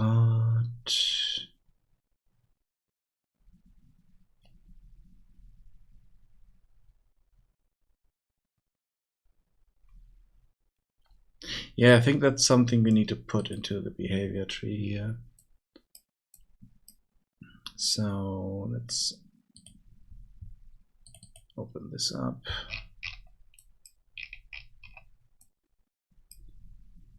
So here we are starving, we're getting food. And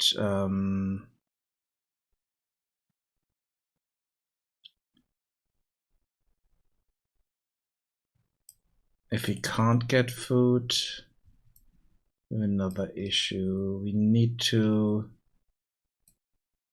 So here we are not starving and we are still alive.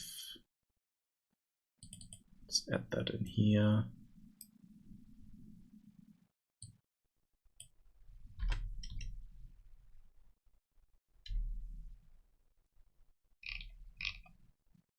Oh wait, that is dead.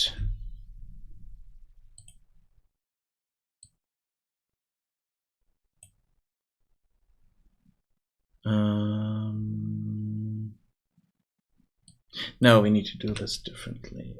Not in here.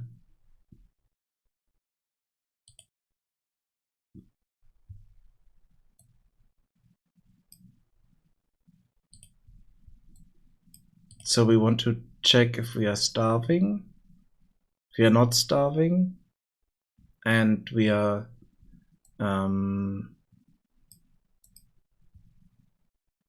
we're alive. So I think we might need a new key for that here.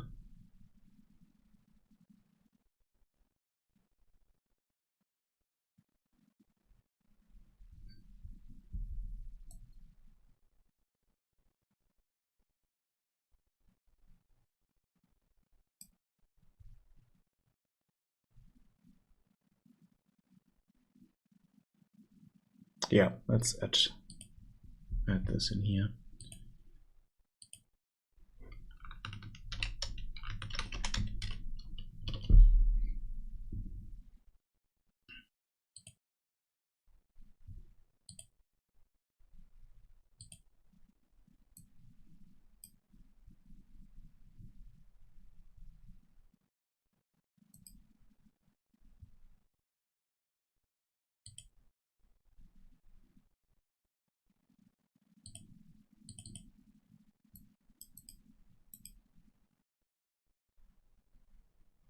Oh wait, we do have check if that.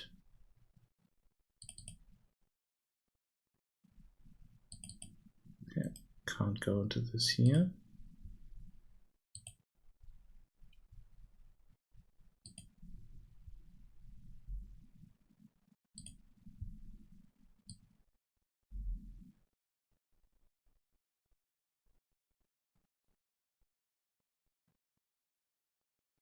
Decorator.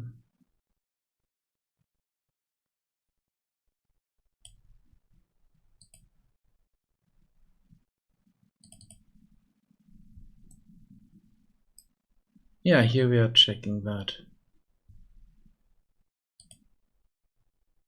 So we do have that. That's good. So let's delete that and add this in here. Let's invert that. If we are not dead and we are not starving, we are doing this. If we are starving, we are doing that. And if we are dead, we are doing something else.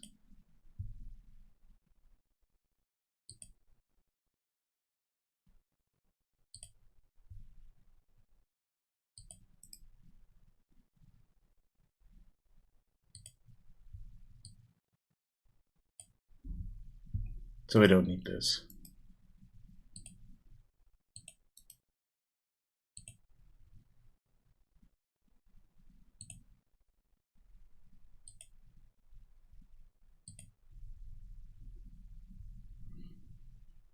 So if we are dead, we are just waiting. We aren't doing anything at all. We're just waiting in place.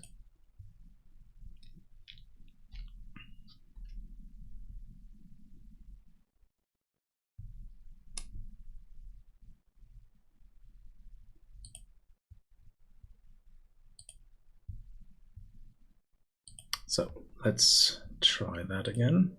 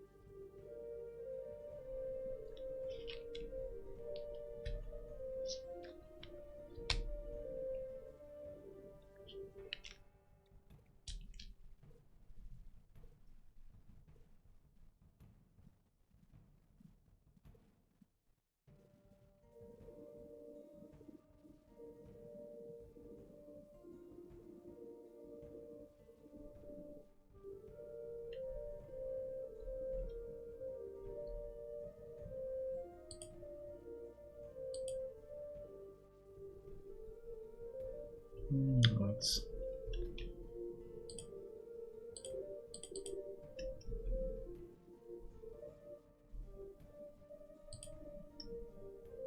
It's this one here that will die first.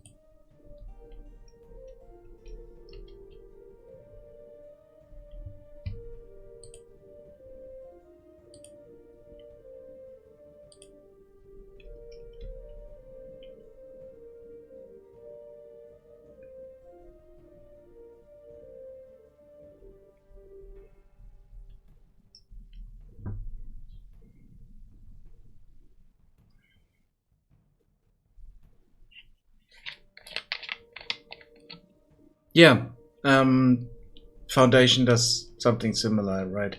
But the only problem is that Foundation have their own engine, so they have a bit more control over this.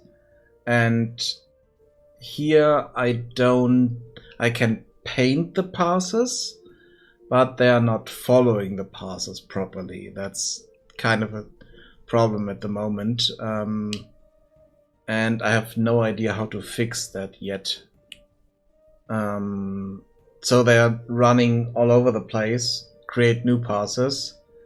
But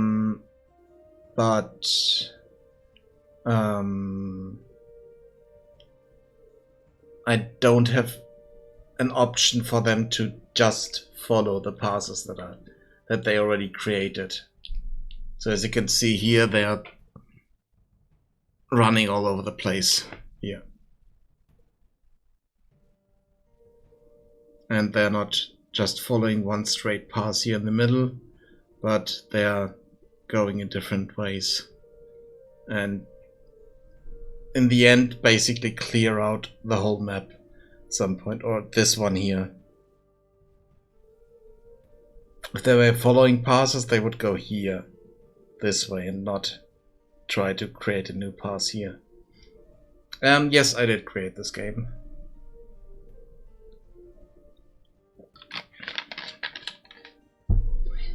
I'm still working on it here in Unreal Engine.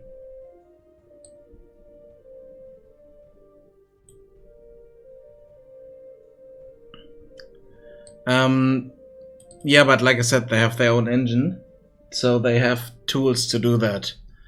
And here I'm not, I can put in a lot of complex volumes or kind of mini colliders all over the place. So that they would change the pass costs here and make everything else really expensive. So they make one pass and then they follow that. But that completely kills the performance. I tried that and it wasn't a good solution, let's call it that way.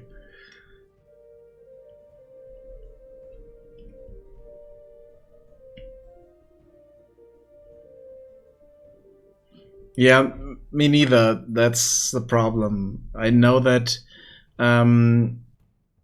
you might be able to do stuff like that in C++, because you have engine access and you can change stuff on the engine level. But I don't want to do that. I want to find a different way around that. And I recently saw a plugin that is doing volumes in a completely different way. I might try that and see if that works. Because the other thing is that the volumes that come with the engines are mesh based. So you have cubes, you have cylinders, stuff like that. So really primitive meshes. And to lay out a path with those is a real pain to do. And then I would also need to check everything. I did this when I tried it, that they are not just painting on the texture to change the grass, but they're also leaving behind those volumes. And then I had thousands upon thousands of volumes in my map because they were leaving them behind all over the place. And they used the better passes, but the performance was completely gone. So that was not an option.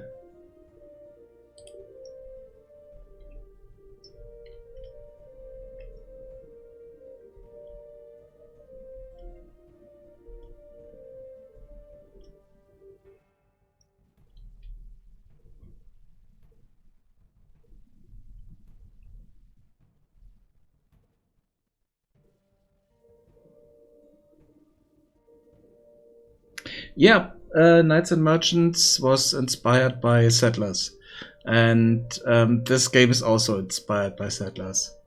Yeah, it's the similar idea. You just build out your base, have a few resources that you use for building and to create other resources later on and stuff like that.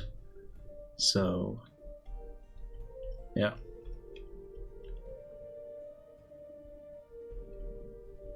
And I'm taking the Settlers 3 and Settlers 4 as an inspiration because of the passes that they create. And if you look at more recent games, Foundation does something similar as well. Even though Foundation adds a few other things. Oh, we have some people dying here. And okay, so this guy is supposed to be dead, but they are not doing anything special here, so they just lost all their health, but nothing else is happening with them. So they are not disappearing or something.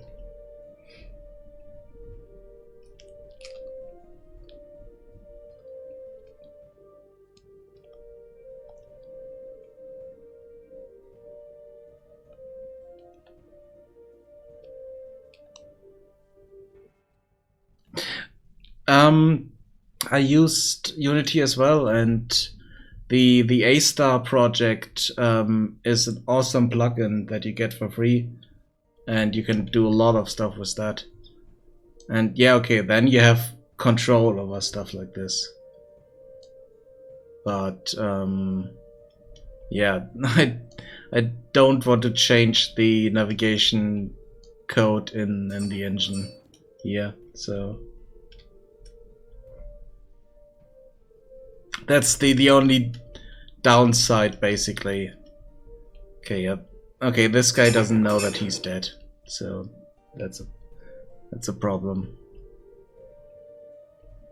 But if you have to do your own pathfinding anyway, like in Unity or in some other engines,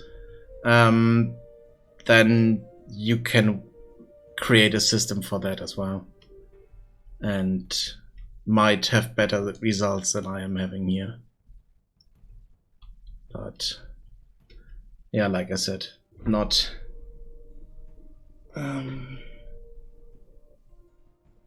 Baldies.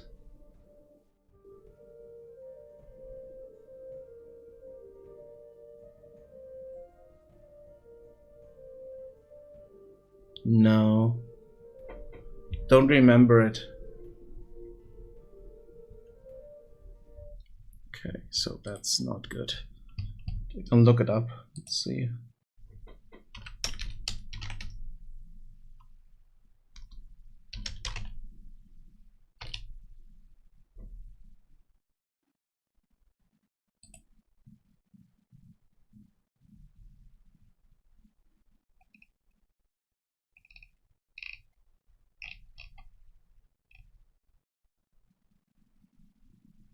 Interesting.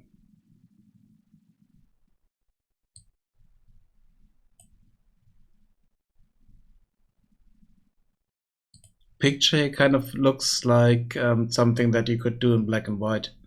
Yeah, got like elements. Yeah, I'm tempted to add stuff like that in my game, but at the same time, is it really needed? Because it would completely screw with their AI. So we are picking them up and then they can't find paths anymore. And we're dropping them somewhere. They need to figure out where they are again, need to find the nav mesh. And we could also accidentally drop them outside the nav mesh. And there are a lot of issues with that. So if I don't find a gameplay reason to do it, I should avoid that. I mean, in black and white, you had other things that you can do with them. You could slap them so that they work harder, or you can pick them up, put them to a specific task. If you throw them on a building and stuff like that, so that was different. But yeah, I'm not doing it like that here, so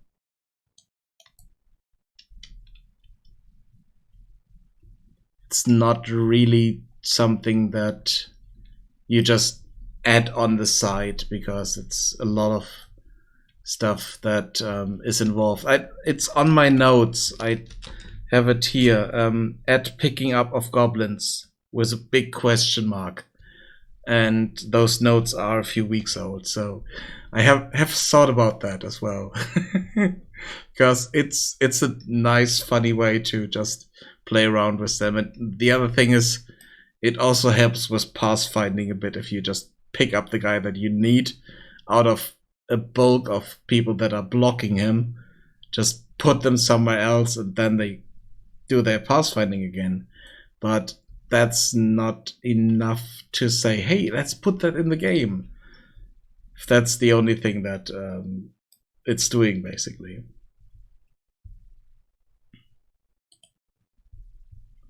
Okay, so why are they not dying anymore?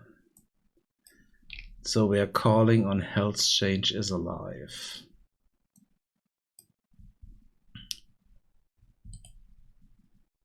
Then here we have this on death.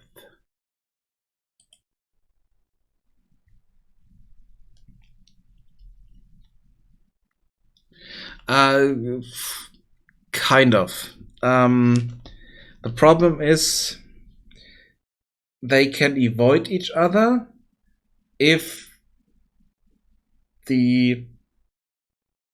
in the pathfinding phase they can detect the other NPCs. If there's an NPC stepping abruptly in front of them and just standing there, they run into them and are blocked and can't detect them properly. And they're not rechecking their pathfinding correctly unless they can move forward again. And that's an issue. I can get around that with a bit of code that I need to add to them, but then I would need to change the way they do their movement a bit. At the moment, I'm using. Let's just open up something here. I'm using this move to, which is standard thing, which is AI move to. If I'm doing that not in a behavior tree, but in blueprint scripting. And I would need to change the way this is doing the pathfinding. And I can test, hey, is the path in front of me free?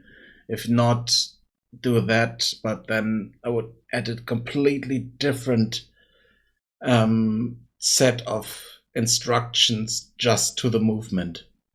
And I haven't done that yet. I might need to do that because it is an issue, but I kind of got around it by setting the collision between them to be not existent, so they can, in the case when they are not able to avoid each other, they can kind of glitch through each other because they don't have collision between them.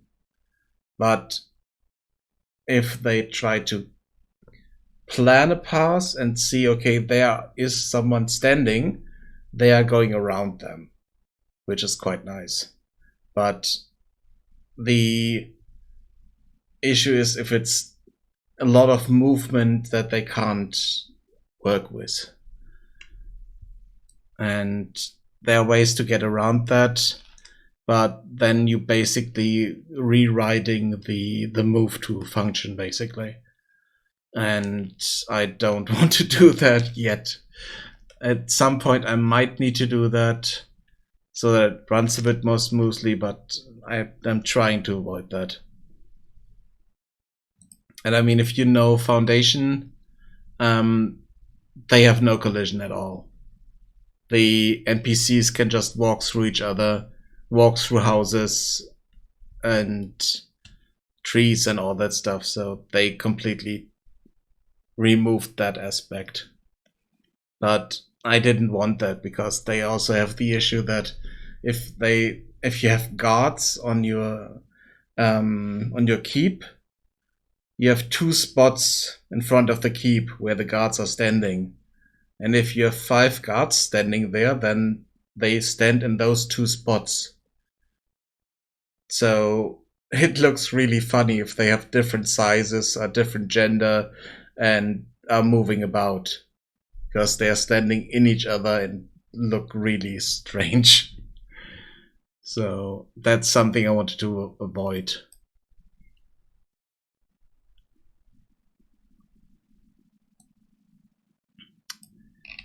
Yep.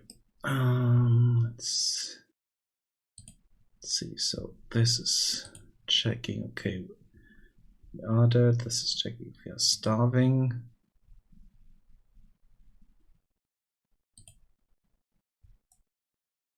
We are decreasing the happiness. And we are changing health.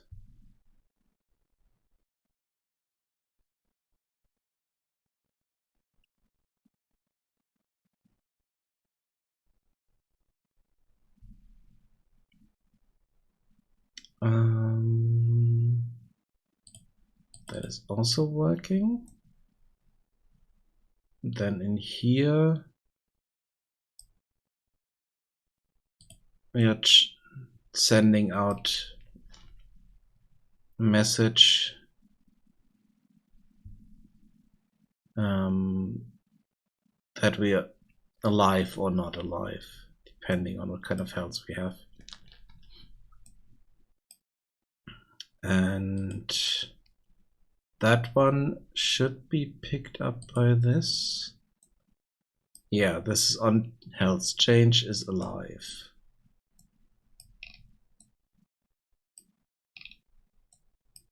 This is here. We are updating the health bar.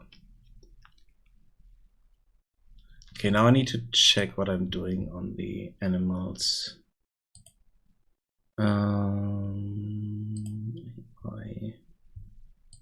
animal base. Am I doing here? So here I have an on death.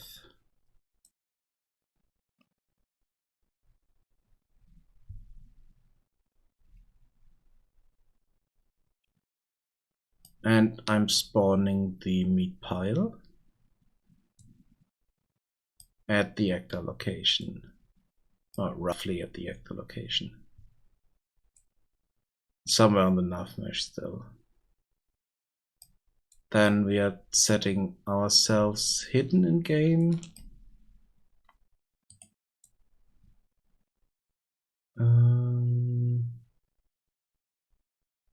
Why are we setting us no longer dead?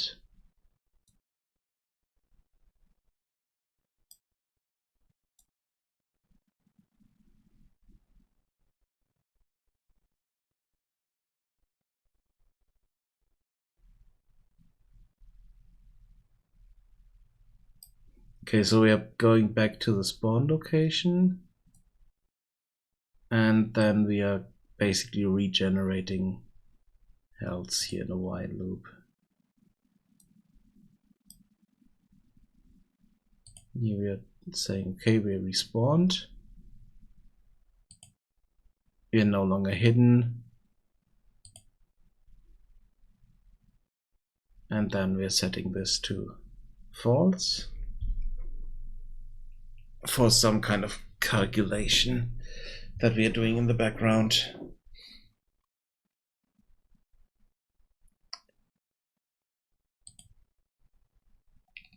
So it works for them. That was the on death. Yeah, overwriting the on take damage. And okay, here we are telling them, hey, if you take damage, you're in danger, and that results in them running away on their behavior tree.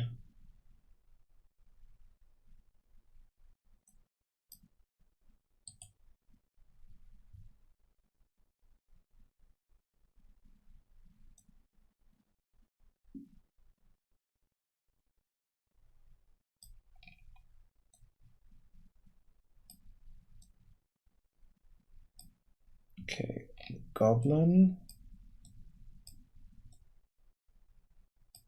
on health change.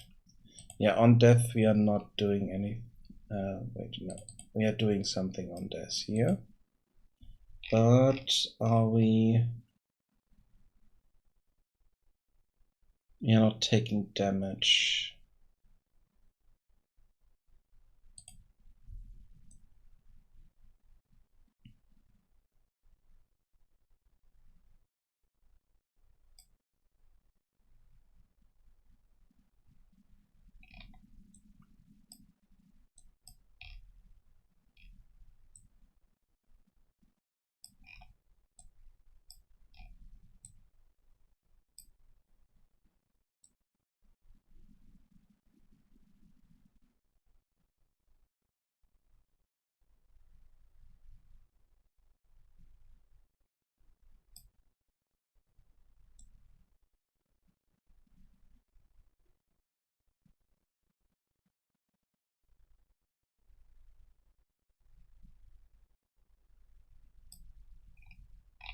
Okay, what's that?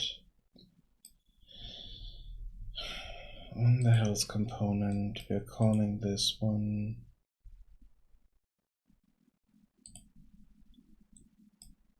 what's this? just updating our health bar.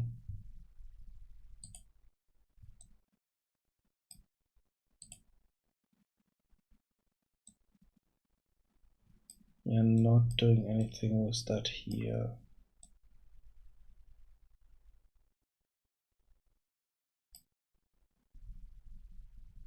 Strange.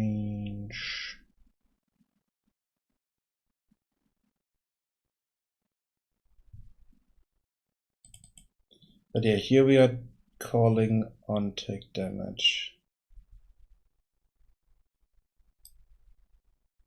But we are using the parent.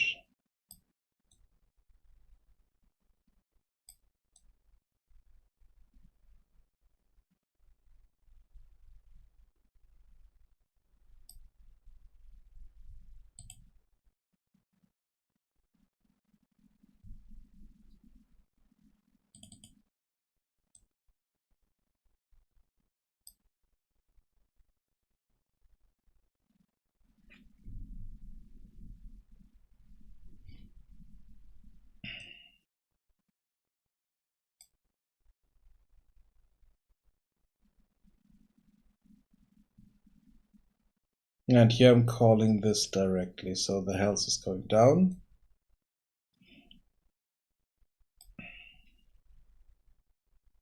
And then we are updating the graphic.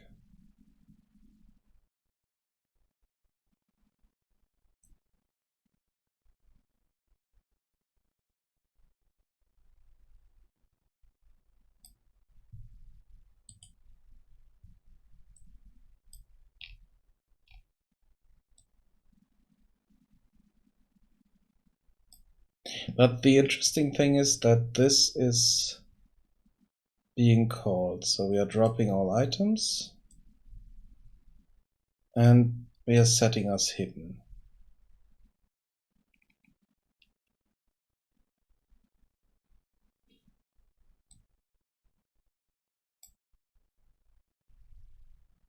Right.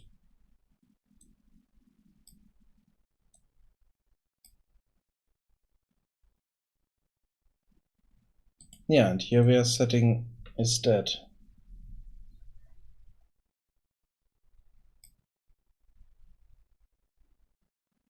That is strange.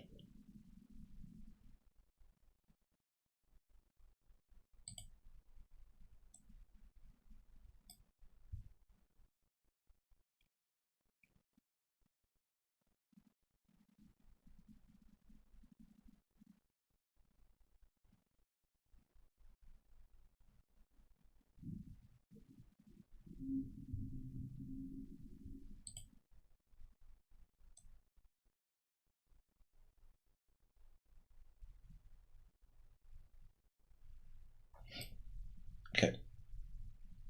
Let's go through this again. We are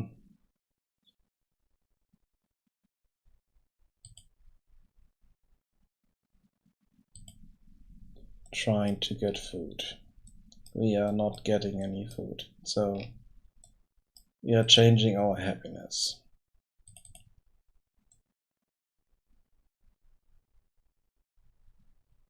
We are decreasing our happiness. It's this. If our happiness reaches 0, we are changing our health.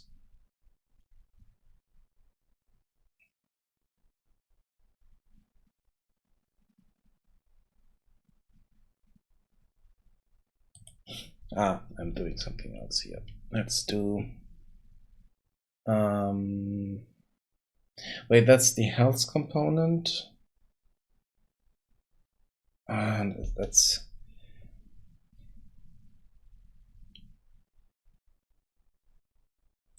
let's see.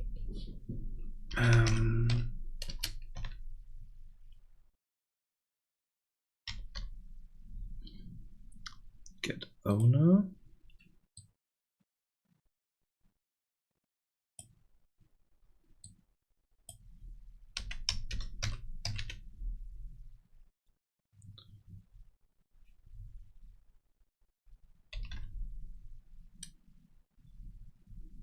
base AI character.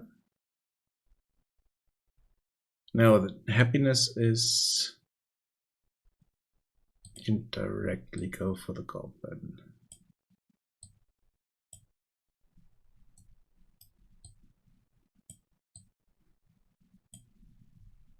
And here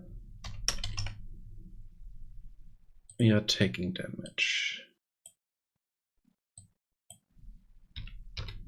It's a bit strange, but because we are just adding stuff together, that's what we want there.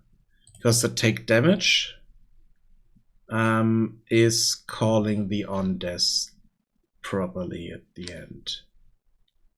It's also doing other stuff with changing the speed and all that stuff, so that's good.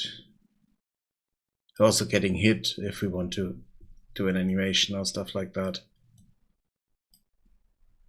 And then if we are dead, we are calling this. In this case, we call that one.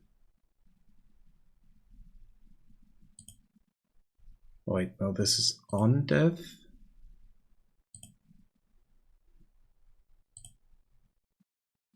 Event on death. Yeah, that should be the same. That should be overwritten here.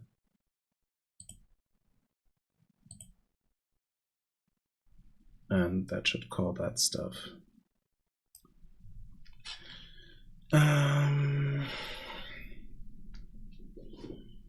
So it should hide them theoretically.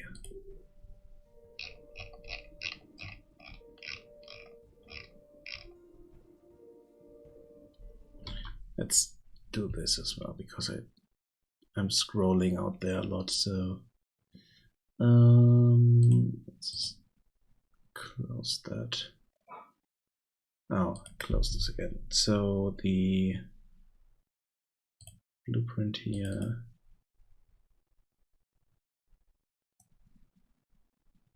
Camera panning, camera zoom.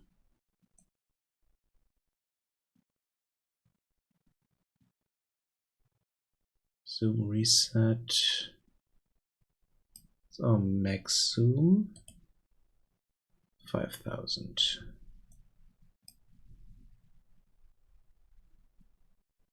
So let's start with 5000 here.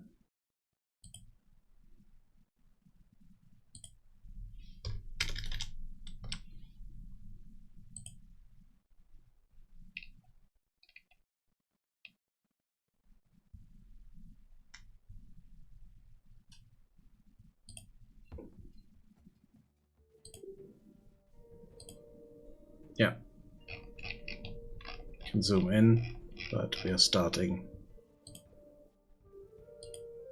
completely zoomed out.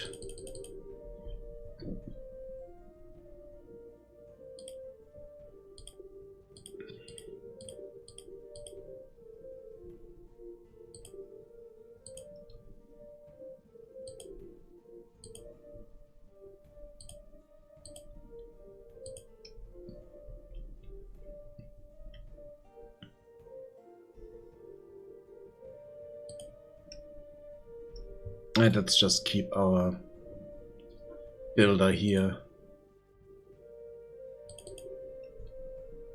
in mind.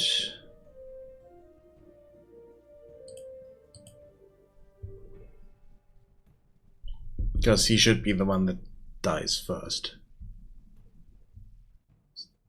Happiness is going down already.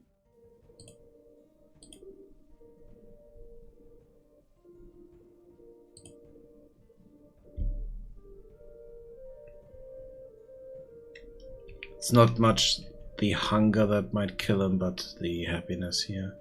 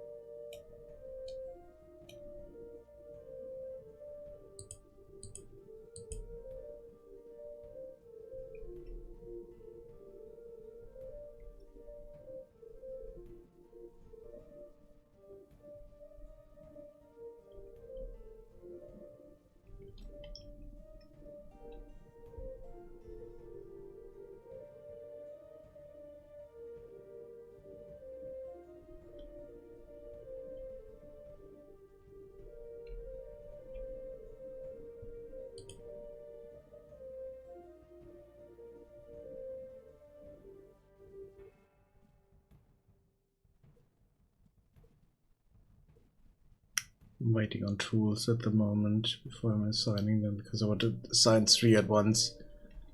Because usually if I have 3 hunters hunting one animal, then they kill that quite fast. So that's why I'm waiting a bit, but they are taking it a bit slower.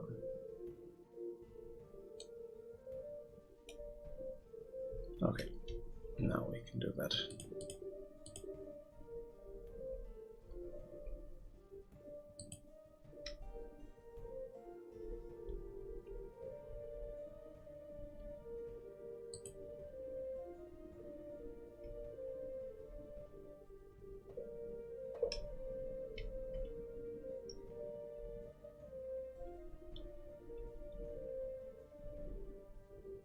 Yeah.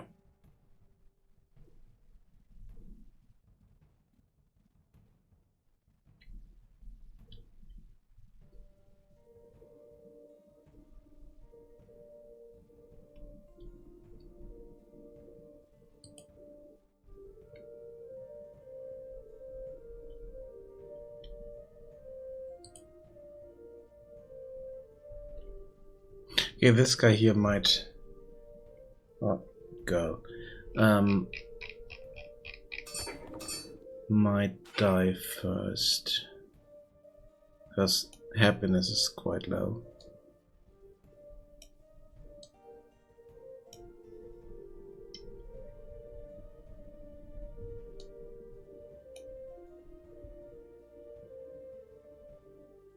So let's have a look.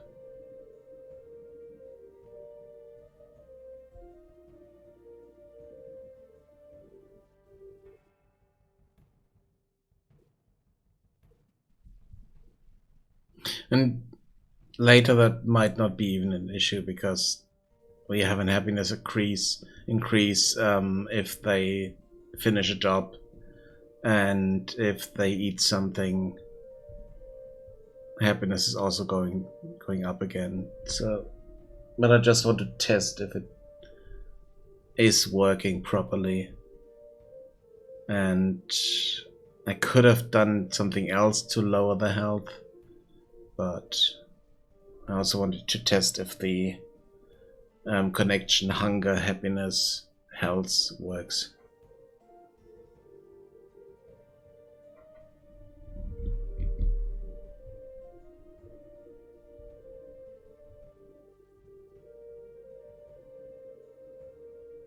Okay, they're almost there. Okay, now they're at happiness 0. And okay, they are losing health.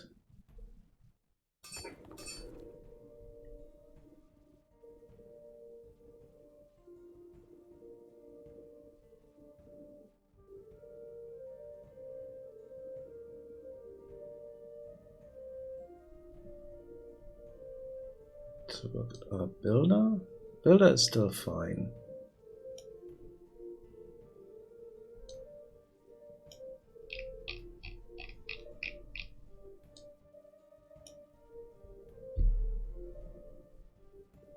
Yeah, they're still working.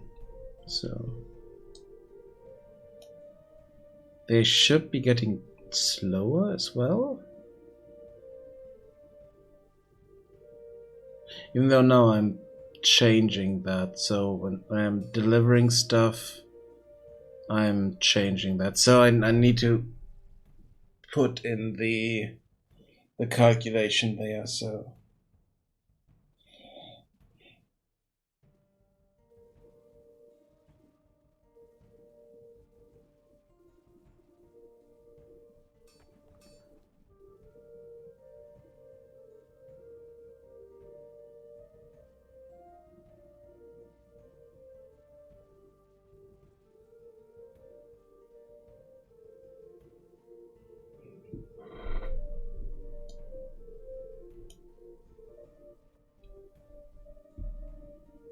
okay, yeah, they kind of catched up here.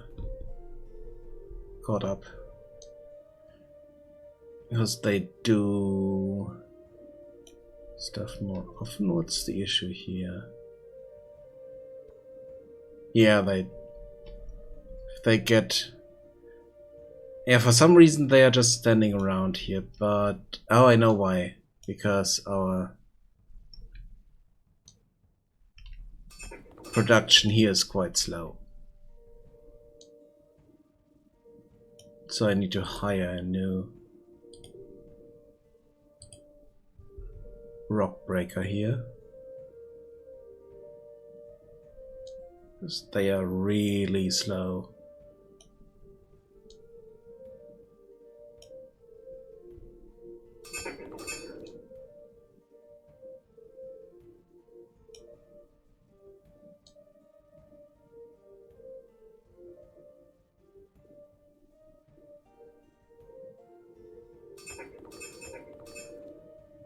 Yeah, as you can see, they are running away and they are just trotting. Okay, we don't have trees over there. That's doesn't matter. We still have few there. Yeah, I know. Yeah, okay, that definitely changes things a lot.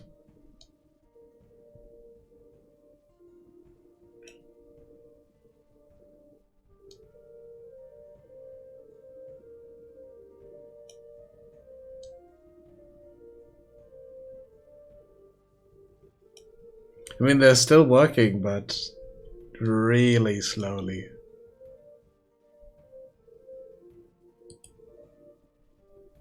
Yeah, because they don't get stone, they have nothing to do here. So... The problem is that the animation is still playing in a different speed. So they are a lot slower, but they're still running.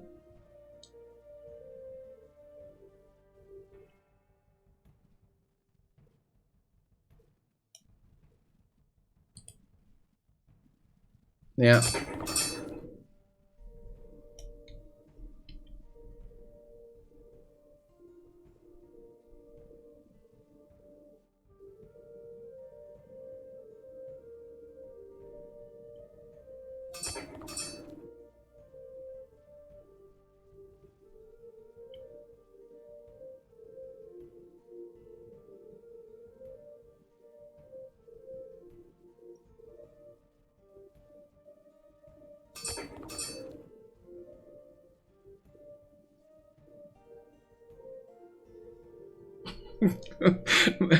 They are painfully slow. I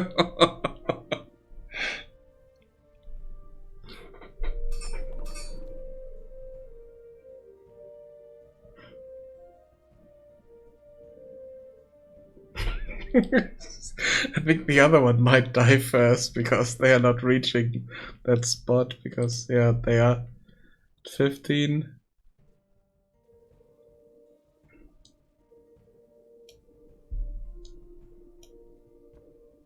10.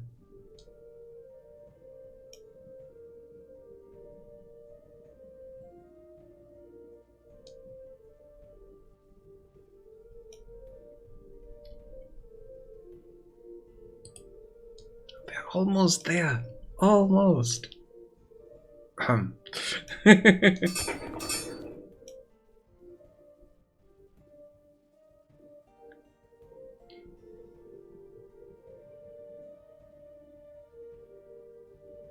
Problem is they need to get back before they do anything. No, they died here. They are gone.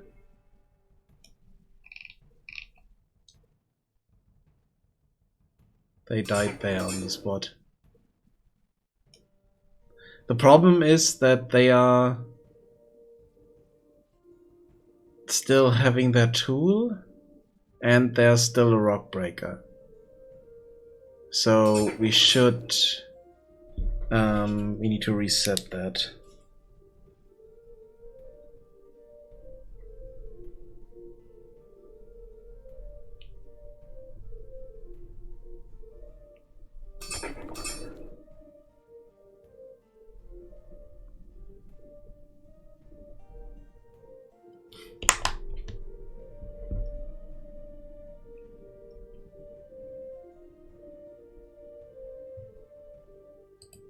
Okay, what's with this guy here?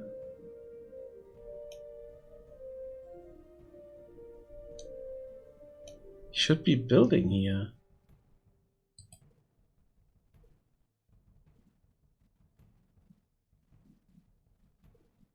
Oh, so he's broken now.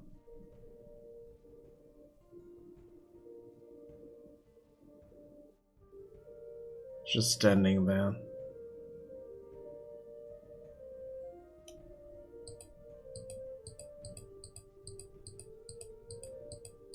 Come on. Select that damn building. Yeah, definitely need to fix this. So we can no longer properly click them if they don't have a mesh to click on. They are bringing resources here, so something should be okay.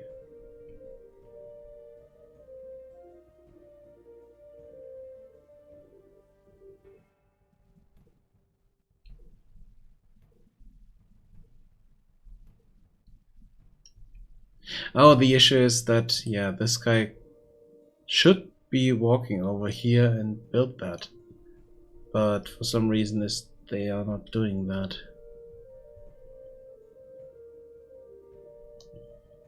Yeah, and here we had some pathfinding issues because there's someone standing and they wanted to get here, and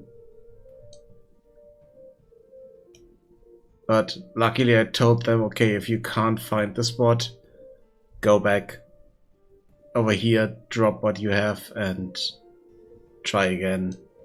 So it's not really an issue.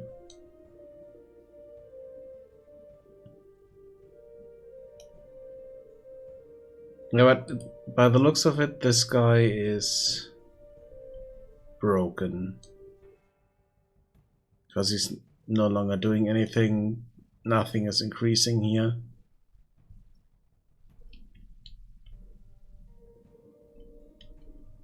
But here we dropped the tool. But if I click here, yeah. They are still standing there. I can still click on them because they still have collision. But they're just standing around.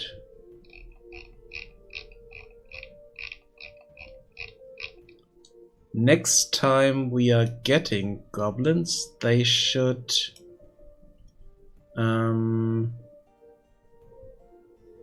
they should change. So just try that. Let's do elemental regrowth here. Okay, now they are cycling through names, but nothing changes here. Oh, okay, so they didn't change the occupation and all that stuff, so that's still not working.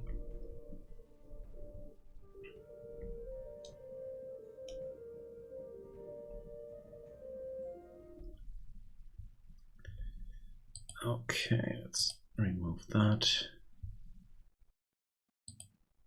So, on death, we are dropping the tools. We have the worker info here.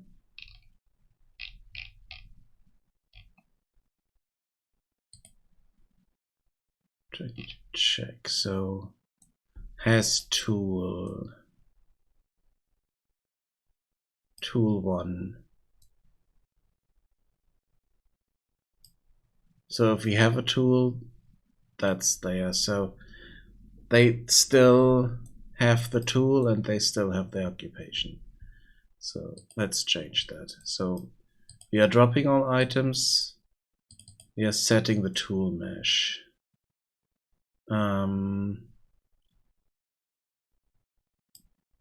We are checking, hey, we do have a tool. We don't have upgrades, so this should set that and should reset the tool.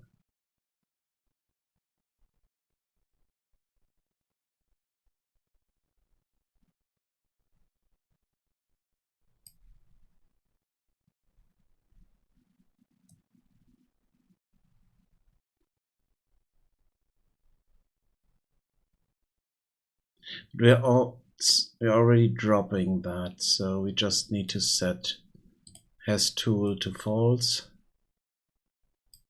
and set the static mesh.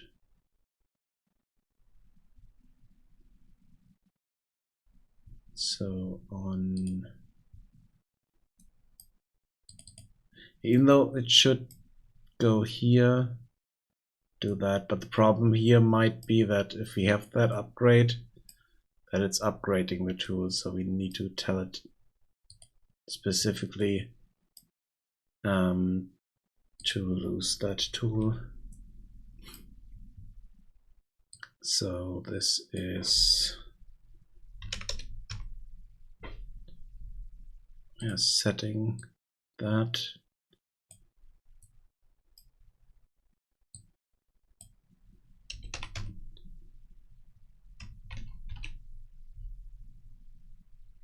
is setting the tool mesh. Wait, no, we don't want to do this.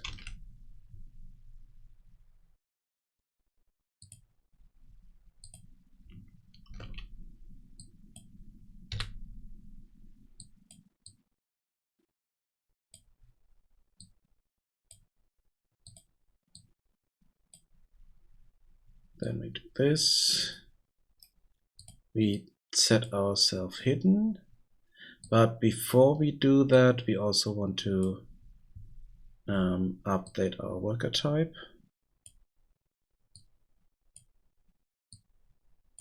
to be none. And then we also need to check in here. Are we dropping the tools in here? I think I do. No, not there.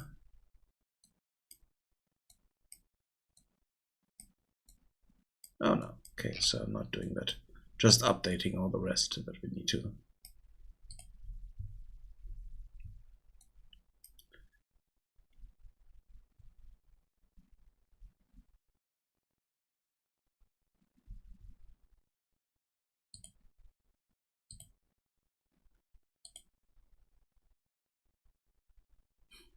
Okay.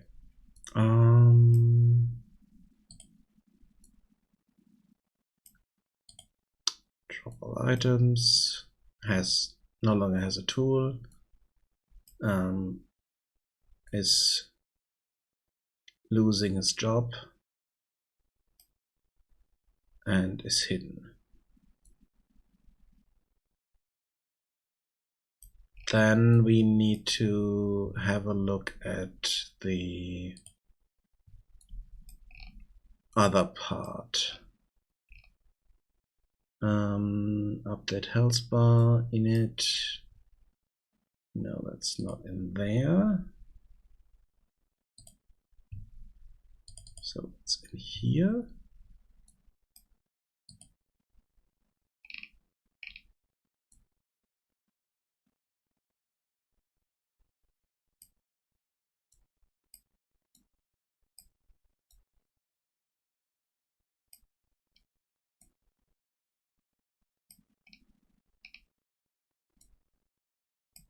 And then we need to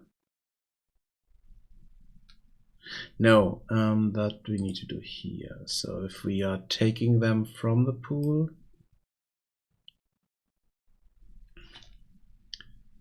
where is it?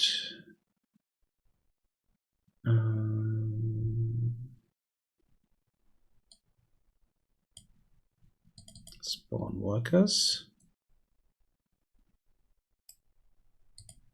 Get dead worker. So the first one that is dead, we want to get out here.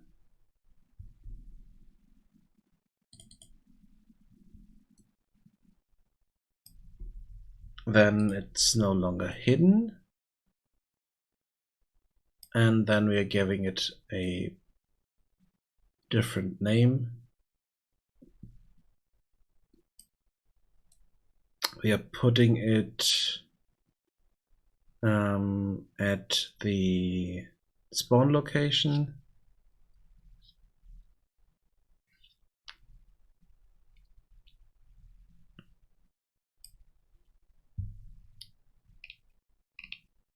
Yeah, for some reason this didn't work.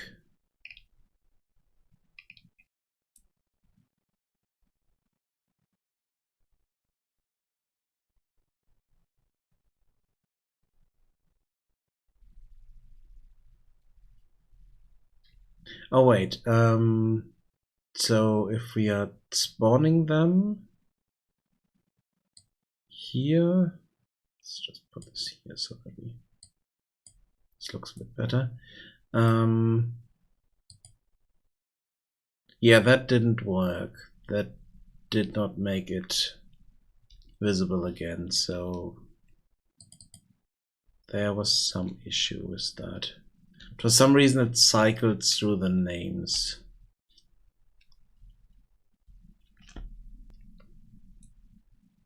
So if the worker is dead, it's true we are assigning that as our local worker, but we also want to set that it's no longer dead.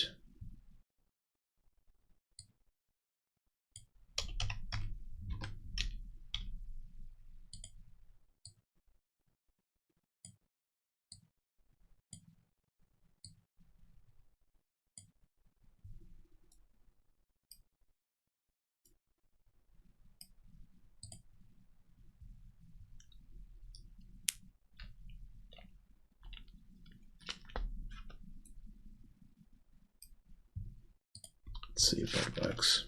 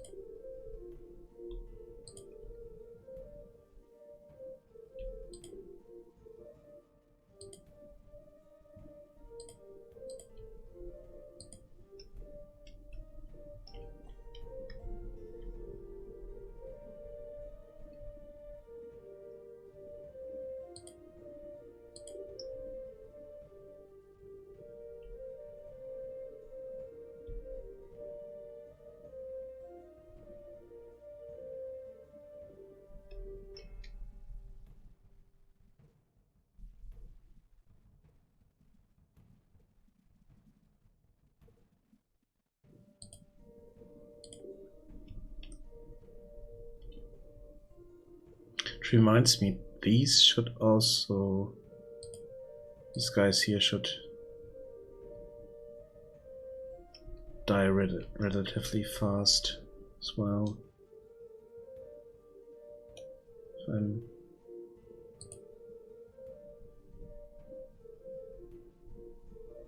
checking here.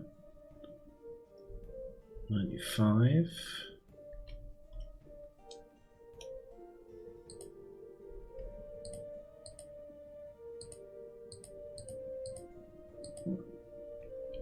'83. Yeah, this guy should die first. They are also at 83, so. But the problem is at some point they are no longer working here, so.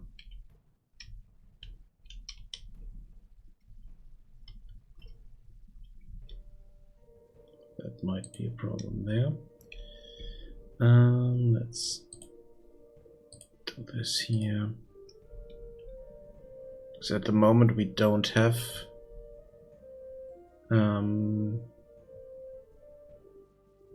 dead people, so it should be fine.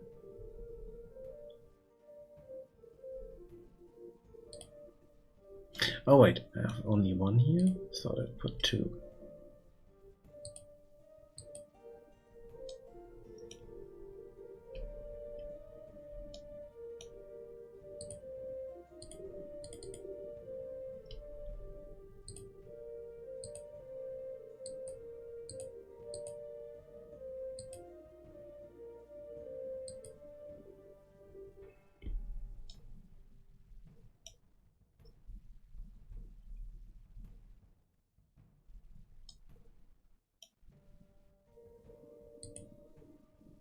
Okay, now they're just standing around there.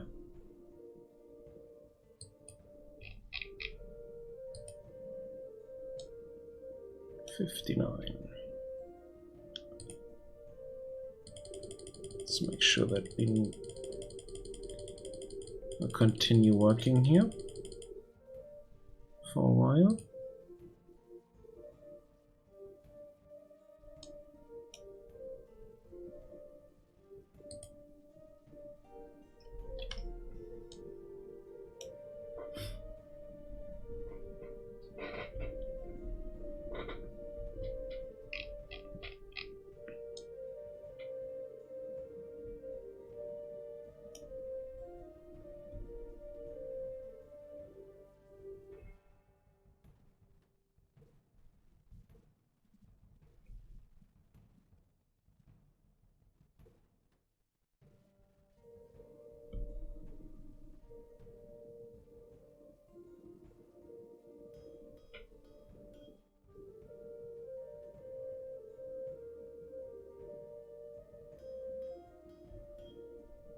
And then after this guy is dead, I will do a bit of other stuff, do a bit of research. Check out the plugin that I was mentioning earlier, see what that is doing. That's creating custom shaped volumes, because with volumes we can influence the nav mesh, so maybe we can create something with that so that they're following the passes a bit more nicely.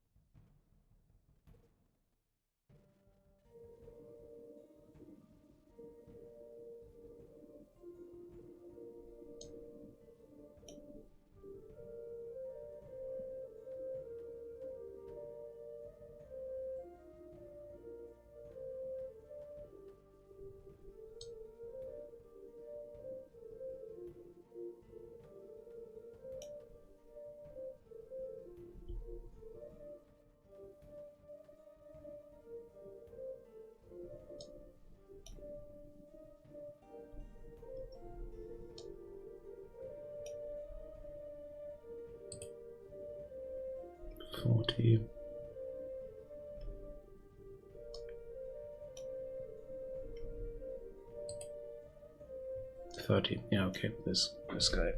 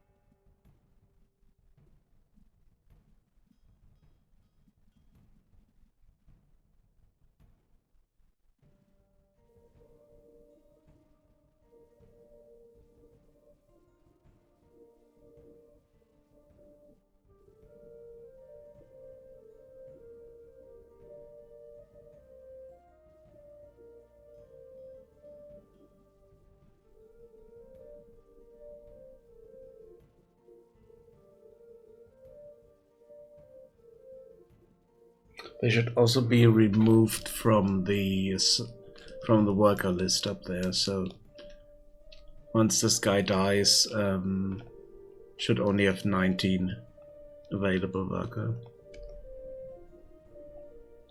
It's also something I need to check.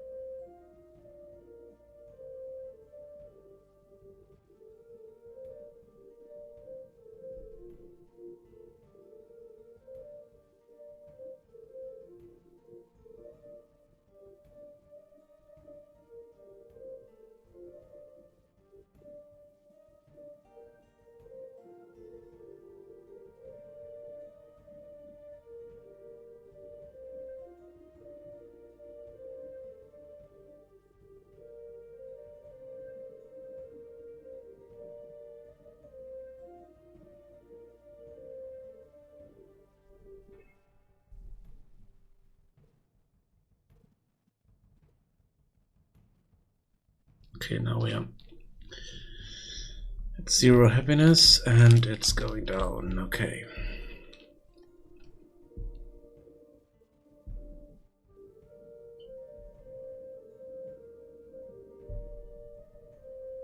Okay, the only issue now is that it will be a slow death, because with every health impact we are slowing down.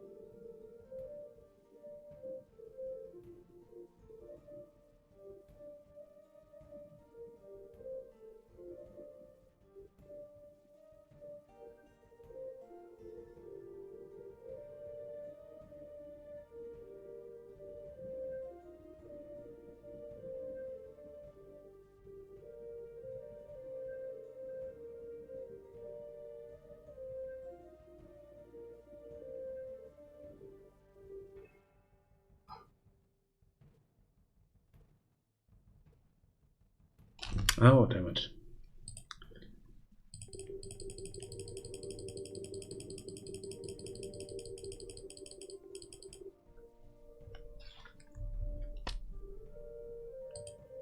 But it's easier to select that now. Let's see what's happening here. Okay, so these are still...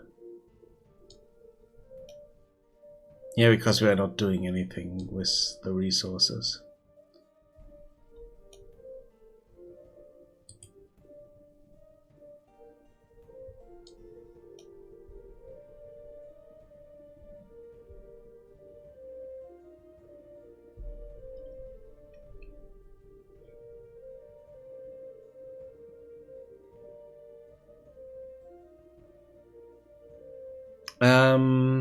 You mean the adventure game?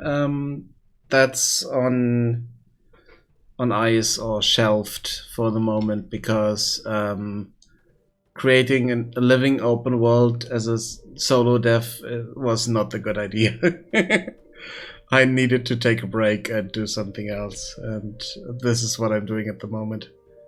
It's a Settlers-like with goblins.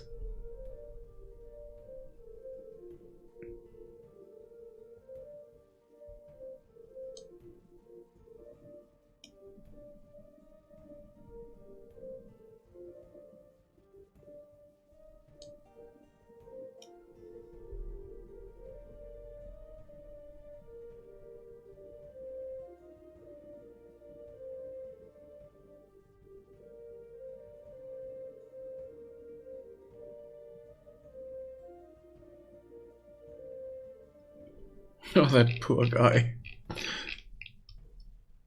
He's almost dead, but he's still working.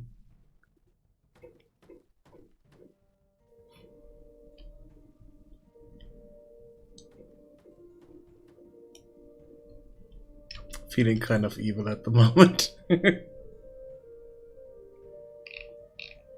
Can't even walk anymore, so... Yeah, that's a problem. He's really, really slow. If you check this guy, and then... Even though they are also losing health, but... Still, they are still running around in comparison.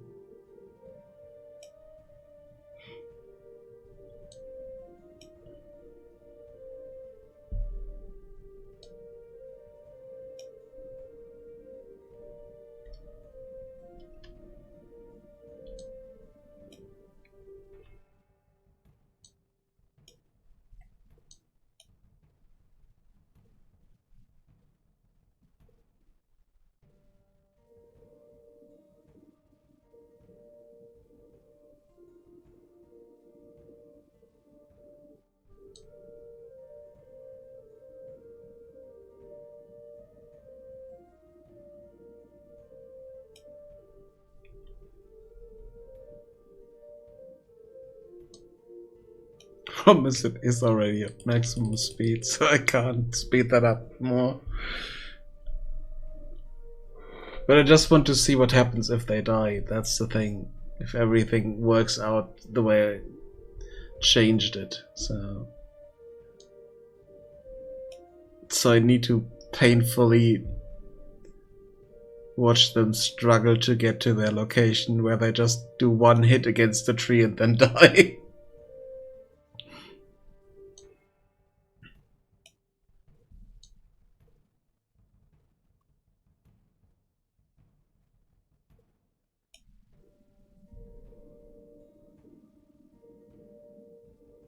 If they reach the tree before the other guy doesn't pick it completely, that's the other thing.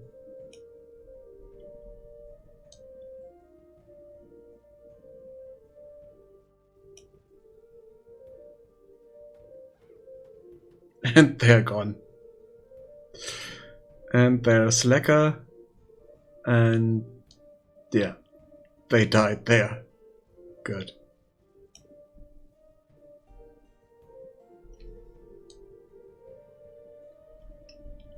So what happens if we spawn something here?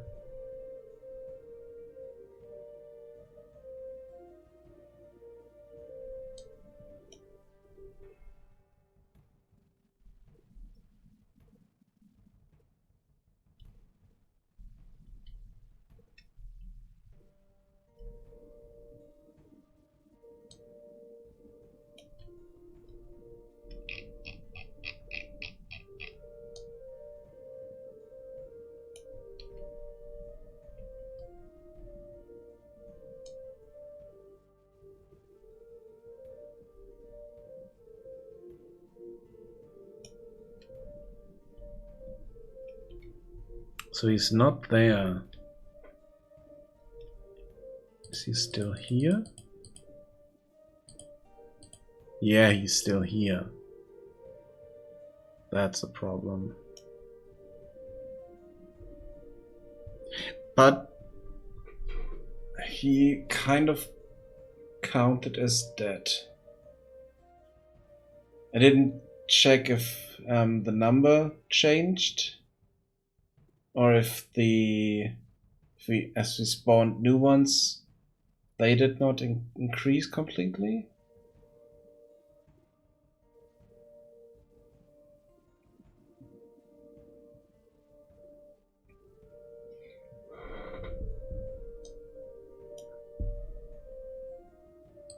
So let's have a look at Loopy and see what she's doing. Struggling to get the boards back here.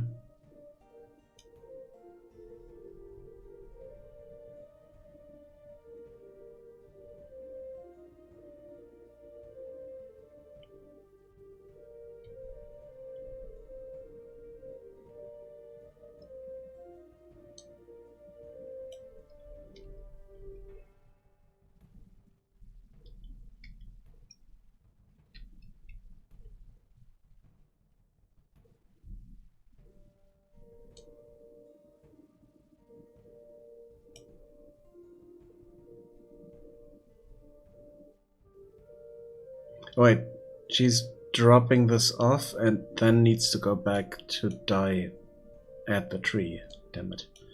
So this takes a few minutes.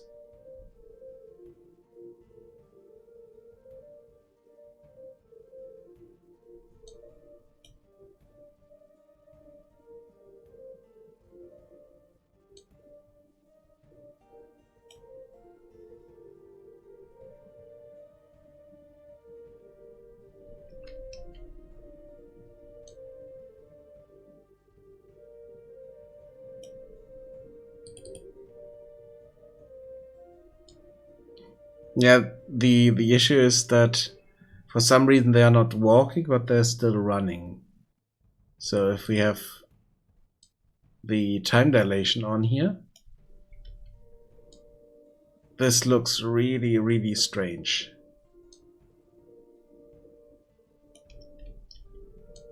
So I need to look into their animation blueprint and see what's wrong there. Maybe I haven't set it up properly. Could very well be the case.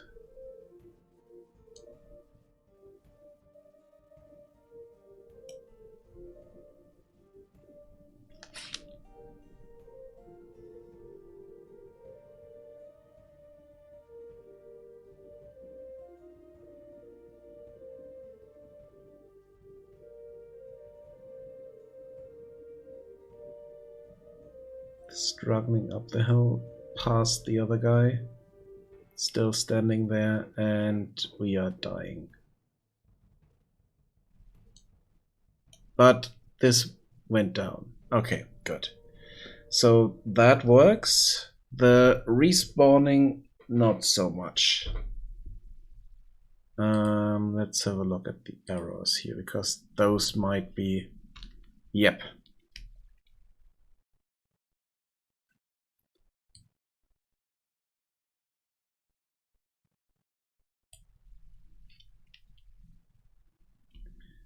This is an issue here, because for some reason they cannot find them properly.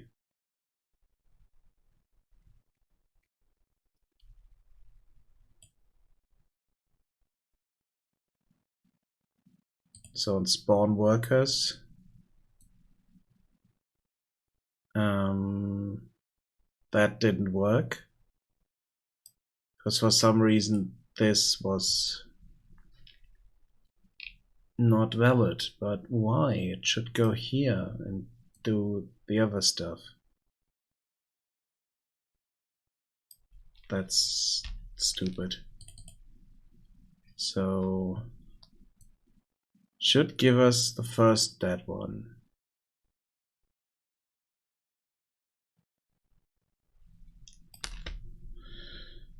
Let's do this. Then do that afterwards.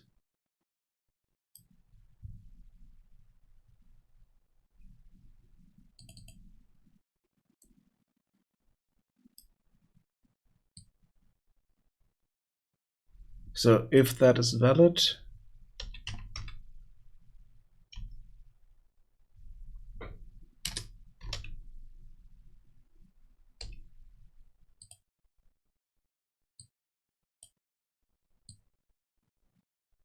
do this.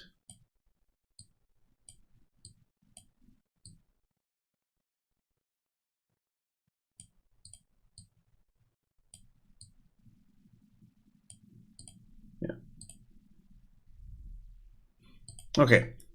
For the last few minutes, a bit over half an hour, let's have a look at the marketplace here. And have a look at the custom thingy here. Where was it? Custom shape volumes. Let's have a look at that. Oh, create project. Oh.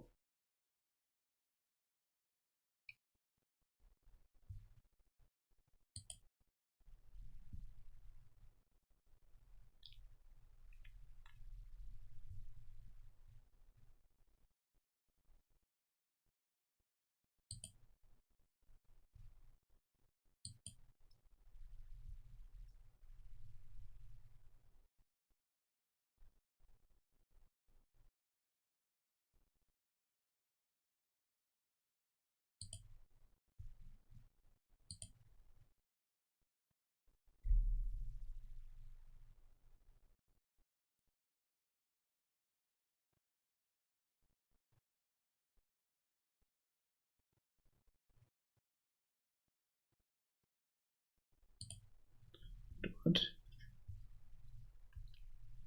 Event fate. Range update. Leaf. Enter volume, leave volume. Oh wait, those are not.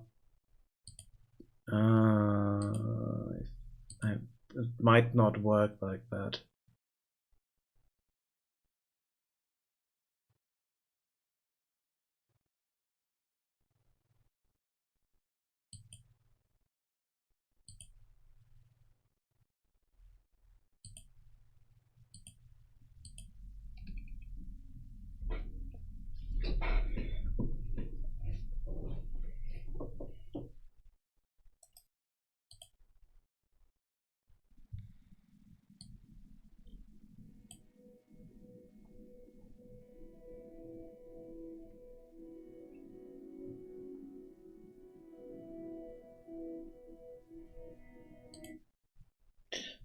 But the other thing is, yeah, that might not work because it looks like they are um, predefined volumes. And I need runtime volumes, basically.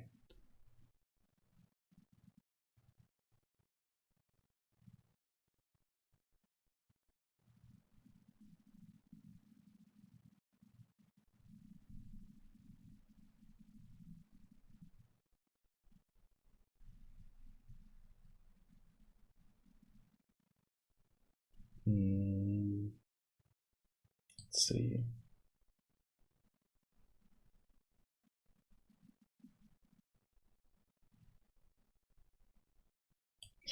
Right here.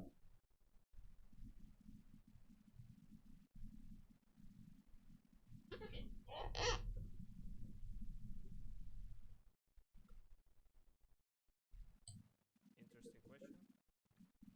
Yes, you can. I'm going to show a little bit of how to get started with that, but there will be a little lag spike because you need to regenerate the mesh again.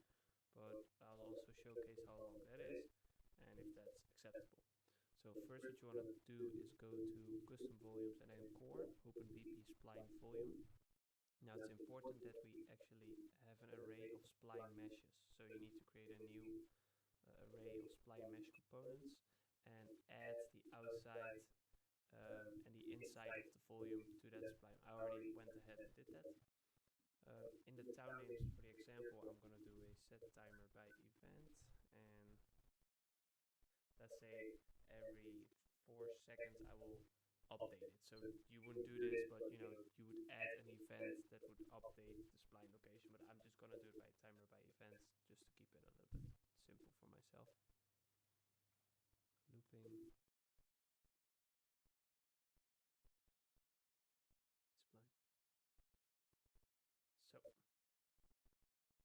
So then I created two new variables, a nearest point and a selected index. The nearest point I'll drag out, set to 99999, just a really large location. Selected index, we don't really have to do anything with yet. We'll get the spline, we'll get the number of spline points minus integer minus 2.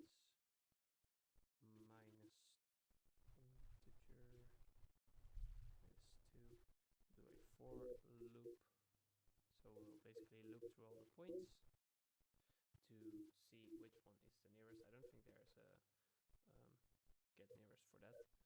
So, but what we can do is get location at spline point. So we'll use this index.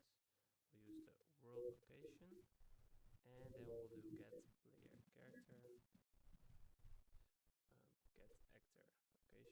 So instead of the player character, this could be a location that you communicate through this event and that you'll then use to expand the volume. I am using the player to expand the volume and set new locations. That's why I'm using that location.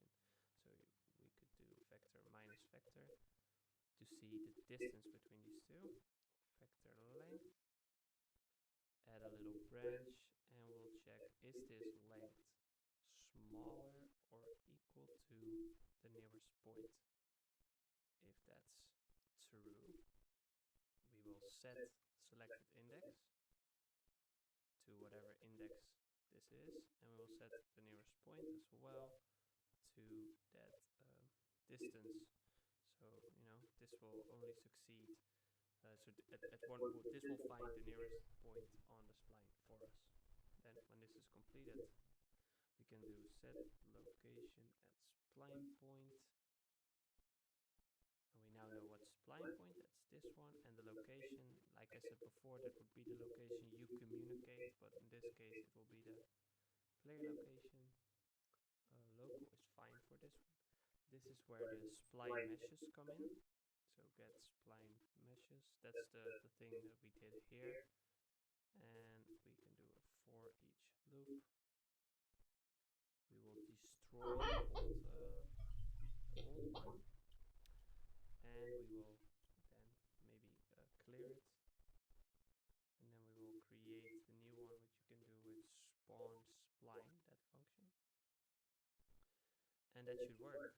Now, let's take a look at this example. I set up a bunch of spline points, so there is room to grow for this village, quote unquote. I called it testing, and now it should update to our play location. So when I press play, we wait a few seconds. 1, 2, you can see it goes to us. It expands. And when I step in, 1, 2, yeah, we get that little, we're in. I can make that a bit faster, but you know, the interval check is really slow. But if I make that 0. Let's make it 0.1, and let's split this so it looks a little bit better. Now, as you could see, there was a lag spike. We'll look at it again. It's not as this bad always.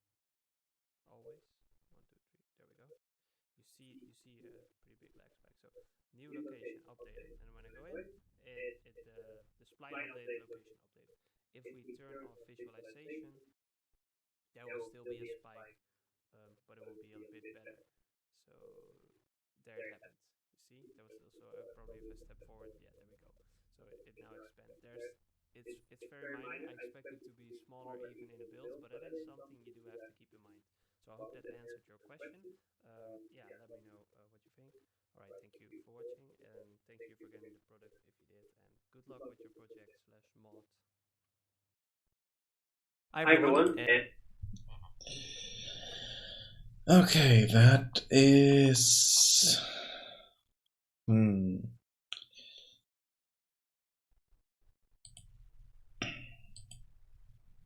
It's interesting. I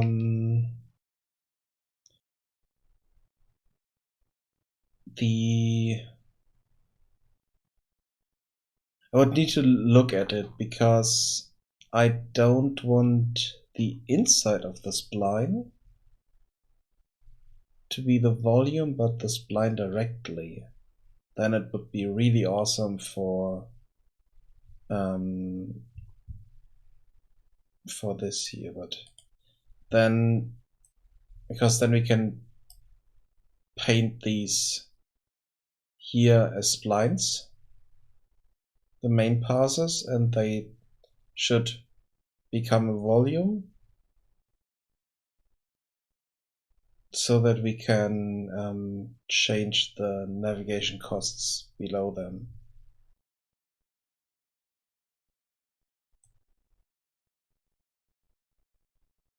So yeah, that's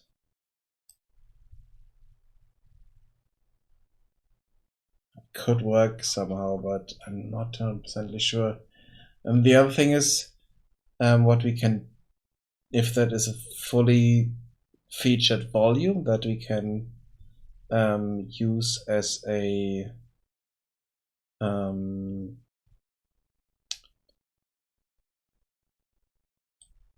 nav modifier volume.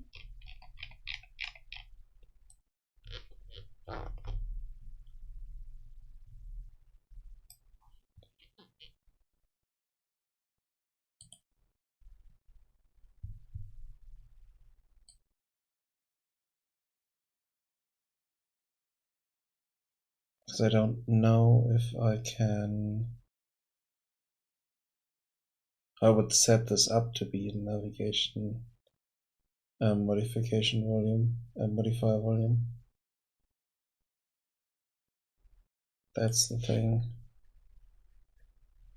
Because he's doing stuff inside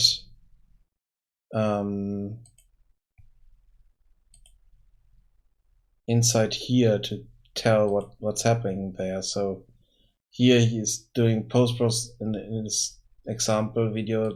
He was doing post-process stuff. And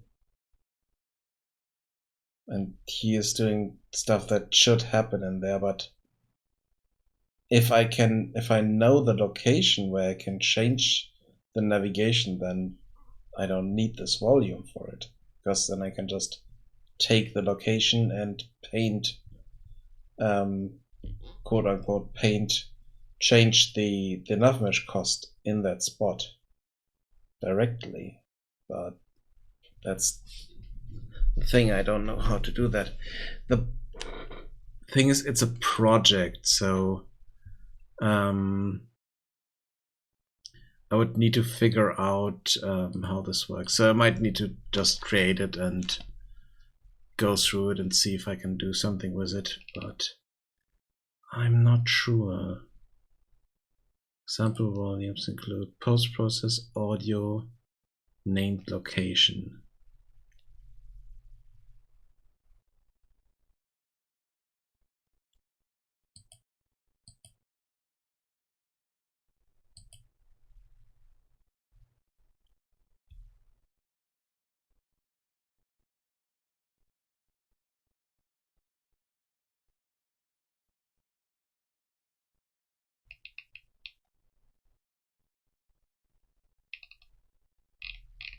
Let's see. Questions.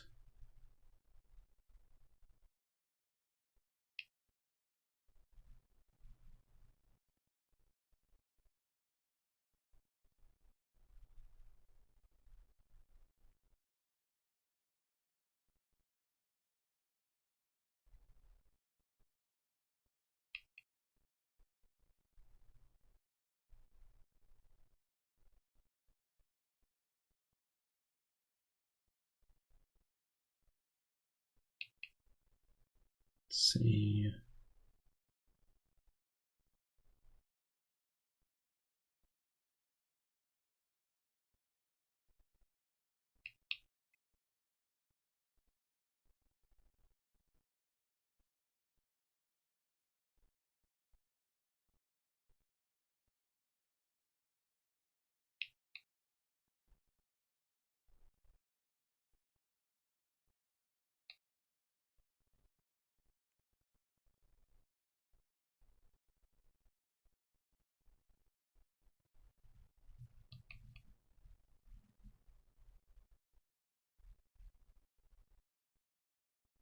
Okay, this is something that might be an issue, because I don't think you can do you can change the nav mesh with it. I mean, it's free, so I will have a look at it, but I wouldn't buy it to just test it out.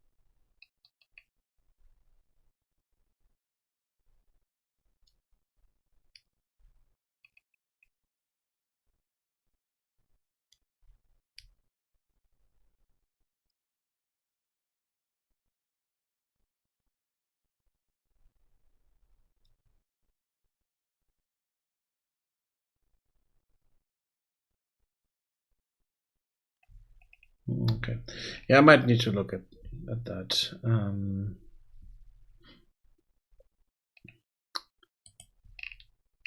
Sometime during the week. Let's see.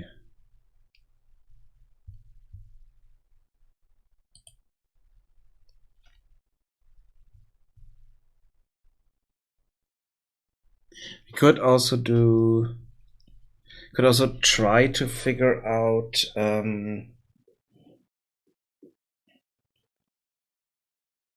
completely different system.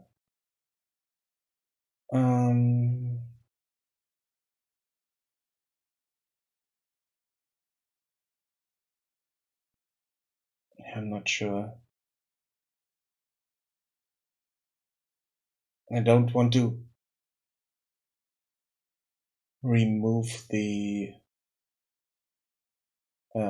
free movement completely, so because I definitely need this for the first few passes, that they are moving around freely and painting the passes.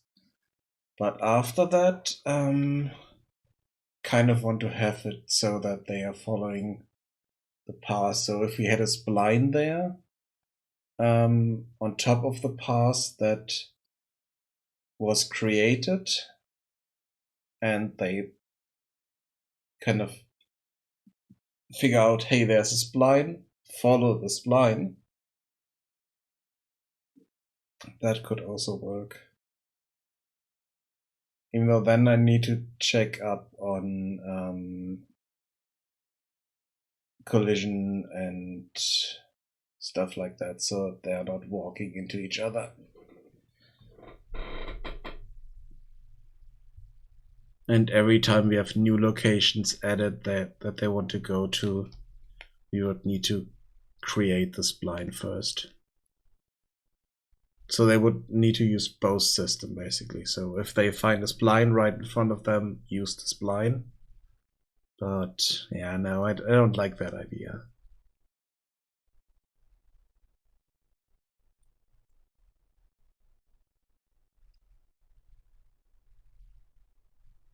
Because I would need to keep both systems working in parallel. And if the spline is close, use the spline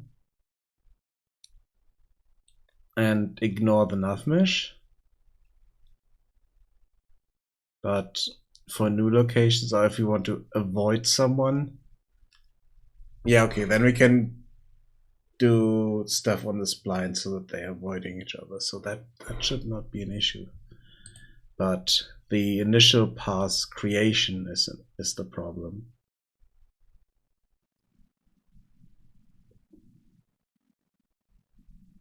I mean, it would be easier if I just had Settlers 2, 1 and 2 passes that are just between flags, and they would just follow the pass. That would be a lot easier. So, but I don't want that. So yeah, that could be a problem.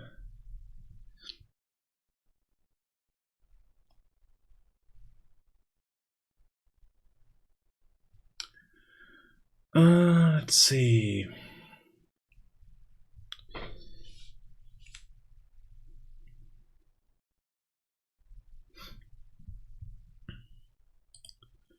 So we did change the worker type and all that. So that worked.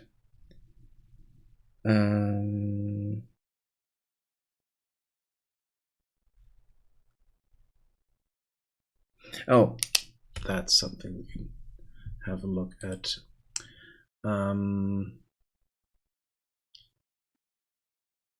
That's not here, but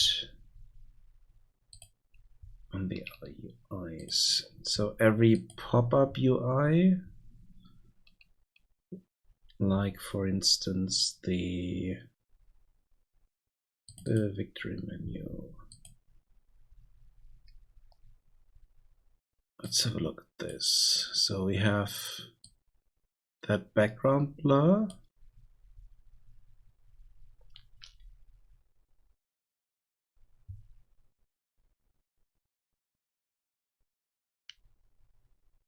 That should block everything that's below it.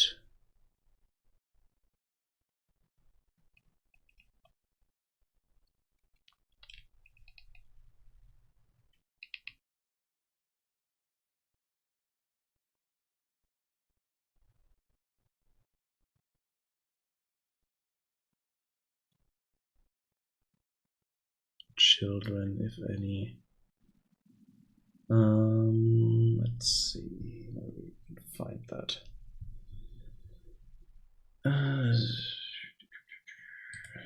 Let's have a look here. Memory engine.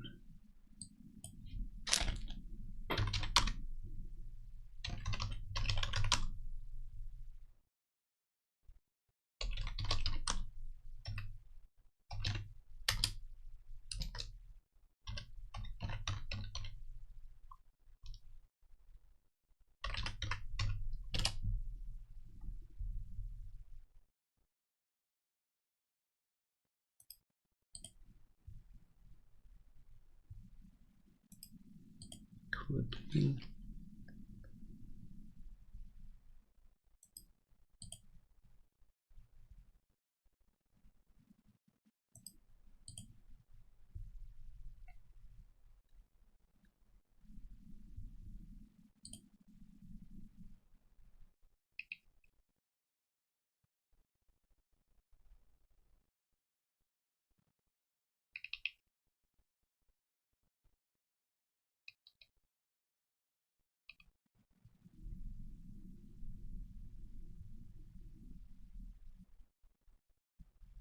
That should not interact with the mouse as not hit testable.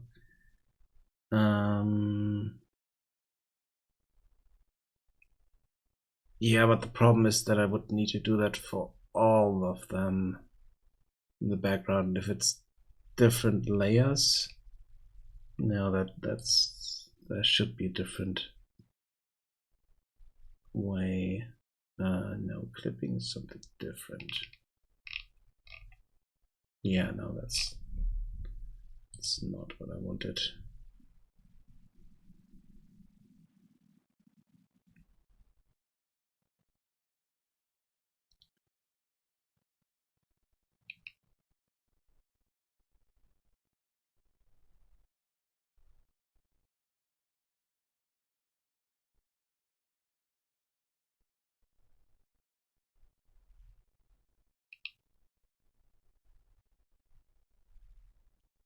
Handled on the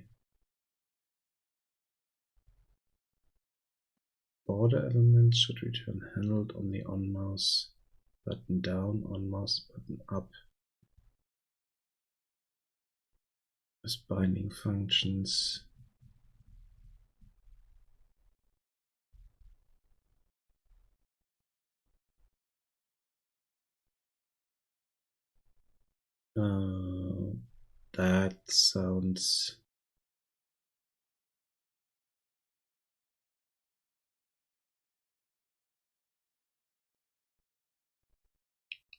That sounds really strange.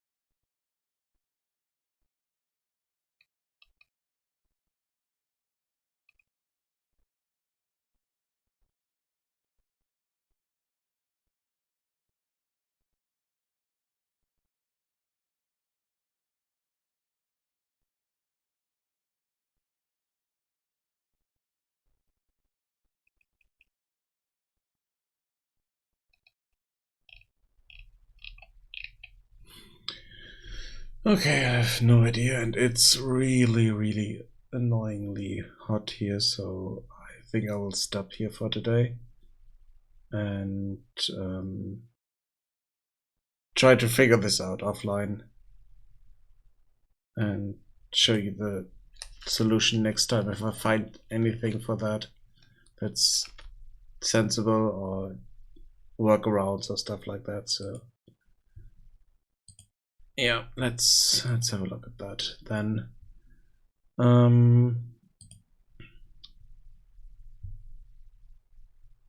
I will be back next weekend, and hopefully the weather changed by then. I kind of doubt it, but hope to be a bit more awake and able to do stuff. So, yep. Bye bye. See you then.